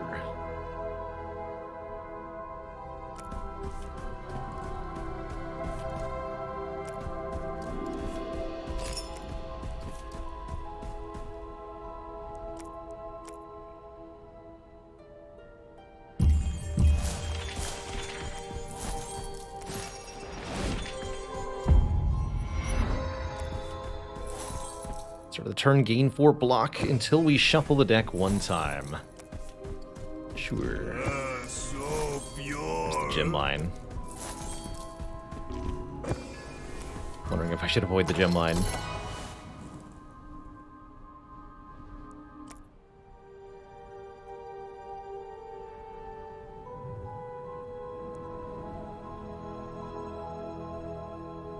Okay, combat over here.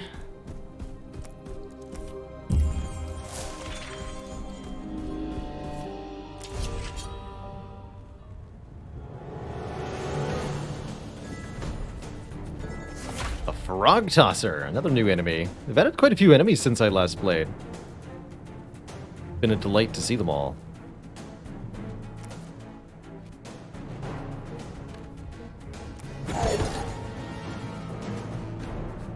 Yeah. Could get that back, but do I want to? Not convinced that I do.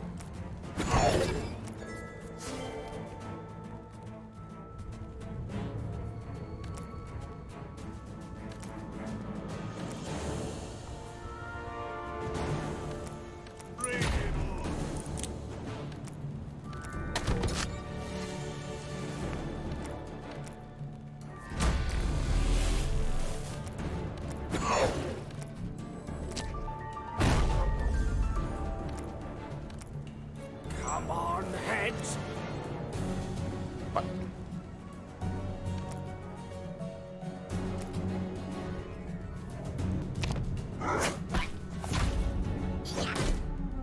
Ah!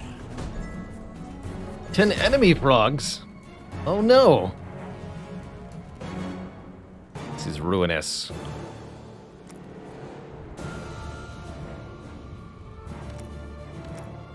Heads or tails?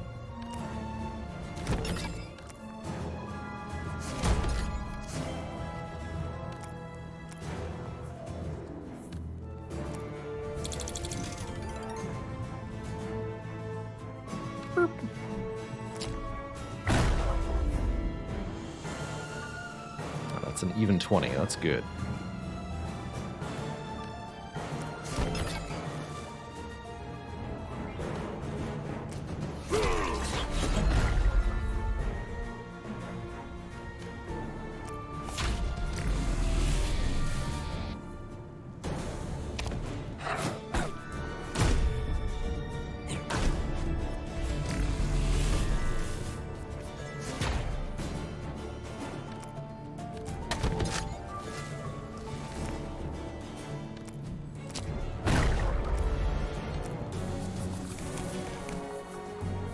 Come on, tails.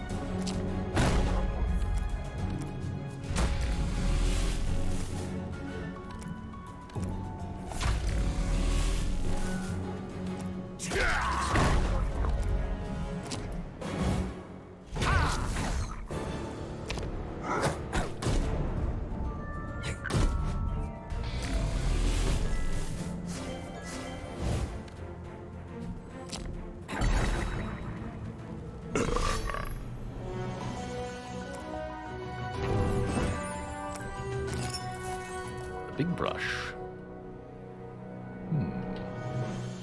Couple intriguing places we might be able to use that. I'm looking actually at down hereabouts.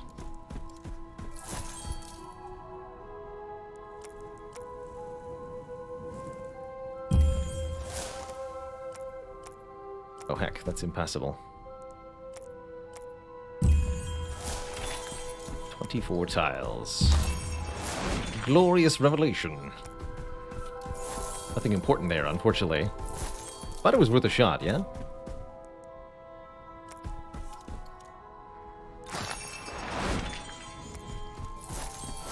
As difficulty compared to Spire, I'd say the base game with no epilogue modifiers is easier, but it ramps up really quickly and gets quite difficult as you play the higher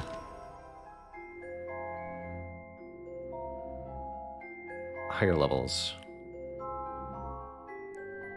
A thin burning wheel spins wildly into view. It bounces and twists across the landscape, leaving a small fiery trail in its wake. It stops momentarily before the heroes suspended magically in the air. Get a card socketed with 3 random gems, or spin the wheel. Chance to gain random gem, gain a random treasure, take damage, or lose money. I'll grab the wheel. What do you got? Leading hero attacks for 9. Draw a card, discard a card. Guess that's okay. Not amazing, but not terrible. Cookie.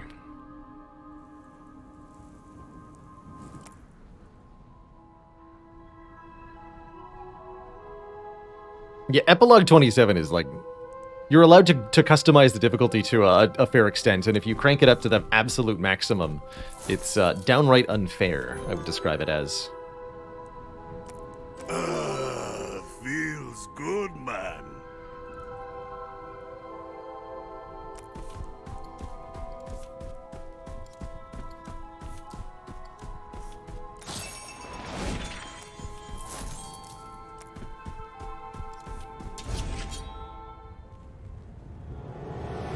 Yeah, just like max heat in Hades is completely unfair, and not intended really to be played by anybody either.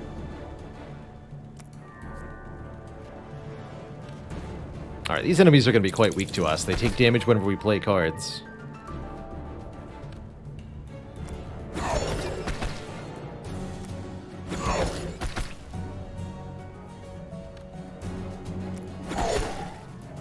Get back the ogre cookie.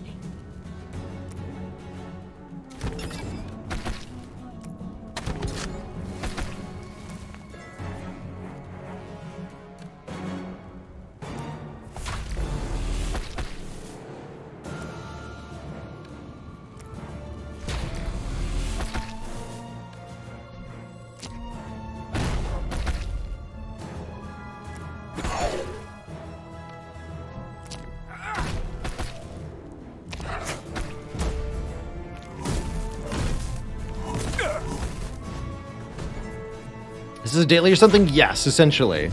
The tournament, which is the equivalent of dailies in Roguebook.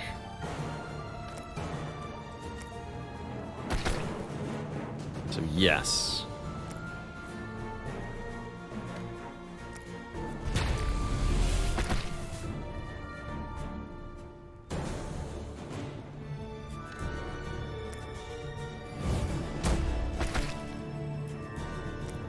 Back.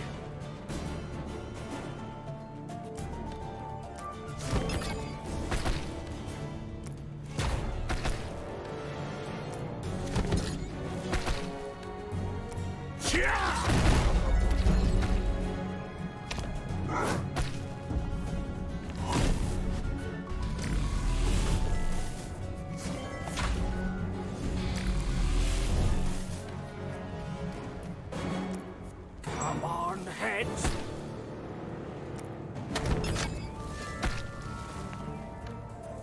Nope, that one. I've got this. Bing. Heads or tails?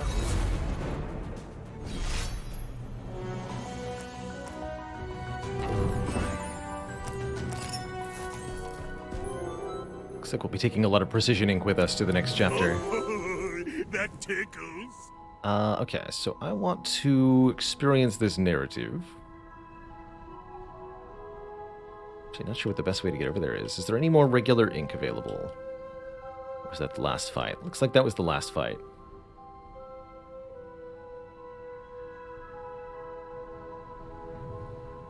Actually, I only need one precision ink. Of course. Down here.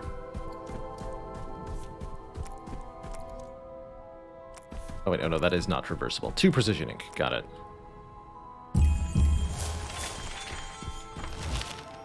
Transmute a card.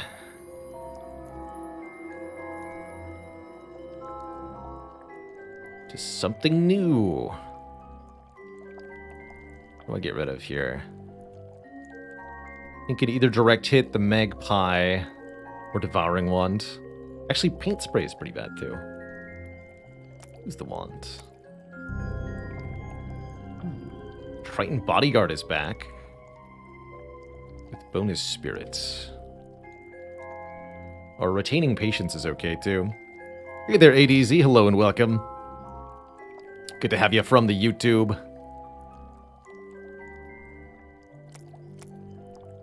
Not allowed.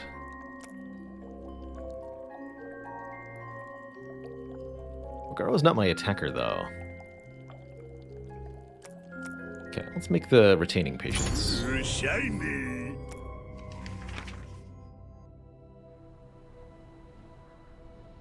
Works for me.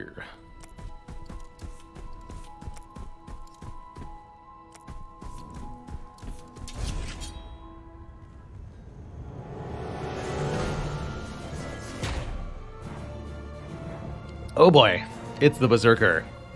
Berserker gains 2 power every time you play a card on your turn, which is horrifying.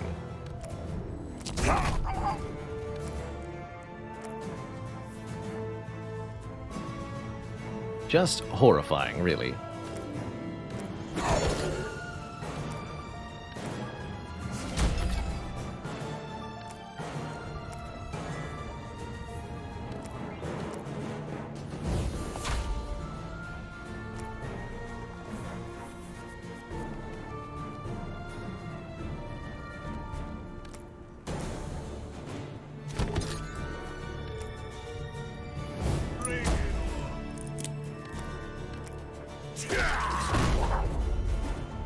That'll do for turn 1. It's got a ×2 attack that's super mean. It's killing with twice the number of cards we play this turn. That could be terrifying, really.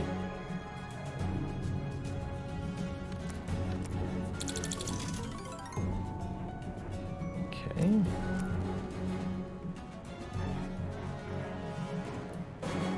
Kind of like a jacked up Gremlin Knob, indeed.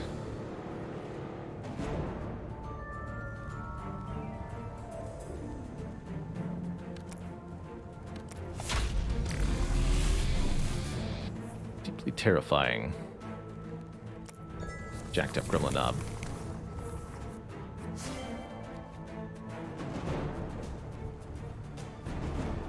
Dear.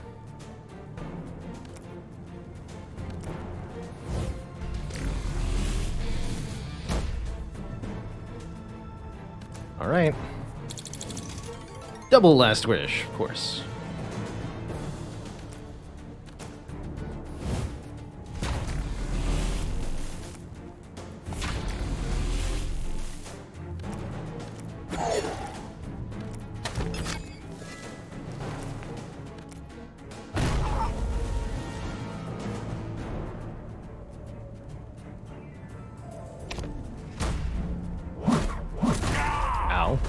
Okay, here's our opportunity to play more stuff.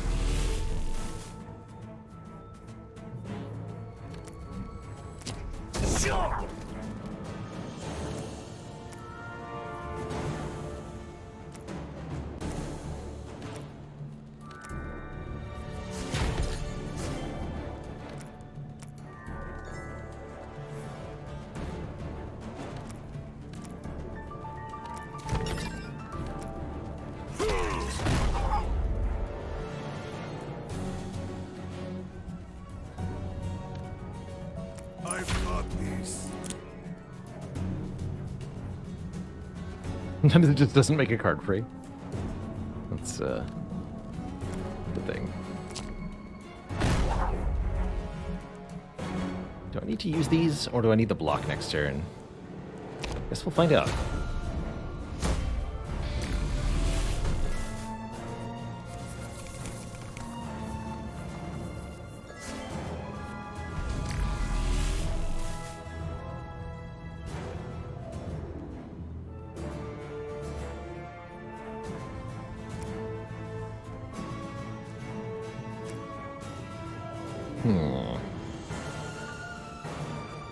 Quite a lot of damage here.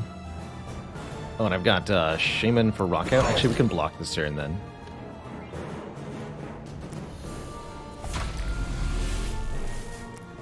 Easy.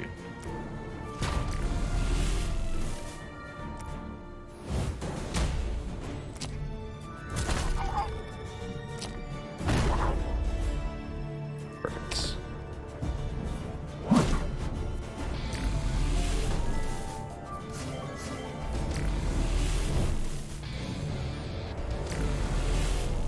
He's just jamming so hard.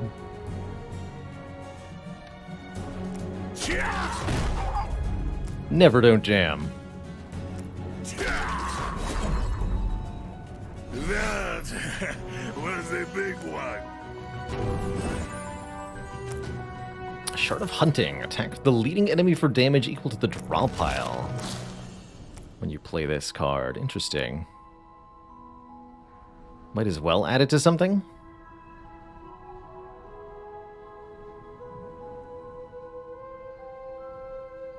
He's jamming and whamming.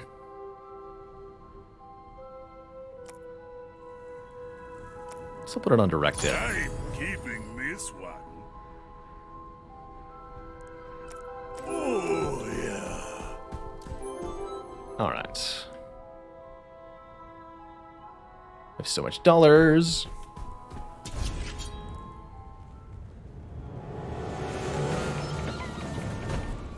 The Rakolan War Machine. Good.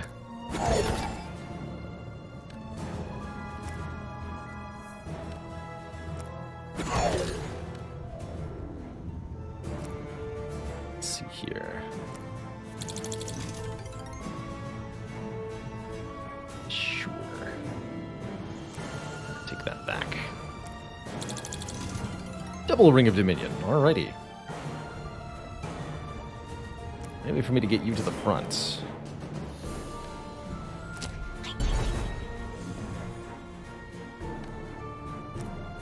Come on, heads.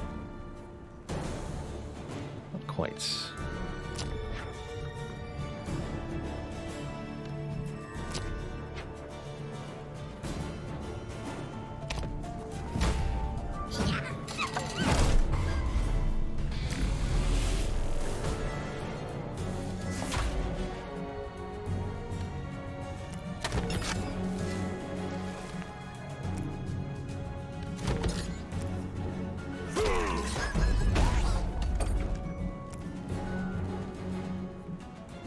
Do the better attack.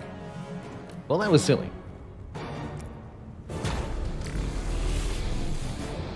Here, I'll take that back again. Just more headbangs, please. More.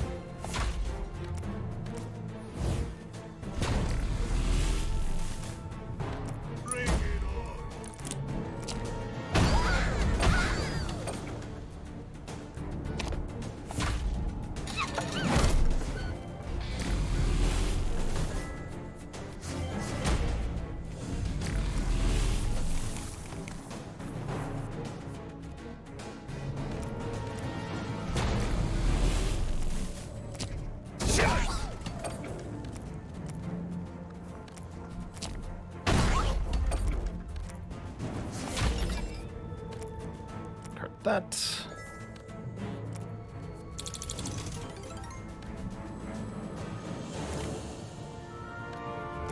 Start jamming. It's time to have a big turn, actually, is what it is.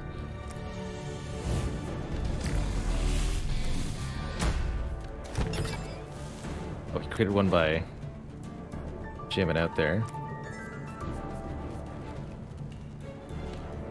For cookie, dig. Rock. Patience. Headbang. Attack for 39. Times 2. Jam harder.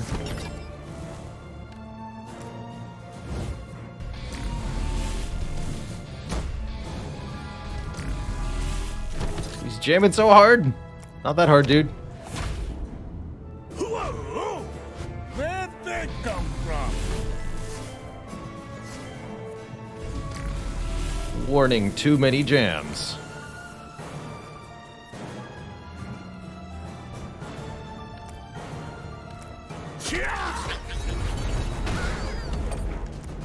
Can't believe Shaman works 3 times. It's ridiculous. Now that's what I'm GG. talking about.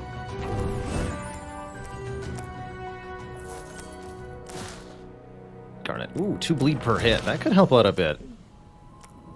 Well, again, we really need a multi-hit card. Sirocco. So much money. How nice of him to share. I bet there's some good stuff here.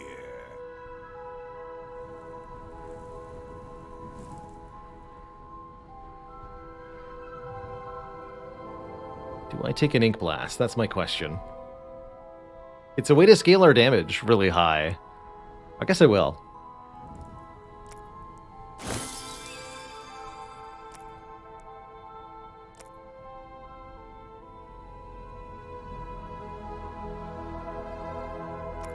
Yeah, I guess buying what's here is fine, right? We'll be able to afford anything in the next shop too. Good stuff here.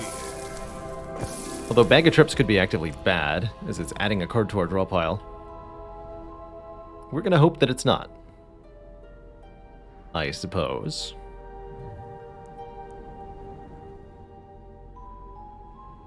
And given the abundance of gold, it seems almost pointless to go get more, but what if it's for score?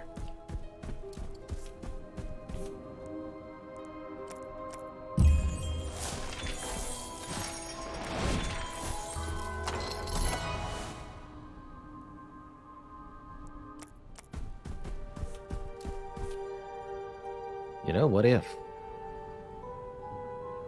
Okay, so we have everything that is important. I'm not going to the mines, because I think they're going to break stuff. Let's just fight our boss now.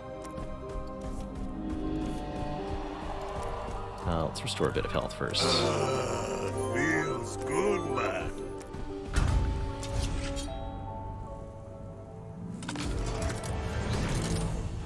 Captain! This enemy has a different passive effect each turn, which is rather cool.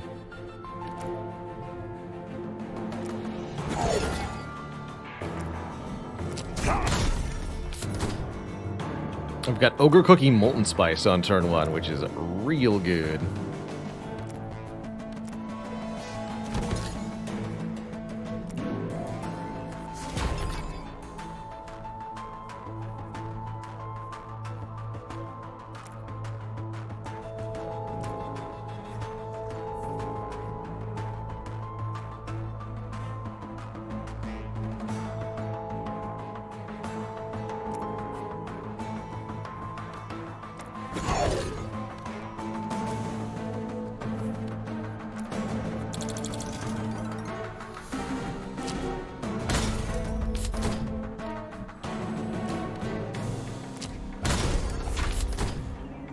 Does this even work? Yeah, no. Okay.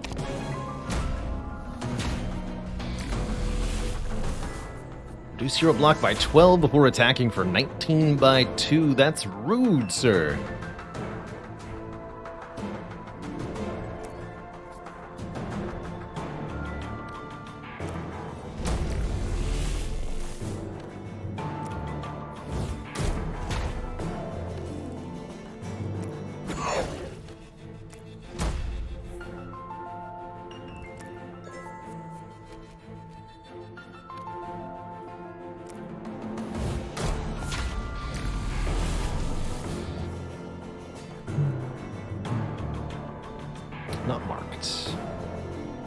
think this is time to shuffle and draw again.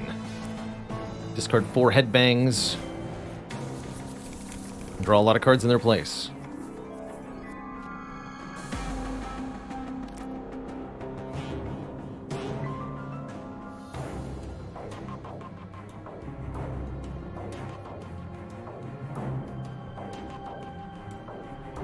Boss is going to be gaining power too. That's actually quite terrifying.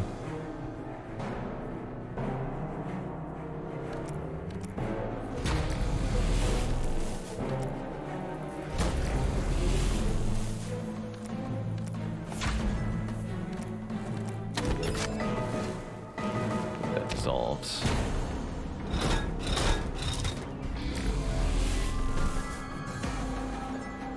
Inflict vulnerable and tripped, then swap the heroes before attacking.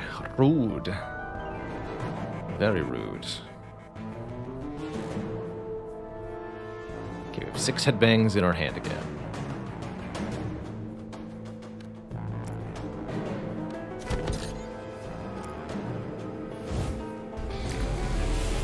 I guess I should be playing some of these headbangs. Currently I need them for blocking.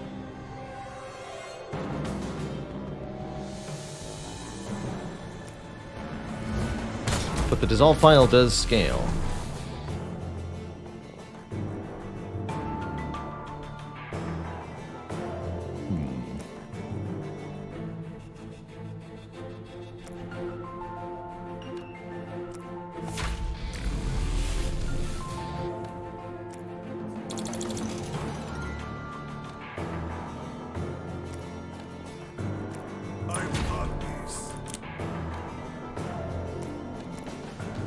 That's 0 energy, understood.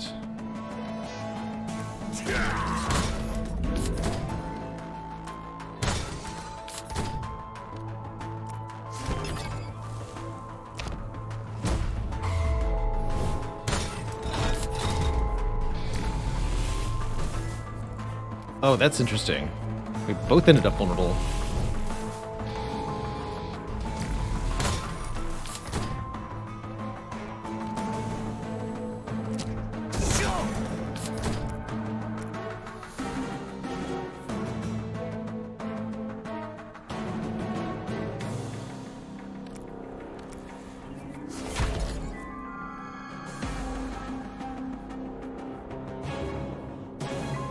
Let's grab this.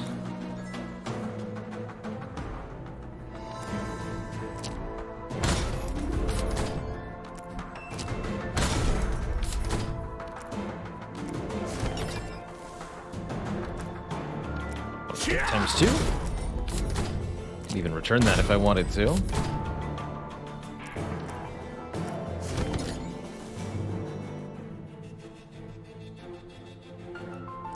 It's up there.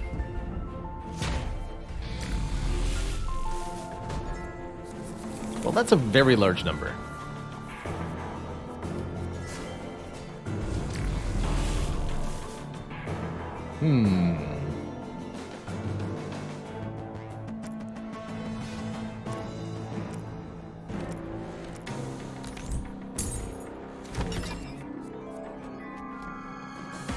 Good.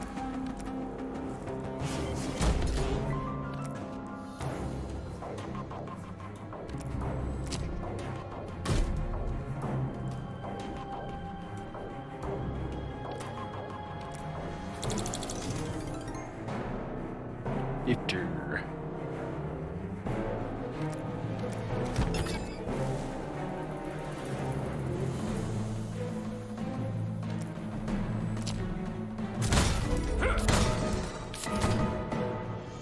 Get that back as well.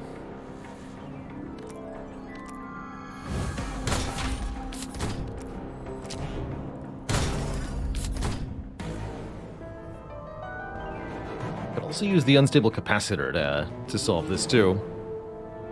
You can add gems to cards mid-combat. Yes, from the gem interface here. That's why they're visible during combat. Certain gems are flash gems, which can only be used one time, and that's kind of their whole point, is to use them as potions, a la Slay the Spire.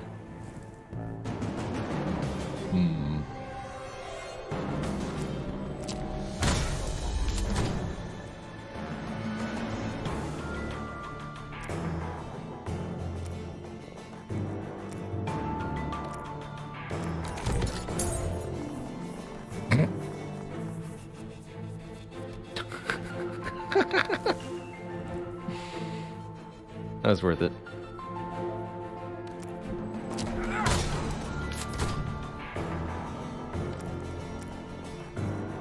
That was super worth it.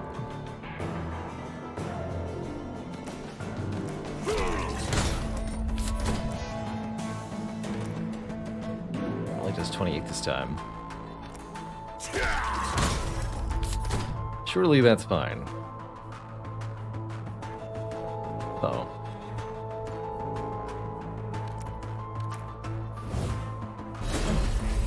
Yeah, there we go. GG! What kind of loot did we get? That was fun. Money. After you play this card, return it to the top of your deck at the end of turn. Sure. Like a rebound kind of thing. You do that with Slot Machine? That's pretty funny. But that might also be the thing to put with, what's it called? Direct hits. That attack I just added.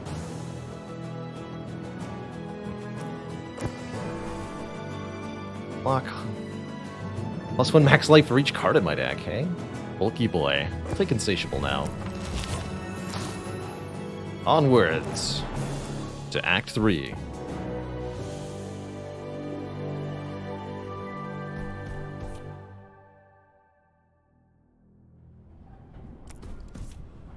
How nice of him to share. I bet there's some good stuff here. Just straight up, I'm not allowed.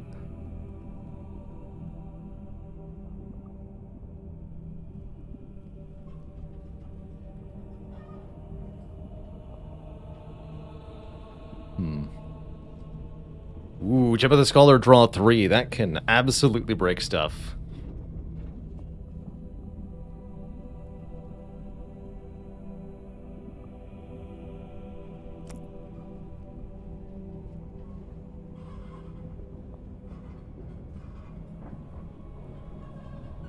On Ogre Cookie? Yeah. Actually, wait.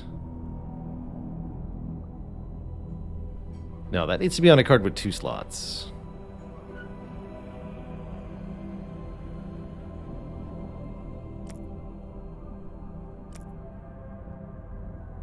What's the phrasing on that? At the end of your turn. Okay.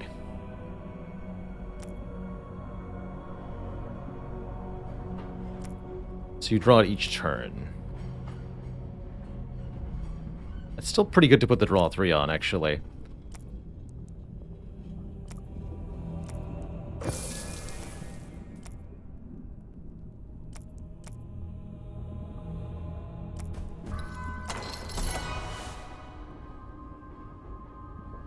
What about another pump up?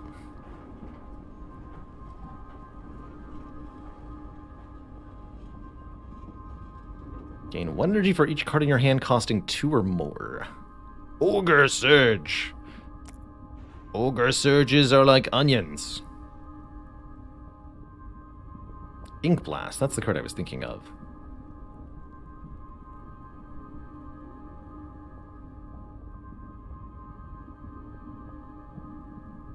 Are removals hard to come by in this game? Almost impossible. Removals really aren't a thing in Roguebook.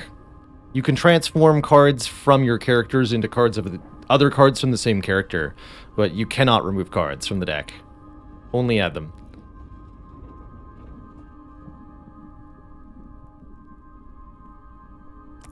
I'll take that. I was thinking about Ogre Surge there.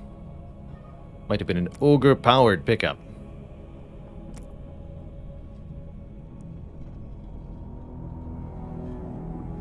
I'm gonna look at a few more vaults before I make a choice here, though. We should have no problem getting through this early fight.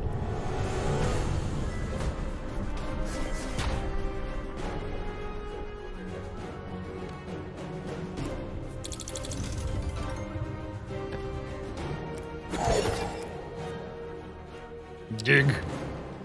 No, molten spice.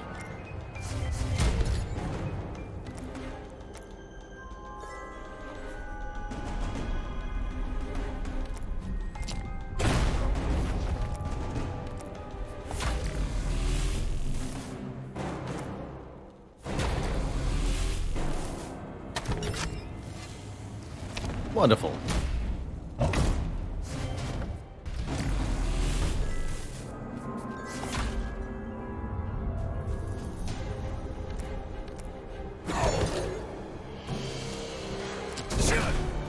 It's gonna be a short fight.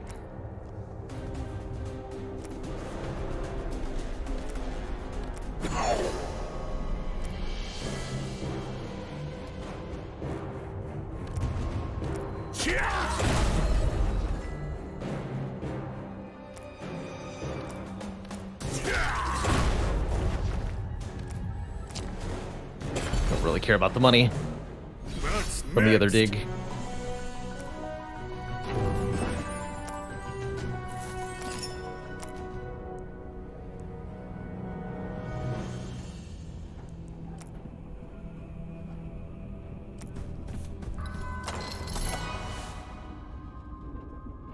Start of your turn, add a random card to your hand for each point of spirits Ulani has. Wow. That is kind of crazy. Though I don't necessarily want random cards added to my hand in large quantities. So I think I'll skip. But that's kind of fun to note.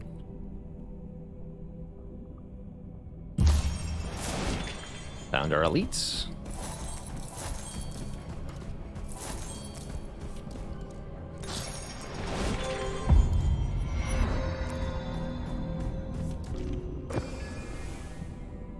Gain an energy, draw a card at the start of each battle. Sounds pretty good.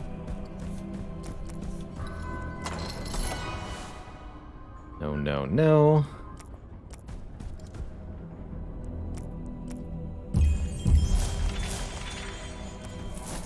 So here we go. Pay gold to transform a card.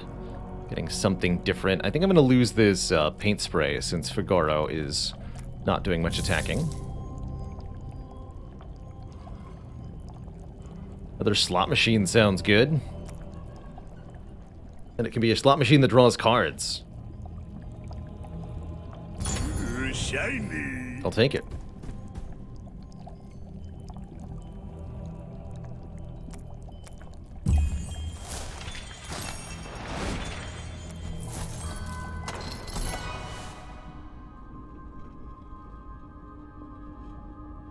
Whenever the leading hero plays a card, deal damage equal to this ally's spirit to the leading enemy. Slot machine's a common card. Pretty wild. I think it could be fine, it just needs to not be zero cost. I think that's something that might need to change.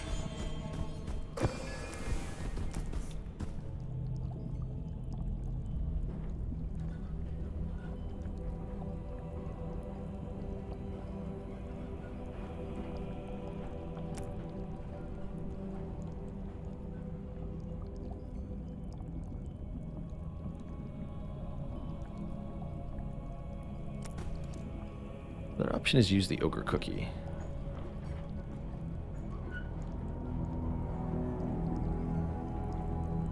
Maybe I do it on this patience.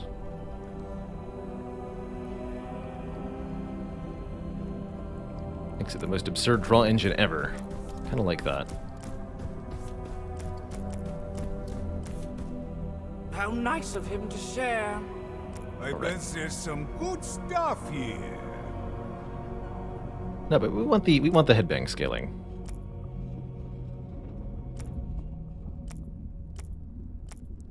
Nice one.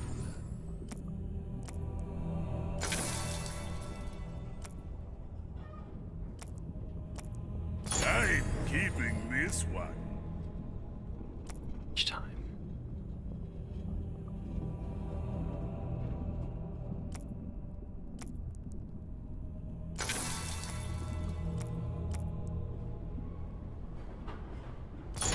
Shiny. I'm keeping Rid this of that one. too. Okay. It's fighting time.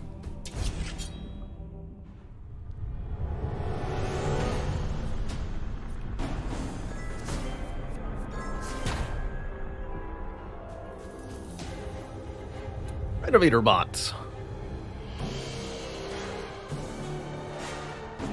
Takes 30 damage if we kill the little guys.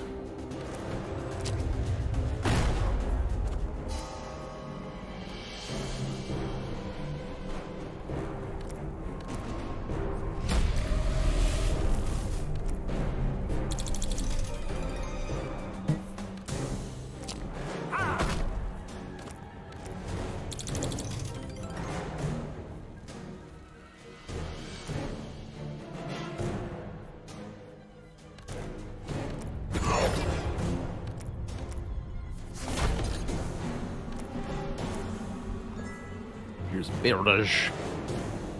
Double digs also.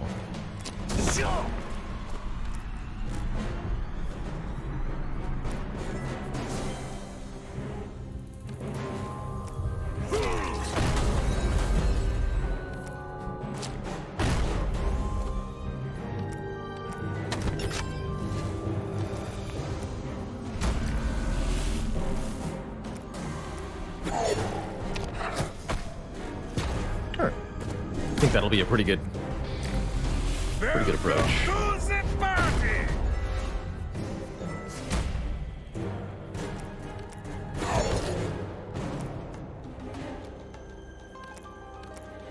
Come on, Tails.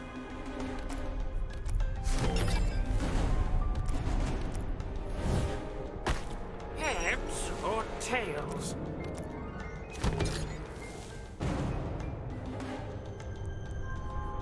25? Do better than that.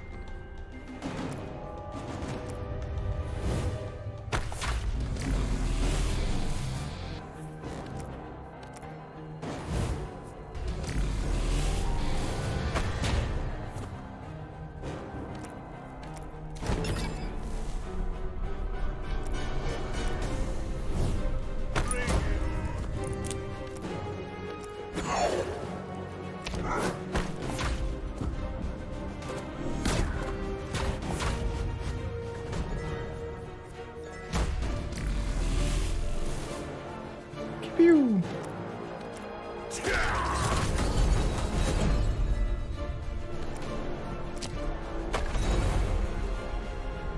That was fun!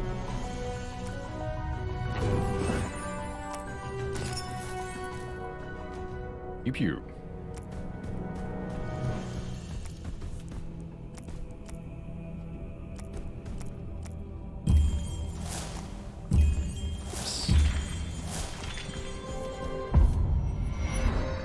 So how did that do? 128? The enemy had the critical hit property, so it was double damage.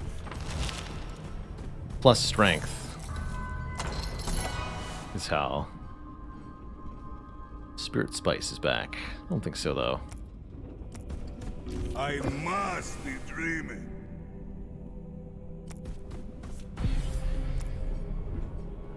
Hey, what's over there? Free cash. Where's my spyglass? Alright, I'm going to transform a Sirocco card.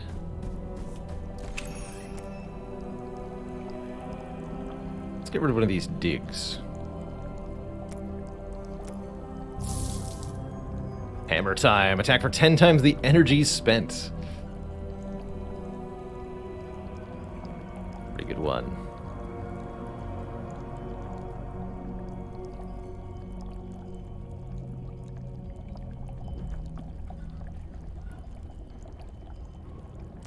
Sure.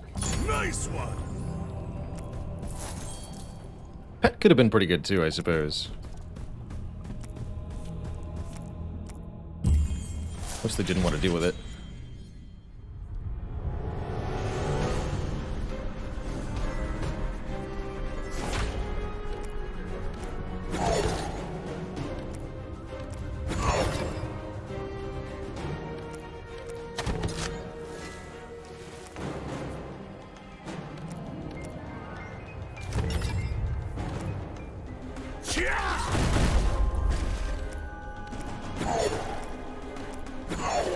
Just have a lot of allies. Limit is 6.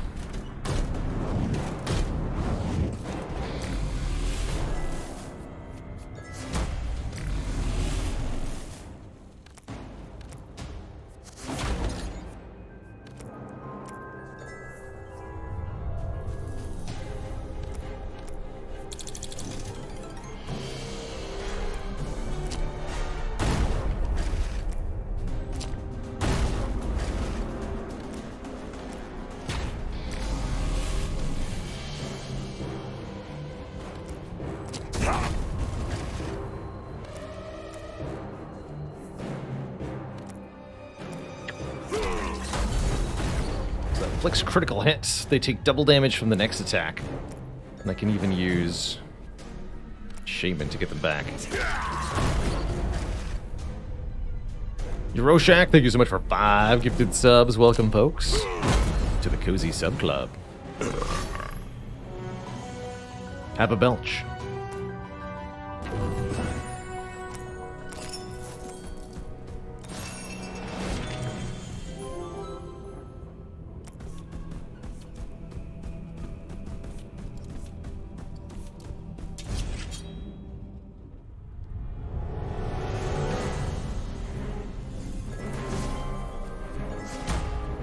Oh my.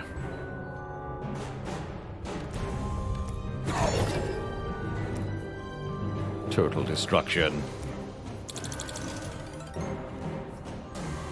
Beautiful.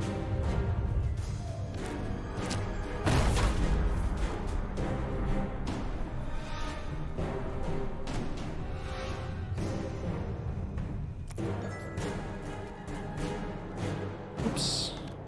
Again?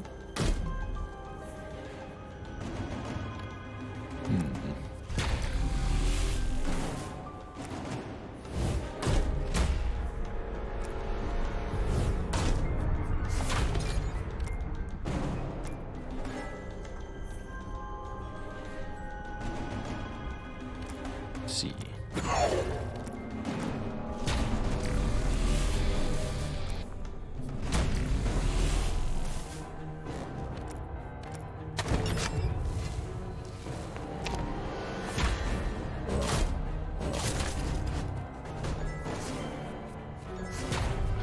Both weekends. It's rude.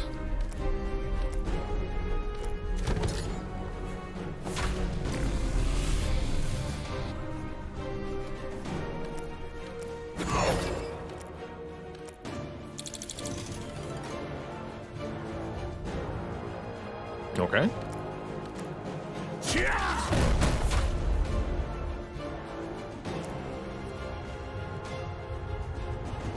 I'm struggling to get enough energy to play stuff.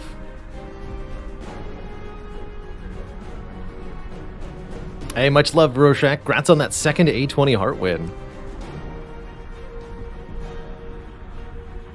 Much, much appreciated. I've got this.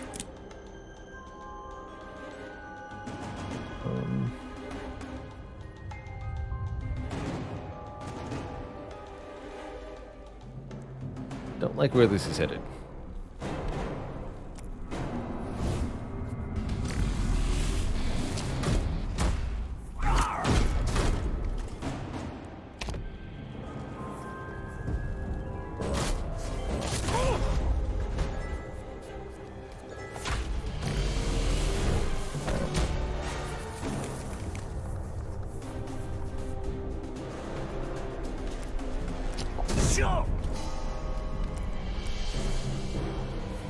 Straws 2.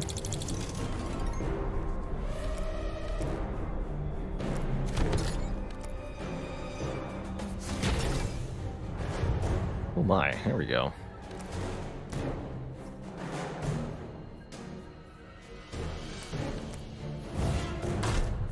Come on, heads.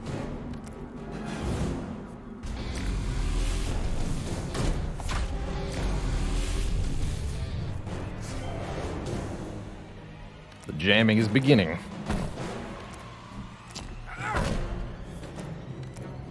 Heads or tails? Come on, tails.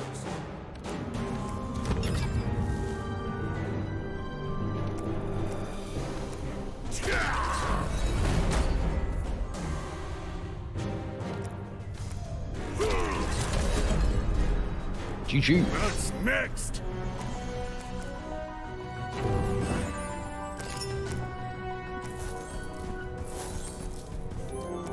Oh, that tickles. Bi-directional exploration. I'll use that here. Don't really have anything necessarily to explore too. I'm just going to reveal tiles, I guess, kind of at random. Hey, what's over there?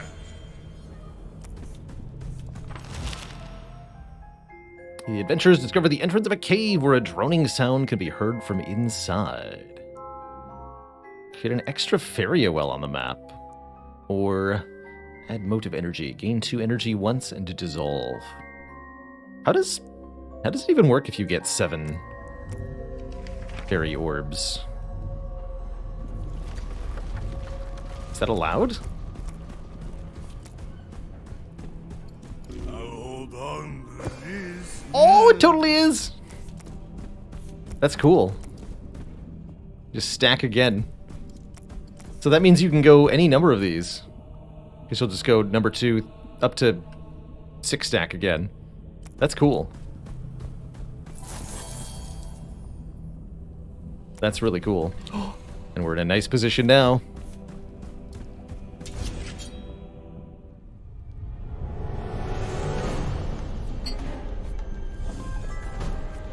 Oh, and it's this stinky guy.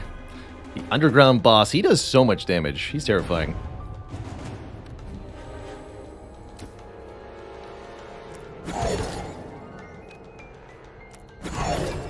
And 2 stealthy boys.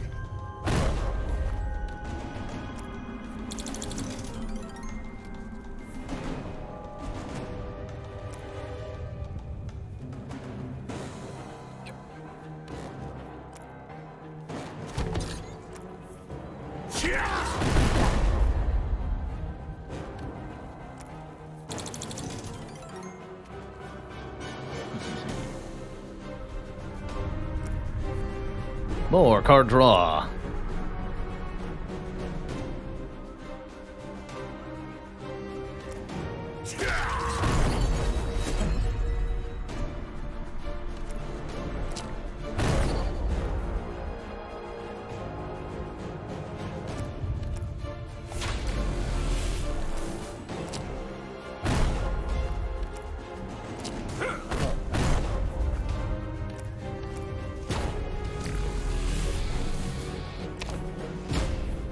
GG, sir.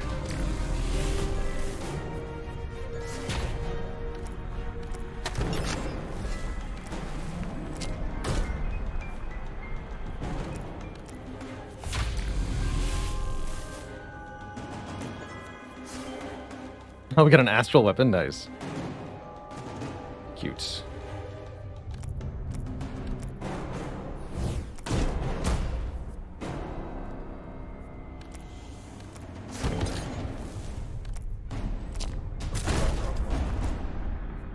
Bonk.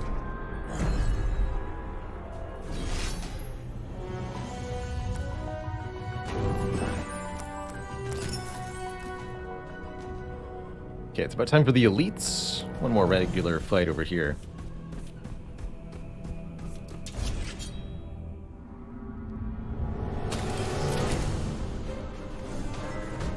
The Bombus.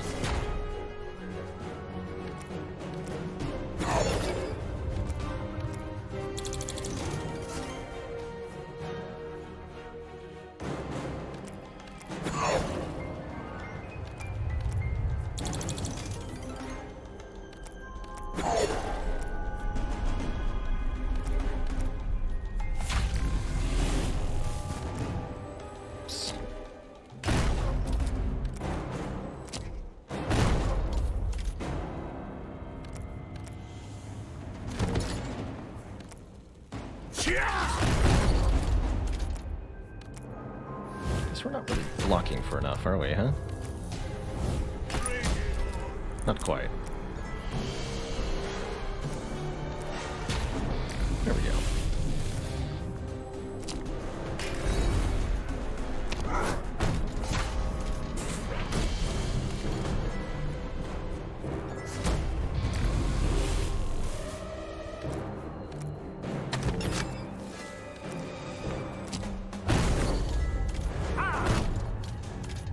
Casual 70 damage on that. Oh, I might have been able to one-hit KO it with Hammer Time, actually. Just had the crit modifier there.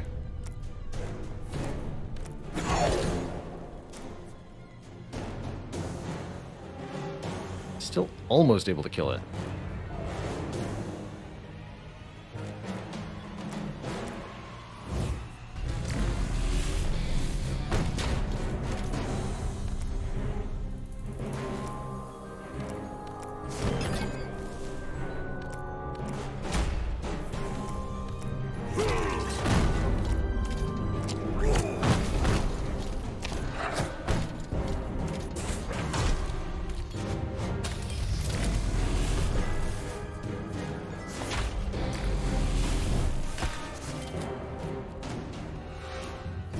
So many coins. Come on, heads. Heads or tails? Come on, heads.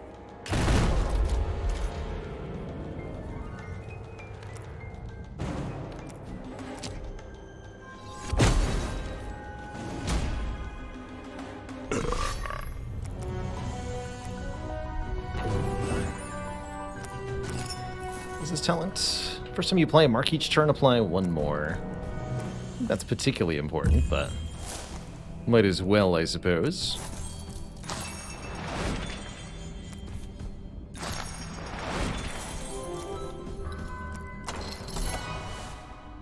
Another rock out, sure. We'll keep scaling that way, why not?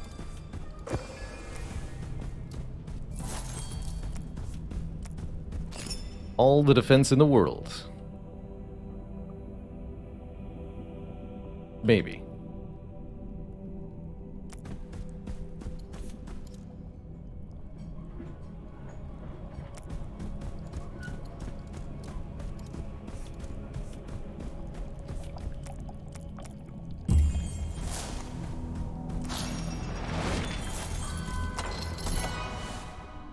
Another pump up, Triton Bodyguard, or another hammer time. We'll skip that. Hey there, Timoid. There are 3 acts in any given run of Roguebook. This is 3rd of 3. So we'll be done with this run pretty shortly. Just filling in the last parts of the map here, kind of willy-nilly. Another Diamond Strike.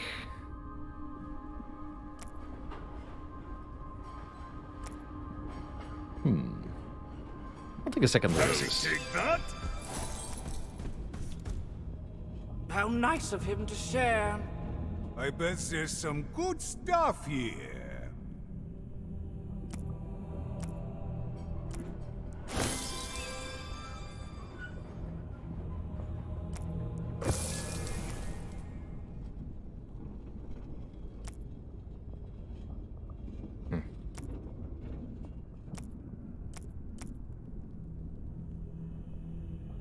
Alright, it's elite fighting time.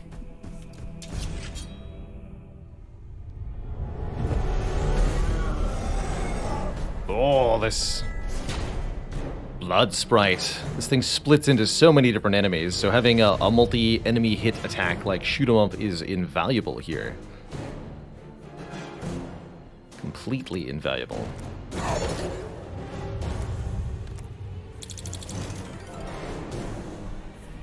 And Shapen's here, good.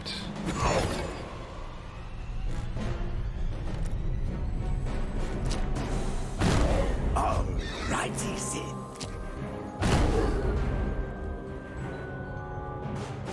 I'm just gonna go ahead and use this now. Welcome to the party!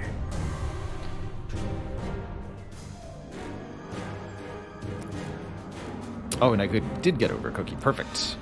Ogre Cookie, the shoot 'em up.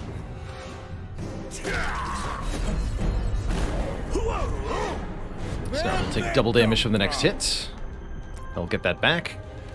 Play it again. Welcome to the party!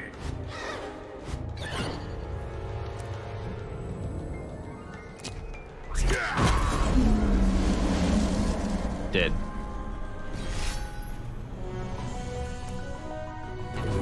GG, nerd.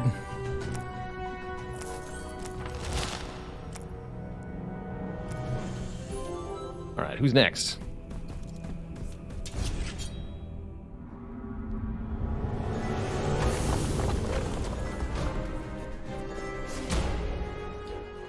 This guy.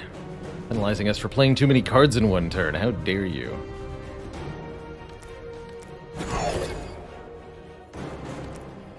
I've got this.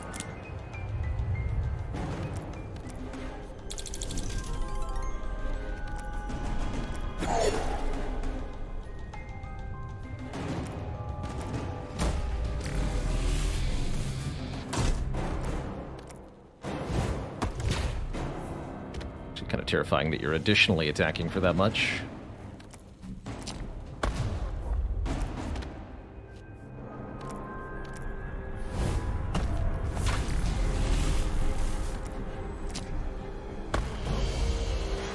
Just reflect all that damage.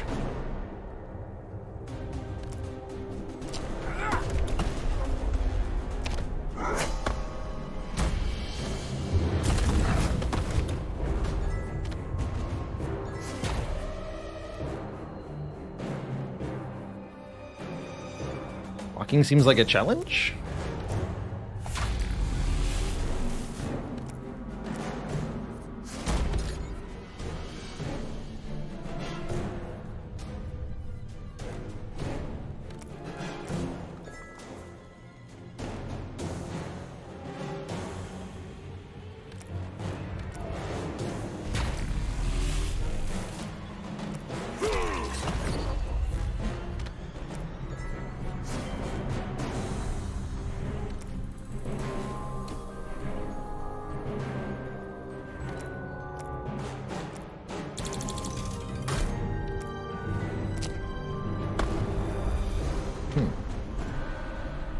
Doesn't count as hitting for some reason.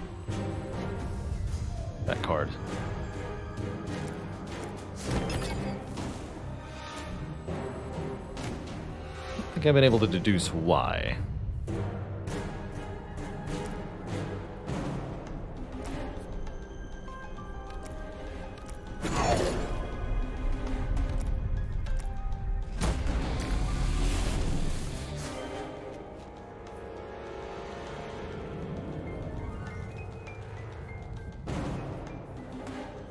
Okay, we'll stop there.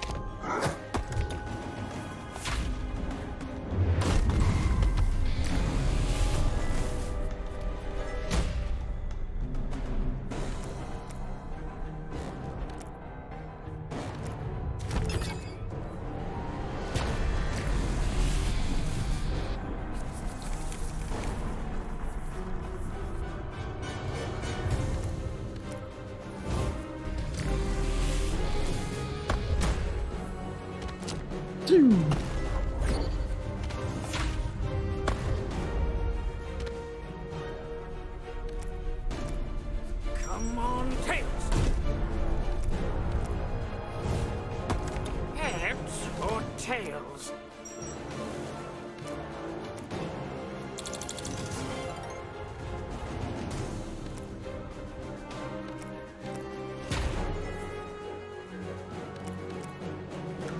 Come on, heads.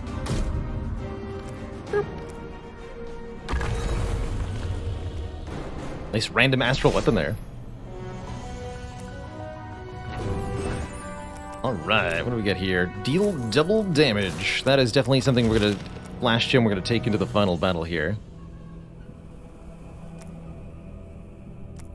I'm keeping this one. Shiny. Nice one. Sweet. Okay, we'll use these last brushes just kind of wherever.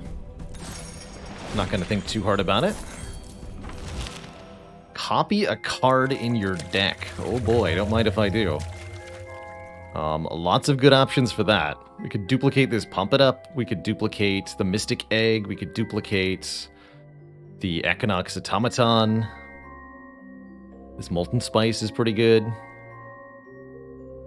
The Shoot 'em Up is pretty good. Oops, the Emperor. I am allowed to target it. Pretty funny.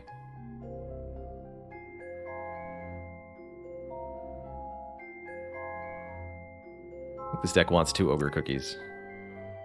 Although, we won't have the gems in it, so I should copy something with gems. Okay, Mystic Egg. Double Mystic Egg.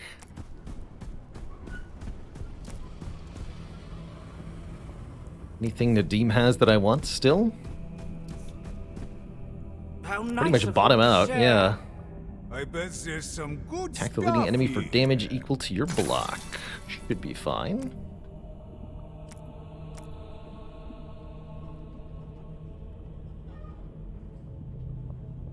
Oh, I see. There's some interesting stuff we could do with that. I'm keeping this one.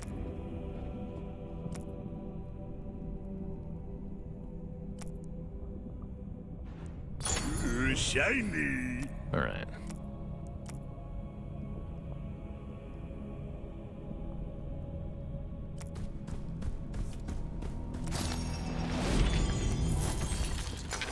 Ranged keyword.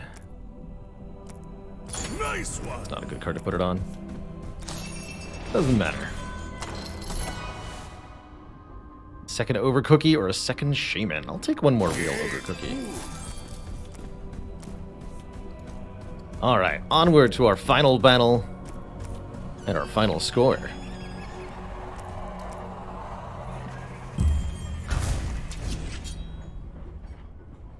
Maybe should have healed to full. Whatever, we don't need health. So we're fighting Twin Chaos Pain and Twin Chaos Wrath.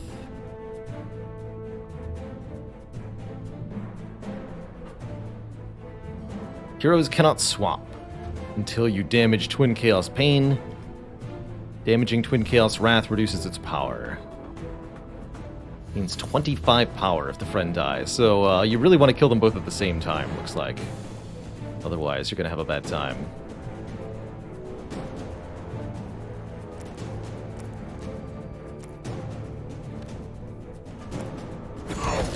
So that's a 7-Spirit Mystic Egg, by the way. In case you thought I was going to play fair, the answer is nope.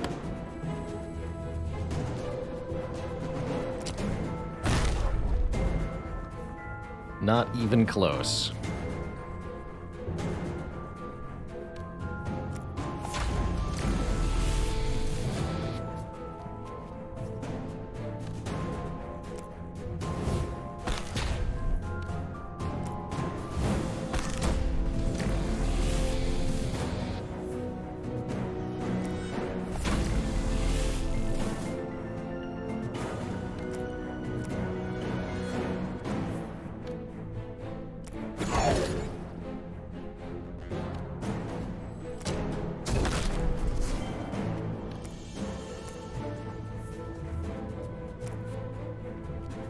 Yes.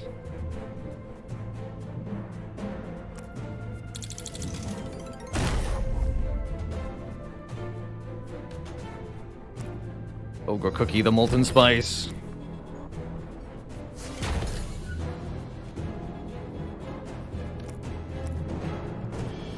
It begins.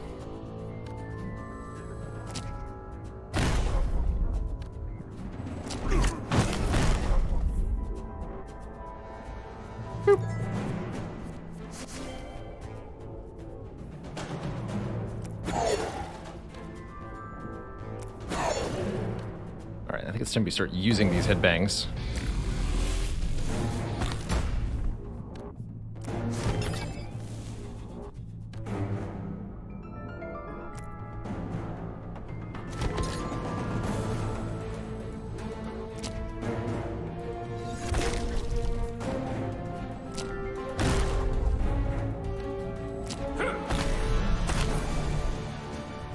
Everything but the coins in your hand. Add a coin to your deck for each card dissolved. Oh! Well now. Get out of here, Oath to the Emperor.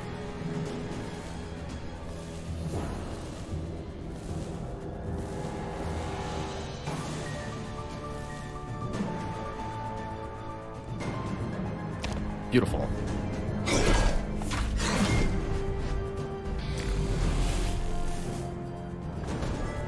Arthur AoE asks, how come so many cards have share names with cards from Spire? I'm going to go with card names are hard to come up with as an answer to that one. You try coming up with 500 different card names. Good luck. We had a way to dissolve Oath this entire time. Well, that card wasn't in my real deck, so it was randomly generated. So I guess technically, yes, via slot machine, we had a way to dissolve the card the entire time. We just weren't using. What is with all these tooltips? What's happening? I can't even read what this card does. It's just tooltips all the way down.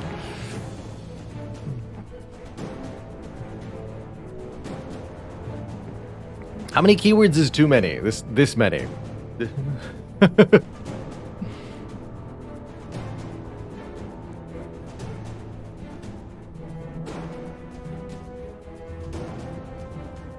Heck.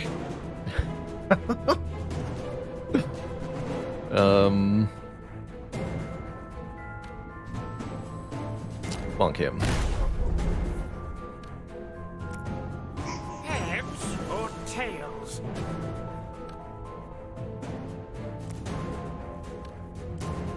Come on, tails.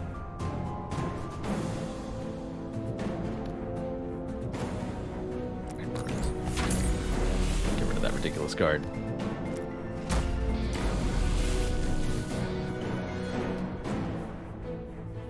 Alright, that's... Pump it up. Rock out again, rather. Excuse me.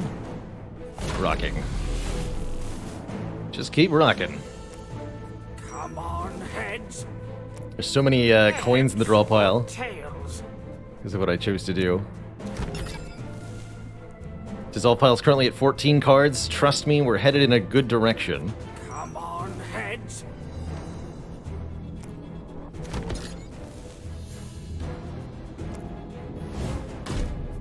Come on, tails. There we are.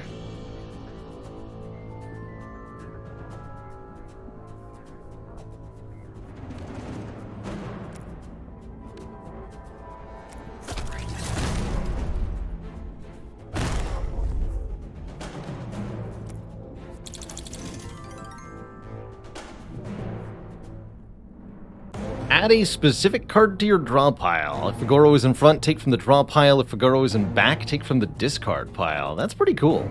We need to get him in the back then. With Figaro's coin.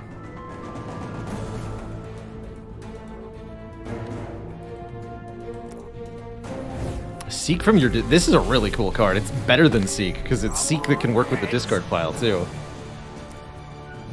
Please give me back my Ogre Cookie. Use Ogre Cookie on Shoot 'em Up.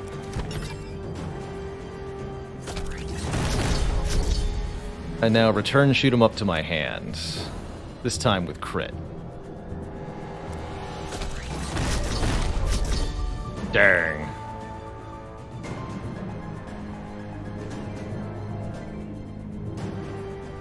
That's some good stuff, man.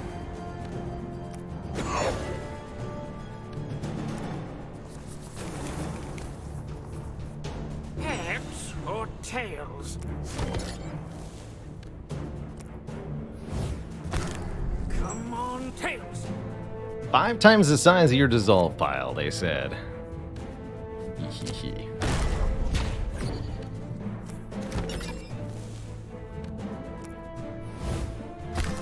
Come on, heads.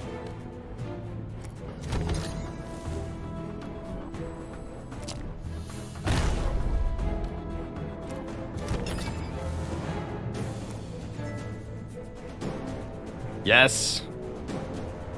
This is it. The ultimate attack.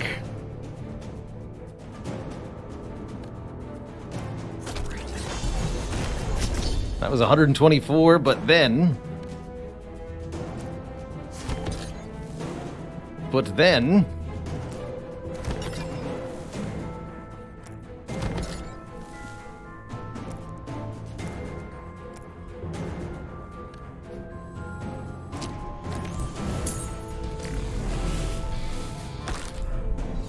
$560. GG.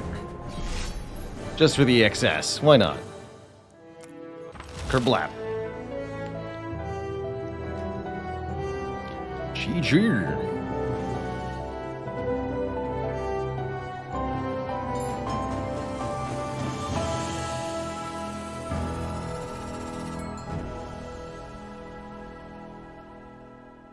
We completed Epilogue level 6. Beautiful. Oh, pocket sand. Good stuff. We unlocked Patience 2. Victory! Looks like we're score rank 77. out of everybody. Score 22,305. So normal battles defeated, elite battles defeated, treasure earned, gems found, cards gained, gold found, pages found.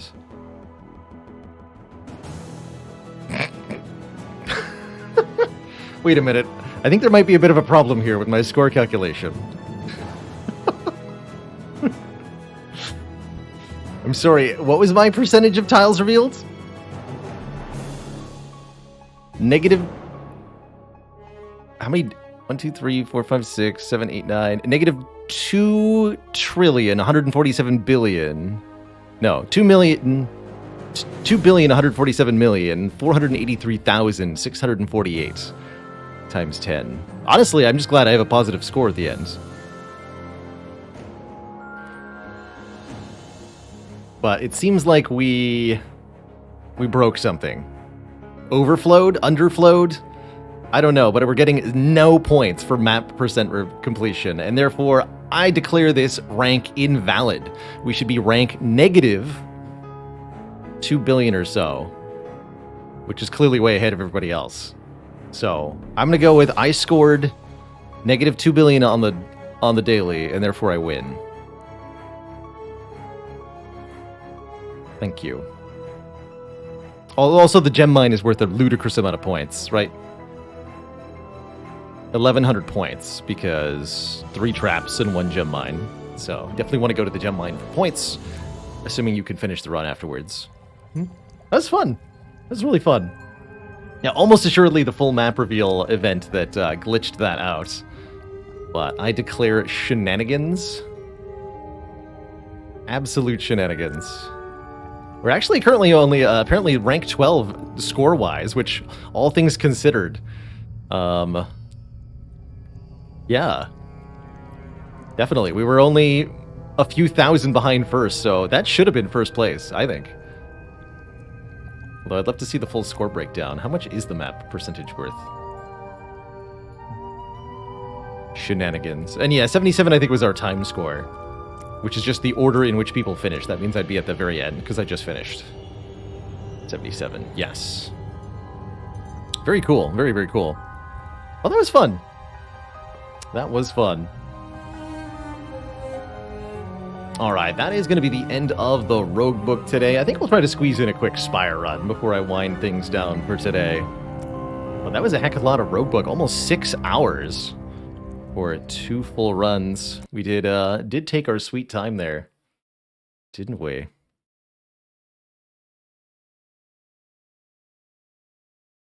Such a joy. As I switch games here, I'm going to take another break, refill my legs, stretch my water, and all that. Really appreciate y'all checking out Roguebook with me.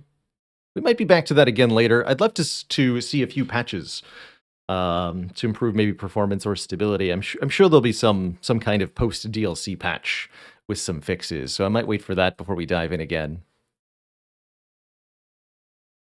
Either way, that was a joy. It was a real joy.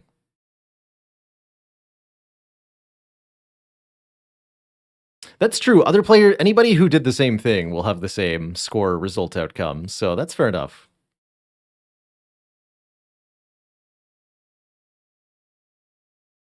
But we won in my heart. That's what I'm choosing to believe.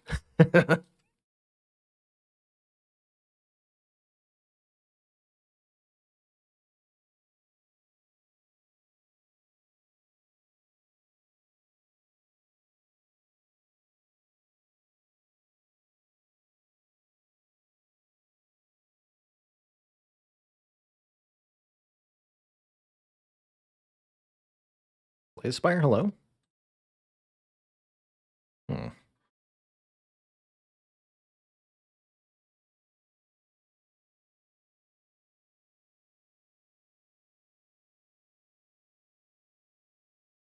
Something broke.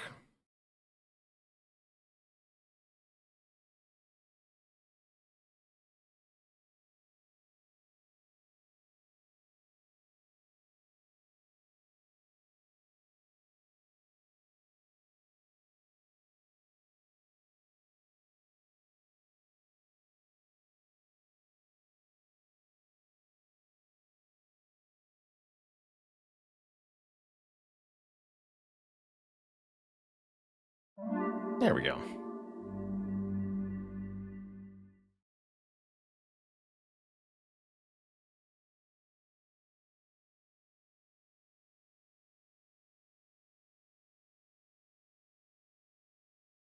Nope, there's definitely a problem. Probably related to the Roguebook, actually. Either way, that's going to require a system restart from me, which means I'm actually just going to wind the stream down here because there's not really any point. In that case, I will say ta-ta, farewell. Thank you, everybody. Thanks so much for watching, for tuning in, for hanging out with the Roguebook. We will not be back tomorrow, helping my partner get to and from safely her LASIK appointment. So our next stream might be on Saturday, might be on Sunday. It's really going to depend as I'm playing it a little bit by ear with recovery. So it'll be a little bit before you see me all again. But there will be lots of Spire when I return. We've got a challenge to catch up on, as I know we haven't gotten a lot of wins in February.